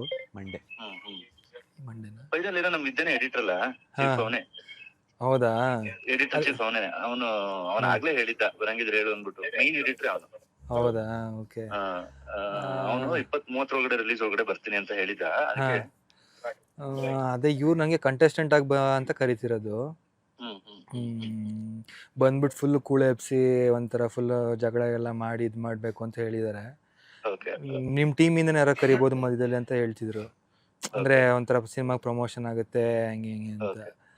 ನಾನು ಫಸ್ಟ್ ರಚನಾ ಅನ್ಕೊಂಡೆ, ಇಲ್ಲ ಈಗ ಹೆಂಗಿರು ನೀವು ಹೈದರಾಬಾದಲ್ಲೇ ಇದ್ದೀರಲ್ಲ, ನೀವು ಹಂಗೆ ಜಾಯ್ನ್ ಆಗ್ಬೋದಾ ಬಿಗ್ ಬಾಸ್ ಒಳಗಡೆ ಏನು ಅಂತ. ಅಂದ್ರೆ ಹಿಂಗೆ ಅಂತಂದ್ರೆ ಇದು ನೀವು ಸುಮ್ಮನೆ ಬಂದು ಸಿನಿಮಾ ಬಗ್ಗೆ ಮಾತಾಡೋದು ಆ ಥರ ಇರಲ್ಲ. ನೀವು ಕಂಟೆಸ್ಟೆಂಟ್ಸ್ ಥರ ಬಂದು ಒಂದು ಸ್ವಲ್ಪ ಕಿರಿಕ್ ಮಾಡಿ ನಮ್ಮ ಸಿನಿಮಾನ ಒಂಥರ ಯಾವ ಥರ ಪ್ರಮೋಟ್ ಮಾಡಬೇಕು ಏನು ಅನ್ನೋದೆಲ್ಲ ಇರುತ್ತೆ, ಆ ಥರ ಕಂಟೆಂಟ್. ಹಂಗೇನು ತೆಲುಗುನೇ ಬರಲ್ವಲ್ಲ?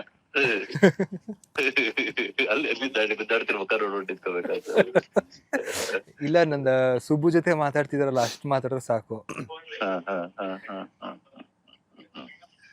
ಯಾಕೆಂದ್ರೆ ಅಂದ್ರೆ ನಮಗೆ ಮೇಯ್ನ್ ಆಗಿ ತೆಲುಗು ಆಡಿಯನ್ಸ್ ಜಾಸ್ತಿ ಇರೋದ್ರಿಂದ ಪ್ರಮೋಷನ್ ಚೆನ್ನಾಗಾಗುತ್ತೆ ಅಂತ ಅವರು.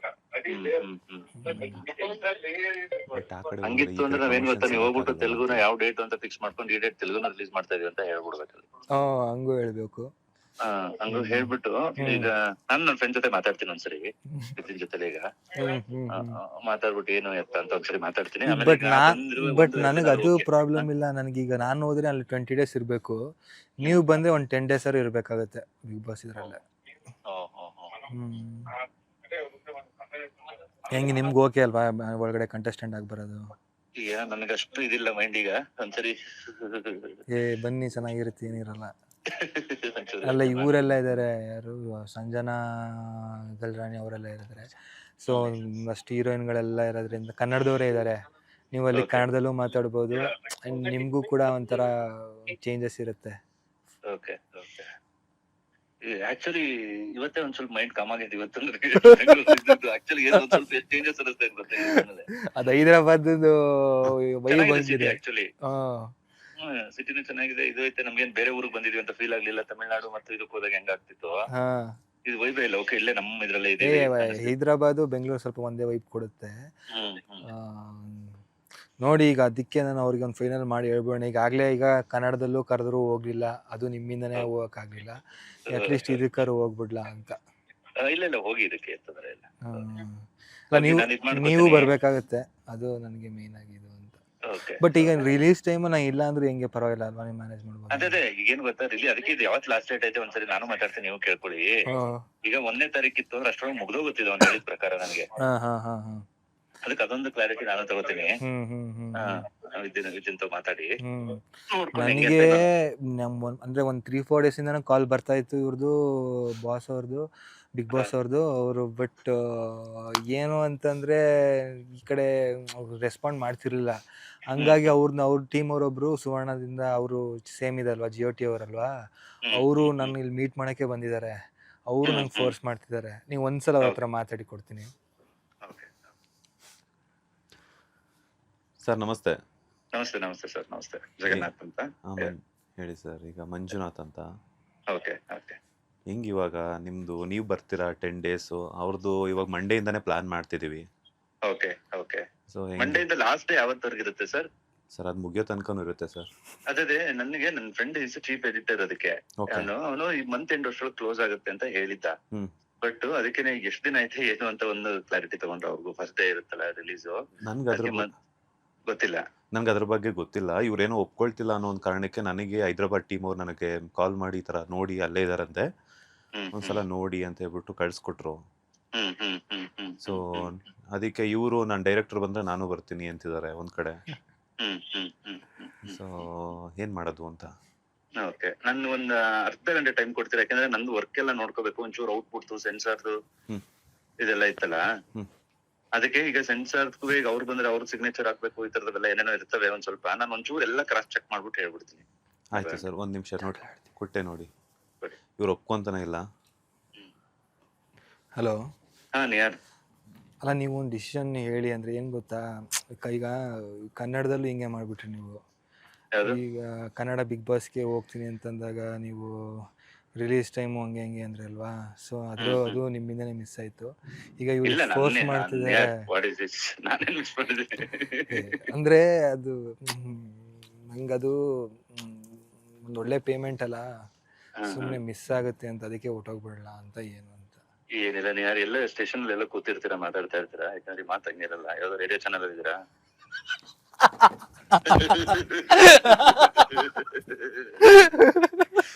ಯಾಕಂದ್ರೆ ಏನೋ ಪಕ್ಕ ಇರುತ್ತೆ ಇದು.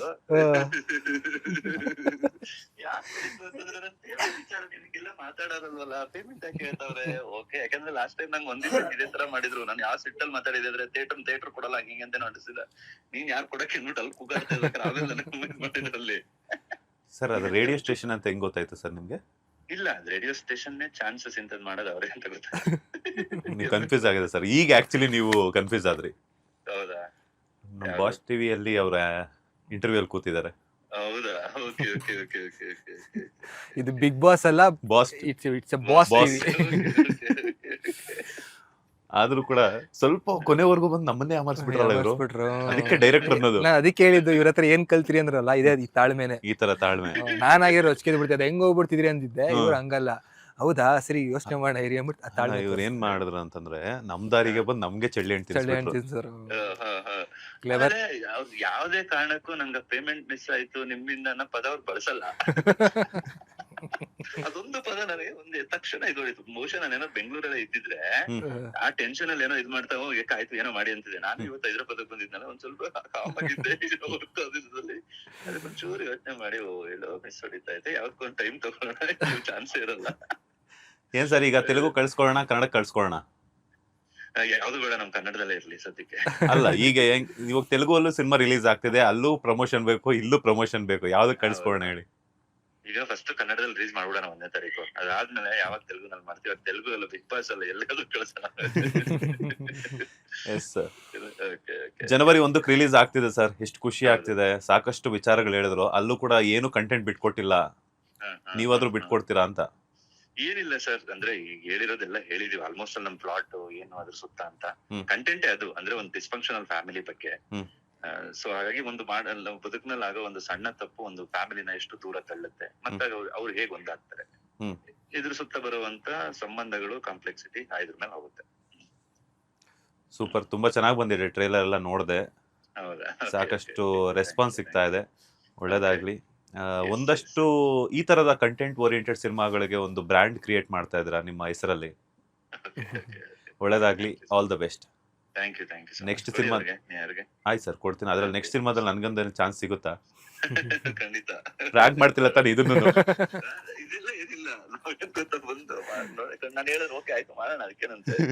ಇಲ್ಲ, ಇವರು ಆತರ ವಿಚಾರದಲ್ಲಿ ತುಂಬಾ ಲಿಬರಲ್ ಆಗಿದ್ದಾರೆ. ಇಲ್ಲ, ಆಕ್ಚುಲಿ ನಮ್ಮ ಕಲೀಗ್ ಶಾಂತಿ ಅಂತ ಹೇಳ್ಬಿಟ್ಟು ಒಂದು ಶಾರ್ಟ್ ಮೂವಿ ಬಂದಿತ್ತು, ಅದ್ರಲ್ಲಿ ಒಂದು ಕ್ಯಾರೆಕ್ಟರ್ ಮಾಡಿದಂತಹ ದೀಪಕ್ ಅಂತ ಹೇಳ್ಬಿಟ್ಟು ಅವ್ರು ಚಾನ್ಸ್ ಕೊಟ್ಟಿದ್ದಾರೆ. ಹೌದು ಕೊಟ್ಟಿದ್ದಾರೆ. ಅಂದ್ರೆ ಆಮೇಲೆ ಕೆಲವು ಶಾರ್ಟ್ ಮೂವಿಗಳದ್ದು ಇದು ಜಡ್ಜ್ ಆಗಿ ಹೋಗ್ತಿರ್ತಾರಲ್ಲ, ಅಲ್ಲಿ ಯಾರು ನೋಡಿದ್ರೆ ಅದ್ ನೆನಪು ಹಿಡ್ಕೊಂಡು ಹಂಗೆ ಅವ್ರನ್ನ ಕರೆಯೋಣ ಅಂತ ಹೇಳ್ಕೊಂಡು ನಮ್ಮ ಫ್ರೆಂಡ್ ಈಗಲೂ ಹೇಳ್ತಾರೆ. ಹಿಂಗೆ ಅವಕಾಶಗಳು ಜಾಸ್ತಿ ಎಲ್ಲರಿಗೂ ಕೊಡ್ತಾ ಇರಿ. ಹೌದು. ನಾನು ಒಂದೇ ಸರಿಗೆ ನೀವ್ ಪೇಮೆಂಟ್ ಎಷ್ಟು ಕೊಡ್ತಾರೆ ಕೇಳಿ ಈಗ ಹಾಕೋಬೋದಾ ಅಂತಾರ. ಇನ್ನೊಂದ್ ಸ್ವಲ್ಪ ಏನಾದ್ರು ನೀಟಾಗಿ ಮಾಡ್ಬೋದಾ, ಏನಾದ್ರು ಎಷ್ಟು ಕೊಡ್ತಾರೆ ಹೇಳಿ. ತಕ್ಷಣ ತಾಟ್ ಗೊತ್ತು. 1ನೇ ಈಗ ಹೋಗ್ಬಿಡ್ಲಿ ಬೇಕಾದ್ರೆ 20 ದಿನ ನಾನು ಮ್ಯಾನೇಜ್ ಮಾಡ್ಕೊತೀನಿ, ಬಟ್ 1ನೇ ತಾರೀಕು ಇರ್ಬೇಕು ಅನ್ನೋದು ಒಂದ್ ತಲೆ ಬಂದ್ಬಿಡ್ತು. ಸರಿ, ಹಂಗಾಗಿರೋ ಚೆನ್ನಾಗಿರೋದು. ಹೌದು. ಹಂಗ ನೀವು ರೆಡಿ ಇದೀರಾ ಬಿಗ್ ಬಾಸ್ ಬರಕ್ಕೆ? ನಾನ್ ಚಾನ್ಸೇ ಇಲ್ಲ, ನಾನು ಮಾಡ್ತೀನಿ ಅಂದಿದ್ದು. ನಮ್ದೆಲ್ಲ ಒಂದು ಇದ್ರದಲ್ಲಿ ನನ್ನ ವಿಚಾರ, ನಿಮ್ ವಿಚಾರದಲ್ಲಿ ಬೇಕಾದ್ರೆ ಓಕೆ ಹೋಗ್ಬಿಡಿ, ಏನೇನ್ ಸುತ್ತ ಏನೇನ್ ಯೋಚನೆ ಮಾಡ್ಬೋದು ಅಂತ ಯೋಚನೆ ಮಾಡ್ತಿದ್ದೆ ಅಷ್ಟೇ. ಹಂಗೆ. ಬಟ್ ನಾ ಏನಾದ್ರು ಬಿಗ್ ಬಾಸ್ ಹೋದ್ರೆ ಅಲ್ಲಿ ಫ್ಯಾಮಿಲಿ ಕರ್ಸ್ಕೊತಾರಲ್ಲ, ಅದ್ರ ಬದಲು ನಿಮ್ಮನ್ನೇ ಕರ್ಸ್ಕೊಳ್ಳೋದು ನೋಡ್ಕೊಳ್ಳಿ. ಹೌದಾ ಸರ್? ಬಾಸ್ ಟಿವಿಯಲ್ಲಿ ಎಕ್ಸ್ಕ್ಲೂಸಿವ್ ಸರ್ ಇದು. Thank you. ಮರಿಬಾರ್ದಿದೆ ಆಕ್ಚುಲಿ. ನೆಕ್ಸ್ಟ್ ಏನಾದ್ರು ಬಂದ್ ಕರೆದಿಲ್ಲ ಅಂತಂದ್ರು ನಾವು ನೆನ್ಪಿಟ್ಕೊಂಡು ಕೇಳ್ತೀನಿ ಸರ್ ಇಂಟರ್ವ್ಯೂ ಅಲ್ಲಿ ನಾನೇನೆ. ಇದು ಸರ್ಕ್ಯುಲೇಟ್ ಆಗಿರುತ್ತೆ, ಸೊ ನೆಕ್ಸ್ಟ್ ನಾ ಹೋದಾಗ ಆಬ್ವಿಯಸ್ಲಿ ನಿಮ್ಮನ್ನೇ ಕರೀತಾರೆ ಅವರು. ಓಕೆ, ವರ್ಕಲ್ಲಿ ಇದ್ದೀರಾ, ಸಿಗೋಣ ಬನ್ನಿ. Thank you sir. Thank you so much. Yes bye. ನಮ್ಗೆ ಚಳ್ಳೆಹಣ್ಣು ತಿನ್ಸ್ಬಿಟ್ರಲ್ಲ. ನಾನು ಒಂದ್ ಸ್ವಲ್ಪ ಅಂದ್ರೆ ನಾನು ಮೊನ್ನೆ ಅಷ್ಟೇ ನಮ್ಮ ಬಾವಂಗೆ ಒಂದ್ ಚಳ್ಳೆಹಣ್ಣು ತಿನ್ಸಿದ್ದೆ. ಫುಲ್ ಗಾಬರಿ ಆಗ್ಬಿಟ್ಟಿದೆ ಆಯ್ತಾ. ಇವ್ರಿಗೆ ನಾನು ಹೇಳಿದ್ನಲ್ಲ, ಪೇಶನ್ಸ್ ಇರೋದ್ರಿಂದ ಅಷ್ಟು ಬೇಗ ತಗೊಳಲ್ಲ, ಒಂಥರ ತಾಳ್ಮೆ ತಗೊಂಡು. ಹೌದಾ, ಅವ್ರದ್ದು ಹೆಂಗೆ ಗೊತ್ತಾ, ಏನಾದ್ರು ಹೇಳಿ ಅವ್ರಿಗೆ ಕೇಳ್ಕೊಂಡು, ಅವ್ರದ್ದು ಸಿಗ್ನೇಚರ್ ಅದು.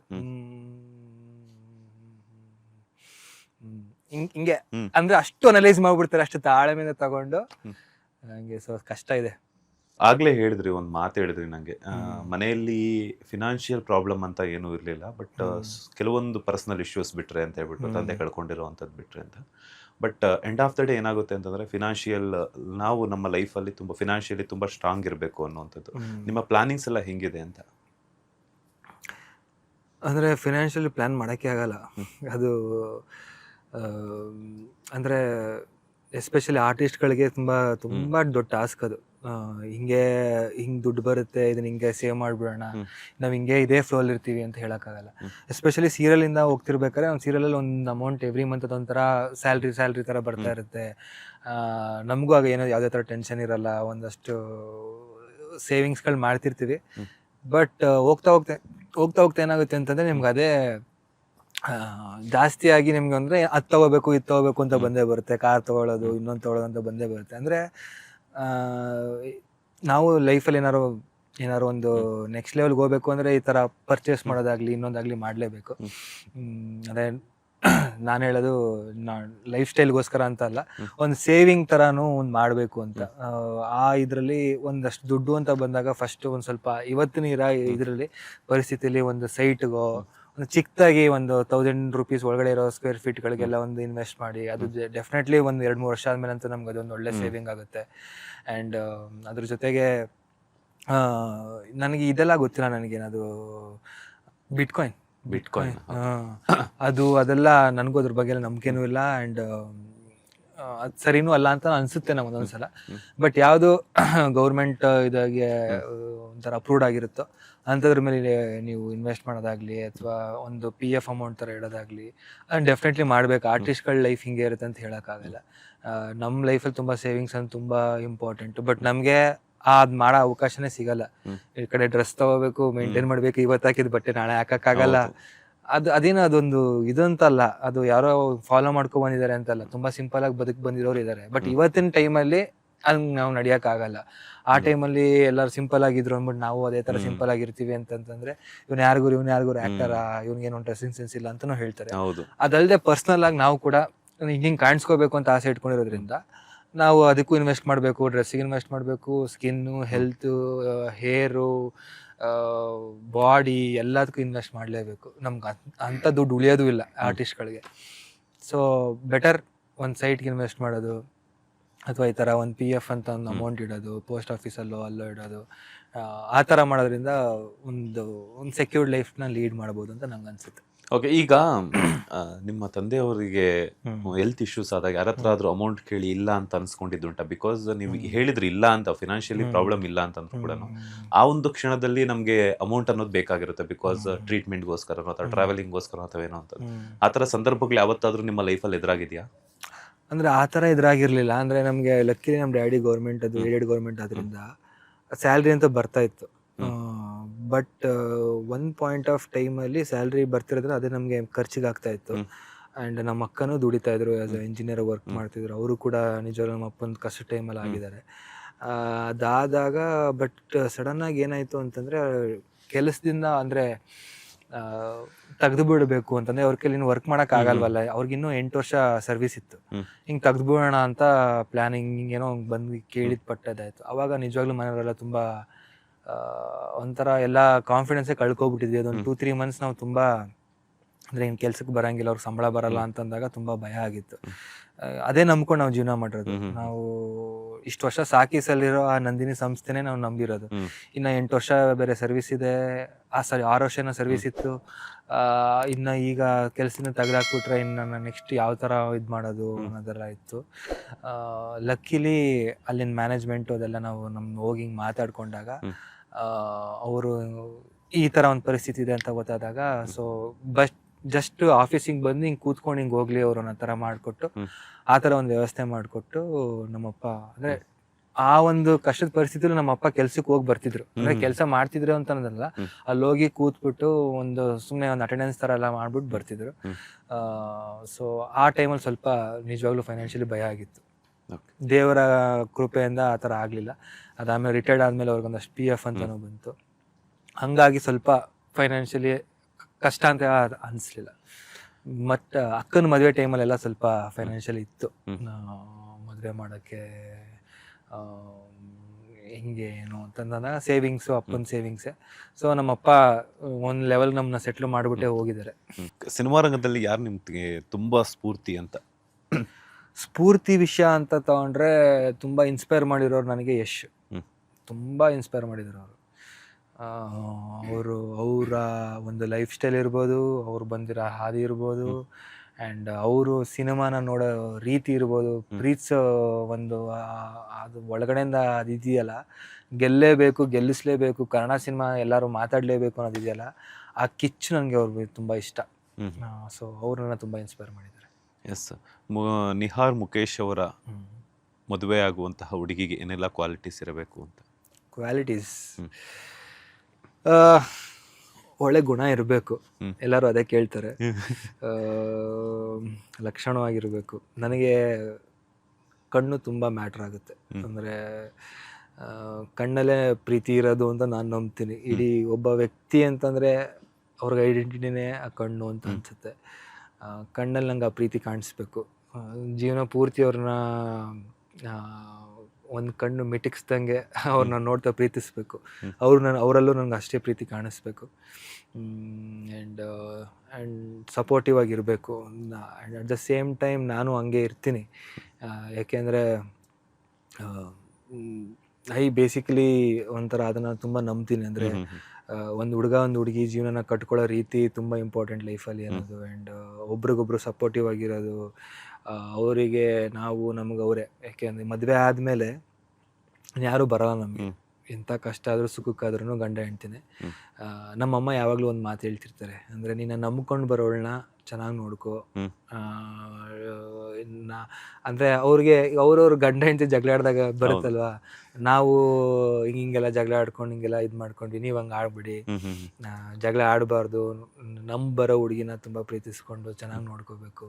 ಅವ್ರ ಅಪ್ಪ ಅಮ್ಮನೆಲ್ಲ ಬಿಟ್ಟು ಬಂದಿರ್ತಾರೆ, ನಿಮ್ಮನ್ನೇನೋ ನಂಬ್ಕೊಂಬಂದಿರ್ತಾರೆ ಅಂತಂದರೆ ಆ ಜೀವನ ತುಂಬ ಚೆನ್ನಾಗಿ ಕಟ್ಕೊಂಡು ಹೋಗ್ಬೇಕು ಅಂತ ಹೇಳ್ತಾರೆ. ಆ ಒಂದು ಇದರಲ್ಲಿ ನನಗೂ ಒಂದು ಒಳ್ಳೆ ಜೀವನ ಮಾಡಬೇಕು, ಒಂದು ಒಳ್ಳೆ ಪ್ರೀತಿನ ಆ ಭಾವನೆನ ಹಂಚ್ಕೊಳ್ಳೋ ಅಂಥ ಹುಡುಗಿ ಸಿಗಬೇಕು ಅಂತ ಆಸೆ. ಓಕೆ, ನೆಕ್ಸ್ಟ್ ಯಾರ ಜೊತೆ ಸ್ಕ್ರೀನ್ ಶೇರ್ ಮಾಡ್ಕೋಬೇಕು ಅನ್ನುವಂಥದ್ದು ಇರುತ್ತೆ? ಹೀರೋಯಿನ್ ಅಥವಾ ಹೀರೋ ನಾನೇ ಹೀರೋ ಆಗಿ ಮಾಡಬೇಕು ಅಂತ ಆಸೆ ಇರೋದ್ರಿಂದ. ಅಲ್ಲ, ಈಗ ಆಲ್ರೆಡಿ ಮಾಡ್ತಿದ್ದೀರಾ, ಬಟ್ ಏನಂತಂದ್ರೆ ಈಗ ಲೆಜೆಂಡರಿ ಆಕ್ಟರ್ಸ್ ಅಂತ ಬಂದಾಗ ಇಂಥವ್ರ ಜೊತೆ ಒಂದು ಕ್ಯಾಮಿಯೋ ರೋಲ್ ಆ ಥರ ಏನಾದರೂ ಒಂದು ಬರುತ್ತಲ್ಲ, ಆ ಥರದ್ದೇ. ಇವಾಗ ಎಕ್ಸಾಂಪಲ್ ಏನಂತಂದ್ರೆ ನಮ್ಮ ಡಾಲಿ ಅವರು ಶಿವಣ್ಣನೊಟ್ಟಿಗೆ ಆ್ಯಕ್ಟ್ ಮಾಡಿದ್ರು, ಎಷ್ಟು ಹೆಸರು ಈಗಲೂ ಕೂಡ ಡಾಲಿ ಡಾಲಿ ಅಂತಾನೆ ಕರೀತಾರೆ. ಸೊ ಆ ಥರದ್ದು ಇಲ್ಲ ಅಂತಂದ್ರೆ ಆಪೋಸಿಟ್ ಆಗಿ ಯಾರ ಜೊತೆ ಆದರೂ ಸ್ಕ್ರೀನ್ ಶೇರ್ ಮಾಡಬೇಕು ಅನ್ನೋವಂಥದ್ದು ಆ ಥರ ಏನಾದ್ರು ಥಾಟ್ಸ್ ಇದೆಯಾ ಅಂತ? ನನಗೆ ಚಿಕ್ಕ ವಯಸ್ಸಿಂದ ರವಿಚಂದ್ರನ್ ಸರ್ ಅಂದರೆ ತುಂಬ ಇಷ್ಟ. ಅವರು ಕನ್ನಡ ಇಂಡಸ್ಟ್ರಿ ಕೊಟ್ಟಿರೋ ಉಡುಗೊರೆ ಇದೆಯಲ್ಲ, ಸಿನಿಮಾಗೆ ಅಂತಲೇ ಮಾಡಿ ಅವ್ರ ಲೈಫ್ನ ಎತ್ತಿಟ್ಟಿದ್ದಾರಲ್ಲ, ಅದನ್ನ ನೋಡಿದ್ರೆ ನಂಗೆ ತುಂಬ ಖುಷಿ ಆಗುತ್ತೆ. ಅವ್ರ ಜೊತೆ ಆ್ಯಕ್ಟ್ ಮಾಡಬೇಕು ಅನ್ನೋ ತುಂಬ ಆಸೆ ಇದೆ. ಆ್ಯಂಡ್ ಹಂಗೆ ಶಿವಣ್ಣ ಅವ್ರ ಜೊತೆನೂ ನಂಗೆ ತುಂಬ ಇಷ್ಟ. ಶಿವಣ್ಣ ಅಂತಂದರೆ ಅವ್ರ ಎನರ್ಜಿ, ಅವ್ರಿದು, ಆ್ಯಂಡ್ ಅವ್ರ ಲೈಫ್ನ ಆಲ್ಮೋಸ್ಟ್ ಸಿನಿಮಾ ಶೂಟಿಂಗ್ ಅದರಲ್ಲೇ ಕಳೆದ್ಬಿಟ್ಟಿದ್ದಾರೆ. ನಾನು ಅವ್ರ ಶೂಟಿಂಗ್ ಸೆಟ್ಗೆ ಹೋದಾಗ ಅವ್ರು ನೋಡ್ತಾ ಇದ್ದೆ. ನಾನು ಅವ್ರನ್ನ ವೇದಾಂತ ಸಿನಿಮಾ ಶೂಟಿಂಗ್ ಸೆಟ್ಗೆ ಹೋದಾಗ ಮೈಸೂರಲ್ಲಿ ನಡೀತಾ ಇತ್ತು. ಅದ್ರಲ್ಲಿ ಹೋಗಿ ನೋಡಿದಾಗ ಎಂಥ ಸಿಂಪಲ್ ಮನುಷ್ಯ, ಎಂಥ ಇಷ್ಟು ಡೌನ್ ಟು ಅರ್ತ್ ಇದ್ದಾರೆ ಅಂತಂದರೆ, ಹೊಲದಲ್ಲಿ ಶೂಟ್ ಆಗ್ತಿತ್ತು, ಕಾಲಿಗೆ ಒಂದು ಸ್ಲಿಪ್ಪರು ಹಾಕಿರಲಿಲ್ಲ, ಏನಿರಲಿಲ್ಲ, ಎಲ್ಲ ಫುಲ್ ಹಿಂದಡೆ ಎಲ್ಲ ವೈಟ್ ಶಾರ್ಟು, ಫುಲ್ ಎಲ್ಲ ಡ್ಯಾನ್ಸರ್ಸ್ಗಳೆಲ್ಲ ನಿಂತಿದ್ರು. ಒಂದು 10 ಸಲ ಟೇಕ್ ತಗೋತೀರಾ ಮಾಡ್ತಾರೆ. ಹಂಗೆ ಅದೇ ಎನರ್ಜಿಯಿಂದ ಮಣ್ಣು ಕಳ್ಳು ಏನಿದ್ರು ಪರವಾಗಿಲ್ಲ, ಅದನ್ನ ಸರಿ ಮಾಡು ಅಥವಾ ಏನಾರು ಒಂದು ಲಾಸು ಅಂತ ಏನೂ ಹೇಳಲಿಲ್ಲ. ಅಸಲೂ ಅಷ್ಟೇ ಎನರ್ಜಿ ಹಾಕೊಂಡಿದ್ರು. ಅದು ಚುಚ್ಚುತ್ತಾ ಇದೆ, ಬಟ್ ಒಂಚೂರು ಅದನ್ನ ನೋವು ತೋರಿಸ್ಕೊಳ್ದೆ ಅಥವಾ ಏನೋ ಡಿಸ್ಟರ್ಬ್ ಆಗ್ತಿದೆ ಅಂತಾನೂ ಹೇಳಲಿಲ್ಲ. ಮತ್ತೆ ಬಂದು ಕೂರೋರು ಒಂದು ಮರ ಇನ್ನೊಂದ್ಸಲ ಮಾಡೋಣ, ಅದೇ ಎನರ್ಜಿ. ಇದು ಮತ್ತೆ ಕ್ರೀವ್ಗಳ ಜೊತೆ ಅಷ್ಟು ಫನ್ನಿಯಾಗಿ ಮಾತಾಡ್ಸ್ಕೊಂಡಿರೋದು, ಅದೆಲ್ಲ ನೋಡಿದಾಗ ಎಷ್ಟು ಕಲಿಯೋದಿದೆ ಇವ್ರ ಹತ್ರ ಅಂತ ಅನ್ಸುತ್ತೆ. ಸೊ ಶಿವಣ್ಣನ ಜೊತೆ ಆ್ಯಕ್ಟ್ ಮಾಡಬೇಕು ಅನ್ನೋ ತುಂಬ ಆಸೆ ಇದೆ. ಅಂದರೆ ನಾನು ಬೇಸಿಕ್ಲಿ ದೊಡ್ಡ ಮನೆ ಫ್ಯಾಮಿಲಿ ಏನಿದೆಯೋ ಅವ್ರಿಗೆ ನಾನು ದೊಡ್ಡ ಫ್ಯಾನ್. ರಾಜ್ಕುಮಾರ್ ಅಂತಂದರೆ, ಡಾಕ್ಟರ್ ರಾಜ್ಕುಮಾರ್ ಅವರು ಅಂದರೆ ನಂಗೆ ಒಂಥರ ದೇವರಿದ್ದಂಗೆ. ಪುನೀತ್ ರಾಜ್ಕುಮಾರ್ ಅಂದರೆ ಅವ್ರು ಅಷ್ಟೇ ಇಷ್ಟ, ಅವ್ರ ಫ್ಯಾಮಿಲಿನೇ ಇಷ್ಟ, ಅದೊಂಥರ ಆ ಕುಟುಂಬನೇ ನಂಗೆ ತುಂಬ ಇಷ್ಟ.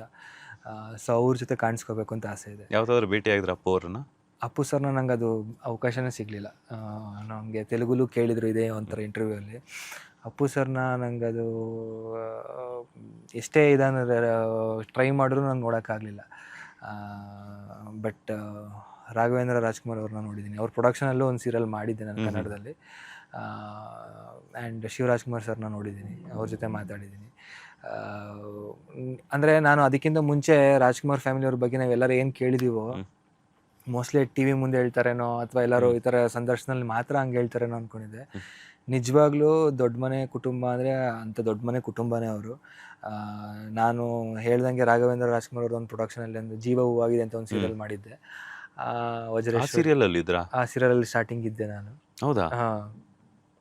ಸೀರಿಯಲ್ ಪ್ರಮೋಷನಲ್ ಈವೆಂಟ್ ಆಂಕರ್ ಆಗಿ ನಾನೇ ಇದ್ದಿದ್ದು. ಇದ್ರಾ?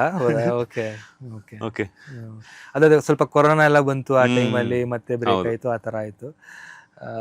ಸೊ ಆ ಒಂದು ವರ್ಕ್ ಮಾಡ್ಬೇಕಾದ್ರೆ ಫಸ್ಟ್ ಡೇ ಶೂಟಿಂಗಿಗೆ ಬಂದಿದ್ರು ರಾಘವೇಂದ್ರ ರಾಜ್ಕುಮಾರ್ ಸರ್, ಮತ್ತು ಅವ್ರ ವೈಫು ಕೂಡ ಬಂದಿದ್ರು. ನನಗೆ ಅಂದರೆ ನಾನು ಎಷ್ಟೊಂದು ಪ್ರೊಡಕ್ಷನ್ ಕೆಲಸ ಮಾಡಿದ್ದೀನಿ ತೆಲುಗು ಅಲ್ಲಿ ನೋಡಿದಾಗ ಪ್ರೊಡ್ಯೂಸರ್ ಅಂದರೆ ನಂಗೆ ಗೊತ್ತು ಹೆಂಗಿರ್ತಾರೆ, ಅವ್ರ ಬಿಹೇವಿಯರ್ ಹೆಂಗಿರುತ್ತೆ ಅಂತ ಗೊತ್ತು. ಅಂದರೆ ಎಷ್ಟೇ ಚೆನ್ನಾಗಿದ್ರು ಅವರೊಂದು ಏನೋ ಮೇಂಟೈನ್ ಮಾಡ್ತಾರೆ, ಡಿಗ್ನಿಟಿ ಅಂತ ಇರುತ್ತೆ, ಅಥವಾ ಆರ್ಟಿಸ್ಟ್ಗಳನ್ನ ಎಲ್ಲಿಡಬೇಕು ಅಥವಾ ಇನ್ನೊಬ್ರು ಕ್ರೂನ ಎಲ್ಲಿಡಬೇಕು ಅಥವಾ ಹೆಂಗಿರ್ಬೇಕು ಅನ್ನೋದು ಅವ್ರಿಗೆ ಗೊತ್ತಿರುತ್ತೆ, ಹಂಗೆ ಇರ್ತಾರೆ ಅವರು. ಬಟ್ ಇವರಲ್ಲಿ ನಾನು ಅದು ನೋಡಲೇ ಇಲ್ಲ. ಎಷ್ಟು ಚೆನ್ನಾಗಿ ಬಂದರು, ಕೂತ್ಕೊಂಡು ಮಾತಾಡ್ತಿದ್ರು. ನಾನು ಫಸ್ಟ್ ಬಂದಾಗ ನಮಗೆ ಭಯ ಇದ್ದಿದ್ದು, ನಂಗೆ ಅದೊಂದು 10 ನಿಮಿಷ ಆದಮೇಲೆ ಎಲ್ಲೋ ನಮ್ಮ ಮನೆಗೆ ನಮ್ಮ ದೊಡ್ಡಪ್ಪನೋ ಬಂದಾಗ ಹೆಂಗೆ ನಾವು ಒಂಥರ ಫ್ಯಾಮಿಲಿ ಕೂತ್ಕೊಂಡು ಮಾತಾಡ್ತೀವೋ ಹಂಗೆ ಮಾತಾಡೋಕೆ ಸ್ಟಾರ್ಟ್ ಮಾಡಿದ್ರು. ಆಮೇಲೆ 10 ನಿಮಿಷಕ್ಕೂ ಅಪ್ಪಾಜಿಯವ್ರ ಬಗ್ಗೆ ಮಾತಾಡ್ತಾ ಇದ್ರು. ಅಂದರೆ ಅವ್ರು ಎಷ್ಟು ಆರಾಧಿಸಿದ್ದಾರೆ ಡಾಕ್ಟರ್ ರಾಜ್ಕುಮಾರ್ ಅವ್ರನ್ನ ಅಂತ ನಂಗೆ ಗೊತ್ತಾಗ್ತಿತ್ತು. ಇನ್ನೊಬ್ರು ಸೀನಿಯರ್ ಆ್ಯಕ್ಟರ್ ಇದ್ರು, ಅವ್ರ ಹತ್ರನೂ ಎಲ್ಲನೂ ಶೂಟಿಂಗ್ ವಿಷಯ ಹೇಳ್ತಿದ್ರು. ಅಂದರೆ ಅವ್ರಿಗೆ ಹೇಳೋ ಅವಶ್ಯಕತೆ ಇಲ್ಲ. ನಾವು ಯಾರೋ ಇವತ್ತು ಬಂದಿರೋರು ನಮ್ಮ ಜೊತೆ ಕೂತ್ಕೊಂಡು ಇವತ್ತೇ ಫಸ್ಟ್ ಮೀಟಲ್ಲಿ ಇಂಡಸ್ಟ್ರಿ ಬಗ್ಗೆ ಮಾತಾಡೋದಾಗ್ಲಿ, ರಾಜ್ಕುಮಾರ್ ಸರ್ ಬಗ್ಗೆ ಮಾತಾಡೋದಾಗ್ಲಿ, ಅಥವಾ ಅವ್ರ ಫ್ಯಾಮಿಲಿ ಬಗ್ಗೆ ಮಾತಾಡೋದಾಗ್ಲಿ ಅವಶ್ಯಕತೆ ಇರಲಿಲ್ಲ. ಅವ್ರು ಅದನ್ನೆಲ್ಲ ಹೇಳ್ತಿದ್ರು. ಅದನ್ನೆಲ್ಲ ಕೇಳಿದಾಗ ನಂಗೆ ತುಂಬ ಖುಷಿ ಆಗ್ತಿತ್ತು. ಅಂದರೆ ನಿಜವಾಗ್ಲೂ ಇಷ್ಟು ಡೌನ್ ಟು ಅರ್ತ್ ಇರ್ತಾರ, ಈ ಥರನೂ ಎಲ್ಲರನ್ನೂ ಟ್ರೀಟ್ ಮಾಡ್ತಾರ ಅಂತ. ನಮ್ದೆಲ್ಲ ಊಟ ಆಗೋವರೆಗೂ ಅವರು ಅಲ್ಲೇ ಇದ್ದು ಎಲ್ಲರಿಗೂ ಊಟ ಮಾಡಿಸಿ, ಎಲ್ಲರ ಜೊತೆಗೆ ಕೂತ್ಕೊಂಡು ಊಟ ಮಾಡಿಸಿ ಹಿಂಗೆ ಹೋದ್ರು. ಅಂದರೆ ಅವ್ರಿಗೂ ಹೆಲ್ತ್ ಇಶ್ಯೂ ಆಗಿದೆ, ಆದ್ರೂ ಅವರು ಅದೇ ಇಂಡಸ್ಟ್ರಿ ಮೇಲೆ ಅದೇ ಪ್ರೀತಿ ಇಟ್ಕೊಂಡಿದ್ದಾರೆ. ಯಾವುದೇ ಇವೆಂಟ್ ಕರೆದು ಬರ್ತಾರೆ, ಹೋಗ್ತಾರೆ. ಅದೇ ಆರ್ಟಿಸ್ಟ್ಗಳನ್ನ ಕಂಡ್ರೆ ಅಷ್ಟು ಪ್ರೀತಿಯಿಂದ ಮಾತಾಡಿಸ್ತಾರೆ. ಅವ್ರ ತಂದೆನ ಅವ್ರು ಎಷ್ಟು ಪ್ರೀತಿಸ್ತಾರೆ, ಅಪ್ಪಾಜಿ ಅಪ್ಪಾಜಿ ಅಪ್ಪಾಜಿ ಅಂತ 10 ನಿಮಿಷಕ್ಕೂ ಅವ್ರ ಬಗ್ಗೆನೇ ಮಾತಾಡ್ತಿದ್ರು. ಸೊ ಇದೆಲ್ಲ ಬ್ಯೂಟಿಫುಲ್ ಮೆಮೊರೀಸ್ ನನಗೆ. ಒಂದೇ ಒಂದು ಜೀವನದಲ್ಲಿ ನಾನು ಅನ್ಲಕ್ಕಿ ಅಂತ ಫೀಲ್ ಆಗೋದು ಅಂದರೆ ಅದೇ ಪುನೀತ್ ರಾಜ್ಕುಮಾರ್ ಸರ್ನ ನೋಡೋಕ್ಕೆ ಆಗಲಿಲ್ಲ ಒಂದು ಸಲನೂ. ಅದೊಂದು ಬೇಜಾರಾಗಿದೆ.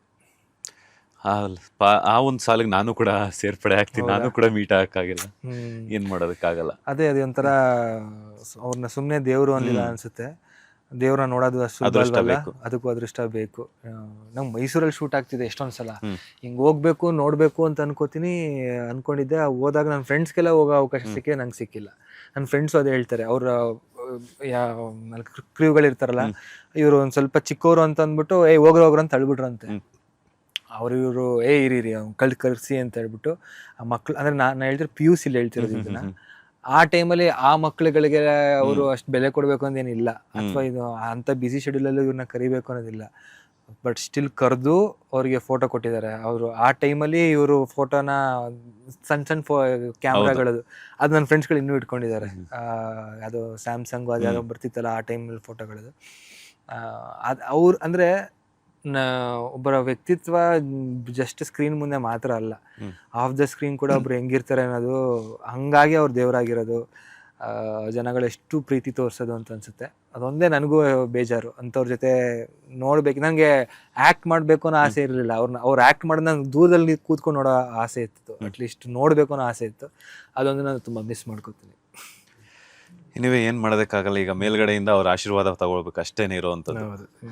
ಎಸ್, ಫೈನಲಿ ಏನು ಹೇಳ್ತೀರಾ ಕನ್ನಡ ಮತ್ತು ತೆಲುಗು ಆಡಿಯನ್ಸ್ಗೆ? ಸಿನಿಮಾ ಬೇರೆ ರಿಲೀಸ್ ಆಗ್ತಾ ಇದೆ, ಈಗ ಸ್ಮಾಲ್ ಸ್ಕ್ರೀನಿಂದ ಬಿಗ್ ಸ್ಕ್ರೀನ್ಗೆ ಎಂಟ್ರಿ ಕೊಟ್ಟಿದ್ದೀರಾ, ಒಂದೊಳ್ಳೆ ಪ್ರಾಜೆಕ್ಟ್ ಮೂಲಕ ಲಾಂಚ್ ಆಗ್ತಿದ್ದೀರಾ ಪರಿಪೂರ್ಣ ನಾಯಕನಾಗಿ ಬೆಳ್ಳಿ ಪರದೆಯಲ್ಲಿ.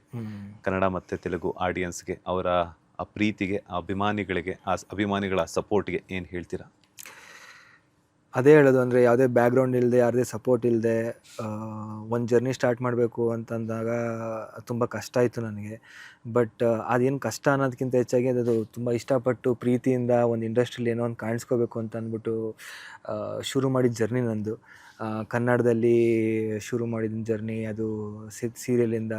ಅದಾದಮೇಲೆ ತೆಲುಗುಗೆ ಹೋದೆ, ತೆಲುಗಲ್ಲಿ ಒಂದಷ್ಟು ಅಷ್ಟೇ ಪ್ರೀತಿ ಸಿಕ್ತು ನನಗೆ. ಹಂಗಂತ ಕನ್ನಡನ ನಾನು ಅಲ್ಲಿಗೆ ಮಾತ್ರ ನಾನು ಇನ್ನು ಅಲ್ಲಿ ಸೆಟ್ಲ್ ಆಗಿಬಿಡೋಣ ಅಂತ ಅನಿಸಿಲ್ಲ ನನಗೆ. ಕನ್ನಡದಲ್ಲಿ ನಾನು ಕಾಣಿಸ್ಕೋಬೇಕು ಅಂತ ಇದೆ. ಯಾಕೆಂದರೆ ನಾವು ಕನ್ನಡಲ್ಲಿ ಆ್ಯಕ್ಟ್ ಮಾಡಿದ್ದಕ್ಕೆ ನಮ್ಗಲ್ಲಿ ಅವಕಾಶ ಕೊಟ್ಟಿದ್ದು. ಸೊ ಎಂದಿಗೂ ನಾವು ಇದೇ ಊರು, ಇದೇ ಸ್ವಂತ, ಇದಕ್ಕೆ ನಾವು ಇದೇ ನೆಲೆಗೆ ನಾವು ಸೇರೋದು. ಸೊ ಕನ್ನಡ ಜನಗಳಿಗೂ ನಾನು ಇದೇ ಕೇಳ್ಕೊಳ್ಳೋದು. ಒಂದು ಜರ್ನಿಲಿ ತುಂಬ ಏಳು ಬೀಳು ಇರುತ್ತೆ, ನನ್ನ ಜರ್ನಿಲೂ ಹಂಗೆ ಇದೆ. ಇದನ್ನೆಲ್ಲ ಮೀರಿ ಇದನ್ನೆಲ್ಲ ಮೆಟ್ಟಿ ನಿಂತ್ಕೋಬೇಕು ಅಂತಂದರೆ ಜನಗಳ ಸಪೋರ್ಟ್ ಬೇಕಲೇಬೇಕು. ಇವತ್ತಿನ ಒಂದು ಪರಿಸ್ಥಿತಿ ಏನಿದೆ, ಸಿನಿಮಾ ಅನ್ನೋದು ಇಟ್ಸ್ ಟೋಟಲಿ ತುಂಬ ಕಷ್ಟಕರವಾಗಿದೆ, ಅಂದರೆ ನಮ್ಮಂಥ ಹೊಸಬ್ರಿಗೆ.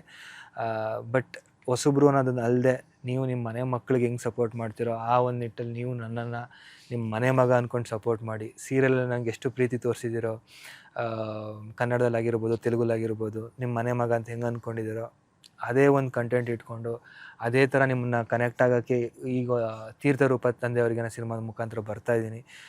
ಇದರ ಸಪೋರ್ಟ್ ನಂಗೆ ತುಂಬ ಇಂಪಾರ್ಟೆಂಟ್. ಸೊ Jan 1 ನಮ್ಮ ಸಿನಿಮಾ ರಿಲೀಸ್ ಆಗ್ತಾಯಿದೆ. ನಿಮ್ಮ ಹೊಸ ವರ್ಷ ನಮ್ಮ ಜೊತೆ ಹಂಚ್ಕೊಳ್ಳಿ. ನನ್ನ ಜೀವನದಲ್ಲಿ ಒಂದು ಹೊಸ ವರ್ಷ ಶುರುವಾಗಲಿ, ಹೊಸ ಅಧ್ಯಾಯ ಶುರುವಾಗಲಿ ಅಂತ ಕೇಳ್ಕೊತೀನಿ. ಅದಕ್ಕೆಲ್ಲ ನಿಮ್ಮ ಒಂದು ಸಪೋರ್ಟೇ ತುಂಬ ಇಂಪಾರ್ಟೆಂಟ್. ಇವತ್ತೊಂದು ನನ್ನ ಫಸ್ಟ್ ಸ್ಟೆಪ್, ಅದು ಇನ್ನೊಂದು ಮೈಲ್ಸ್ಟೋನ್ಗೆ ಆಗೋಕ್ಕೆ ನೀವು ಕಾರಣ ಆಗಬೇಕು ಅಂತ ಕೇಳ್ಕೊತೀನಿ. ಪ್ಲೀಸ್ ಡೂ ವಾಚ್ ತೀರ್ಥರೂಪ ತಂದೆಯವರಿಗೆ ಇನ್ ಥಿಯೇಟ್ರಲ್ಲೇ ನೋಡಿ. ಡೆಫಿನೆಟ್ಲಿ ಈ ಸಿನಿಮಾ ನಿಮ್ಗೆ ಇಷ್ಟ ಆಗುತ್ತೆ. ನಿಮ್ಮ ಫ್ಯಾಮಿಲಿ ಎಲ್ಲರೂ ಹೋಗಿ ನೋಡ್ಬೋದು. ನೋಡಿ, ಹರಿಸಿ ಹಾರೈಸಿ. Thank you so much. ಇಷ್ಟೊತ್ತು ಒಂದಷ್ಟು ವಿಚಾರಗಳು ಬಗ್ಗೆ ಹೇಳಿದ್ದಕ್ಕೆ ತುಂಬ ಖುಷಿ ಆಯಿತು. ನಿಮ್ಮ ಹಿನ್ನೆಲೆ ಏನು, ಯಾವ ರೀತಿ ಬೆಳೆದು ಬಂದ್ರಿ, ಅದರ ಜೊತೆಗೆ ನಿಮ್ಮ ಕಷ್ಟದ ದಿನಗಳು, ಟೈಮ್ ಬ್ಯಾಲೆನ್ಸು ಹೆಂಗೆಲ್ಲ ಇತ್ತು ಅನ್ನೋವಂಥ ಒಂದಷ್ಟು ವಿಚಾರಗಳನ್ನು ತಿಳಿಸ್ಕೊಟ್ಟಿದ್ದಕ್ಕೆ ಒಳ್ಳೆಯದಾಗಲಿ. ತೀರ್ಥರೂಪ ತಂದೆಯವರಿಗೆ ಹ್ಯೂಜ್ ಸಕ್ಸಸ್ ಆಗಲಿ. ಅದ್ರ ಜೊತೆಗೆ ಒಂದು ಕಡೆ ಕನ್ನಡ ಮತ್ತು ತೆಲುಗು ಎರಡೂ ಕಡೆ ಪ್ಯಾನ್ ಇಂಡಿಯಾ ಮಟ್ಟದಲ್ಲಿ ಅವಕಾಶಗಳು ಸಿಗಲಿ. All the best. ಆ ಕ್ವಾಲಿಟೀಸ್ ಎಲ್ಲಾನು ಕೂಡ ನಿಮ್ಮಲ್ಲಿದೆ. ಆಕ್ಟಿಂಗ್ ನೋಡ್ತಾ ಇದ್ರೆ ಗೊತ್ತಾಗ್ತಿದೆ. ಒಳ್ಳೊಳ್ಳೆ ಔಟ್ಪುಟ್ಗಳು ಬಂದಿದೆ ಒಂದೊಂದು ಸೀನಲ್ಲೂ ಕೂಡ. ನಿಮಗೆ ಮತ್ತಷ್ಟು ಕೆರಿಯರಲ್ಲಿ ಅವಕಾಶಗಳು ಸಿಕ್ಕಿ ಪರಿಪೂರ್ಣ ನಾಯಕರಾಗಿ ಅದ್ರ ಜೊತೆಗೆ ನೀವು ಇಷ್ಟಪಡುವಂತಹ ಪಾತ್ರಗಳಲ್ಲಿ ಮಿಂಚುವಂತಹ ಅವಕಾಶಗಳು ಸಿಗಲಿ. All the best. Thank you so much. ಅಂದರೆ ನೀವು ಹೇಳಿದ ರೀತಿನೇ ಇಷ್ಟ ಆಯಿತು. ಅಂದರೆ ಈ ಥರ ಅವಕಾಶಗಳು ಸಿಗಲಿ ಅಂತ ಅನ್ನೋದು. ಯಾಕೆ ನಮ್ಮಂಥ ಹೊಸಬ್ರಿಗೆ ನಿಜವಾಗ್ಲೂ ಅವಕಾಶದ ಕೊರತೆ ತುಂಬ ಇದೆ. ಇವತ್ತಿನ ಯಂಗ್ಸ್ಟರ್ಸ್ಗಳಿಗೆ ಅಂದರೆ ಸಿನಿಮಾನದೇ ಒಂದು ನಂಬಿಕೆ. ಆ ನಂಬಿಕೆ ಇಟ್ಕೊಂಡು ಬಂದಿದ್ದೀವಿ ಅಂತಂದರೆ ಜನಗಳು ನಮ್ಮ ಕೈ ಹಿಡಿಲೇಬೇಕು. ಹಿಡಿದು ನಮಗಂತ ಪ್ರತಿಭೆ, ನಮ್ಮಲ್ಲೂ ಒಂದು ಟ್ಯಾಲೆಂಟ್ ಇದೆ ಅನ್ನೋದಕ್ಕೆ ಅವರು ಗುರುತಿಸಿ ಒಂದಷ್ಟು ಅವಕಾಶಗಳು ಸಿಗಲಿ. ಕನ್ನಡ ಚಿತ್ರರಂಗ, ಯಾವುದೇ ಚಿತ್ರರಂಗ ಆಗಲಿ ಬೆಳಿಬೇಕು, ನೆಕ್ಸ್ಟ್ ಲೆವೆಲ್ಗೆ ಅದು ಹೆಸರಾಗಬೇಕು ಅಂತ ಕೇಳ್ಕೊತೀನಿ. ಅದಕ್ಕೆ ನಿಮ್ಮೆಲ್ಲರ ಸಪೋರ್ಟ್ ಬೇಕು. Thank you so much. Thank you. ಇದಾಗಿತ್ತು ಕನ್ನಡ ಮತ್ತು ತೆಲುಗು ಎರಡೂ ಭಾಷೆಯಲ್ಲೂ ಸದ್ಯಕ್ಕೆ ಬೆಳ್ಳಿ ಪರದೆಯಲ್ಲಿ ಬರೋದಕ್ಕೆ ಪರಿಪೂರ್ಣ ನಾಯಕನಾಗಿ ರೆಡಿಯಾಗಿ ನಿಂತಿರುವಂತಹ ನಿಹಾರ್ ಮುಖೇಶ್ ಅವರ ಸ್ಪೆಷಲ್ ಇಂಟರ್ವ್ಯೂ. ಮತ್ತಷ್ಟು ಇಂಟ್ರೆಸ್ಟಿಂಗ್ ಇಂಟರ್ವ್ಯೂಸ್ನೊಂದಿಗೆ ಮತ್ತೆ ಸಿಗ್ತೀನಿ. ಅಲ್ಲಿವರೆಗೂ ನೋಡ್ತಾನೆ ಇರಿ ಬಾಸ್ ಟಿವಿ ಕನ್ನಡ. ಧನ್ಯವಾದಗಳು. ಲೇಟೆಸ್ಟ್ ಹಾಗೂ ಇಂಟ್ರೆಸ್ಟಿಂಗ್ ಸುದ್ದಿಗಳಿಗಾಗಿ ಬಾಸ್ ಟಿವಿ ಕನ್ನಡ ಚಾನೆಲ್ನ ಸಬ್ಸ್ಕ್ರೈಬ್ ಮಾಡಿ. ಹಾಗೆಯೇ ಬೆಲ್ ಐಕಾನ್ ಪ್ರೆಸ್ ಮಾಡಿ. ಇದರ ಜೊತೆಗೆ ಫೇಸ್ಬುಕ್, ಇನ್ಸ್ಟಾಗ್ರಾಮ್, ಎಕ್ಸ್ನಲ್ಲೂ ಮಿಸ್ ಮಾಡದೆ ಫಾಲೋ ಮಾಡಿ.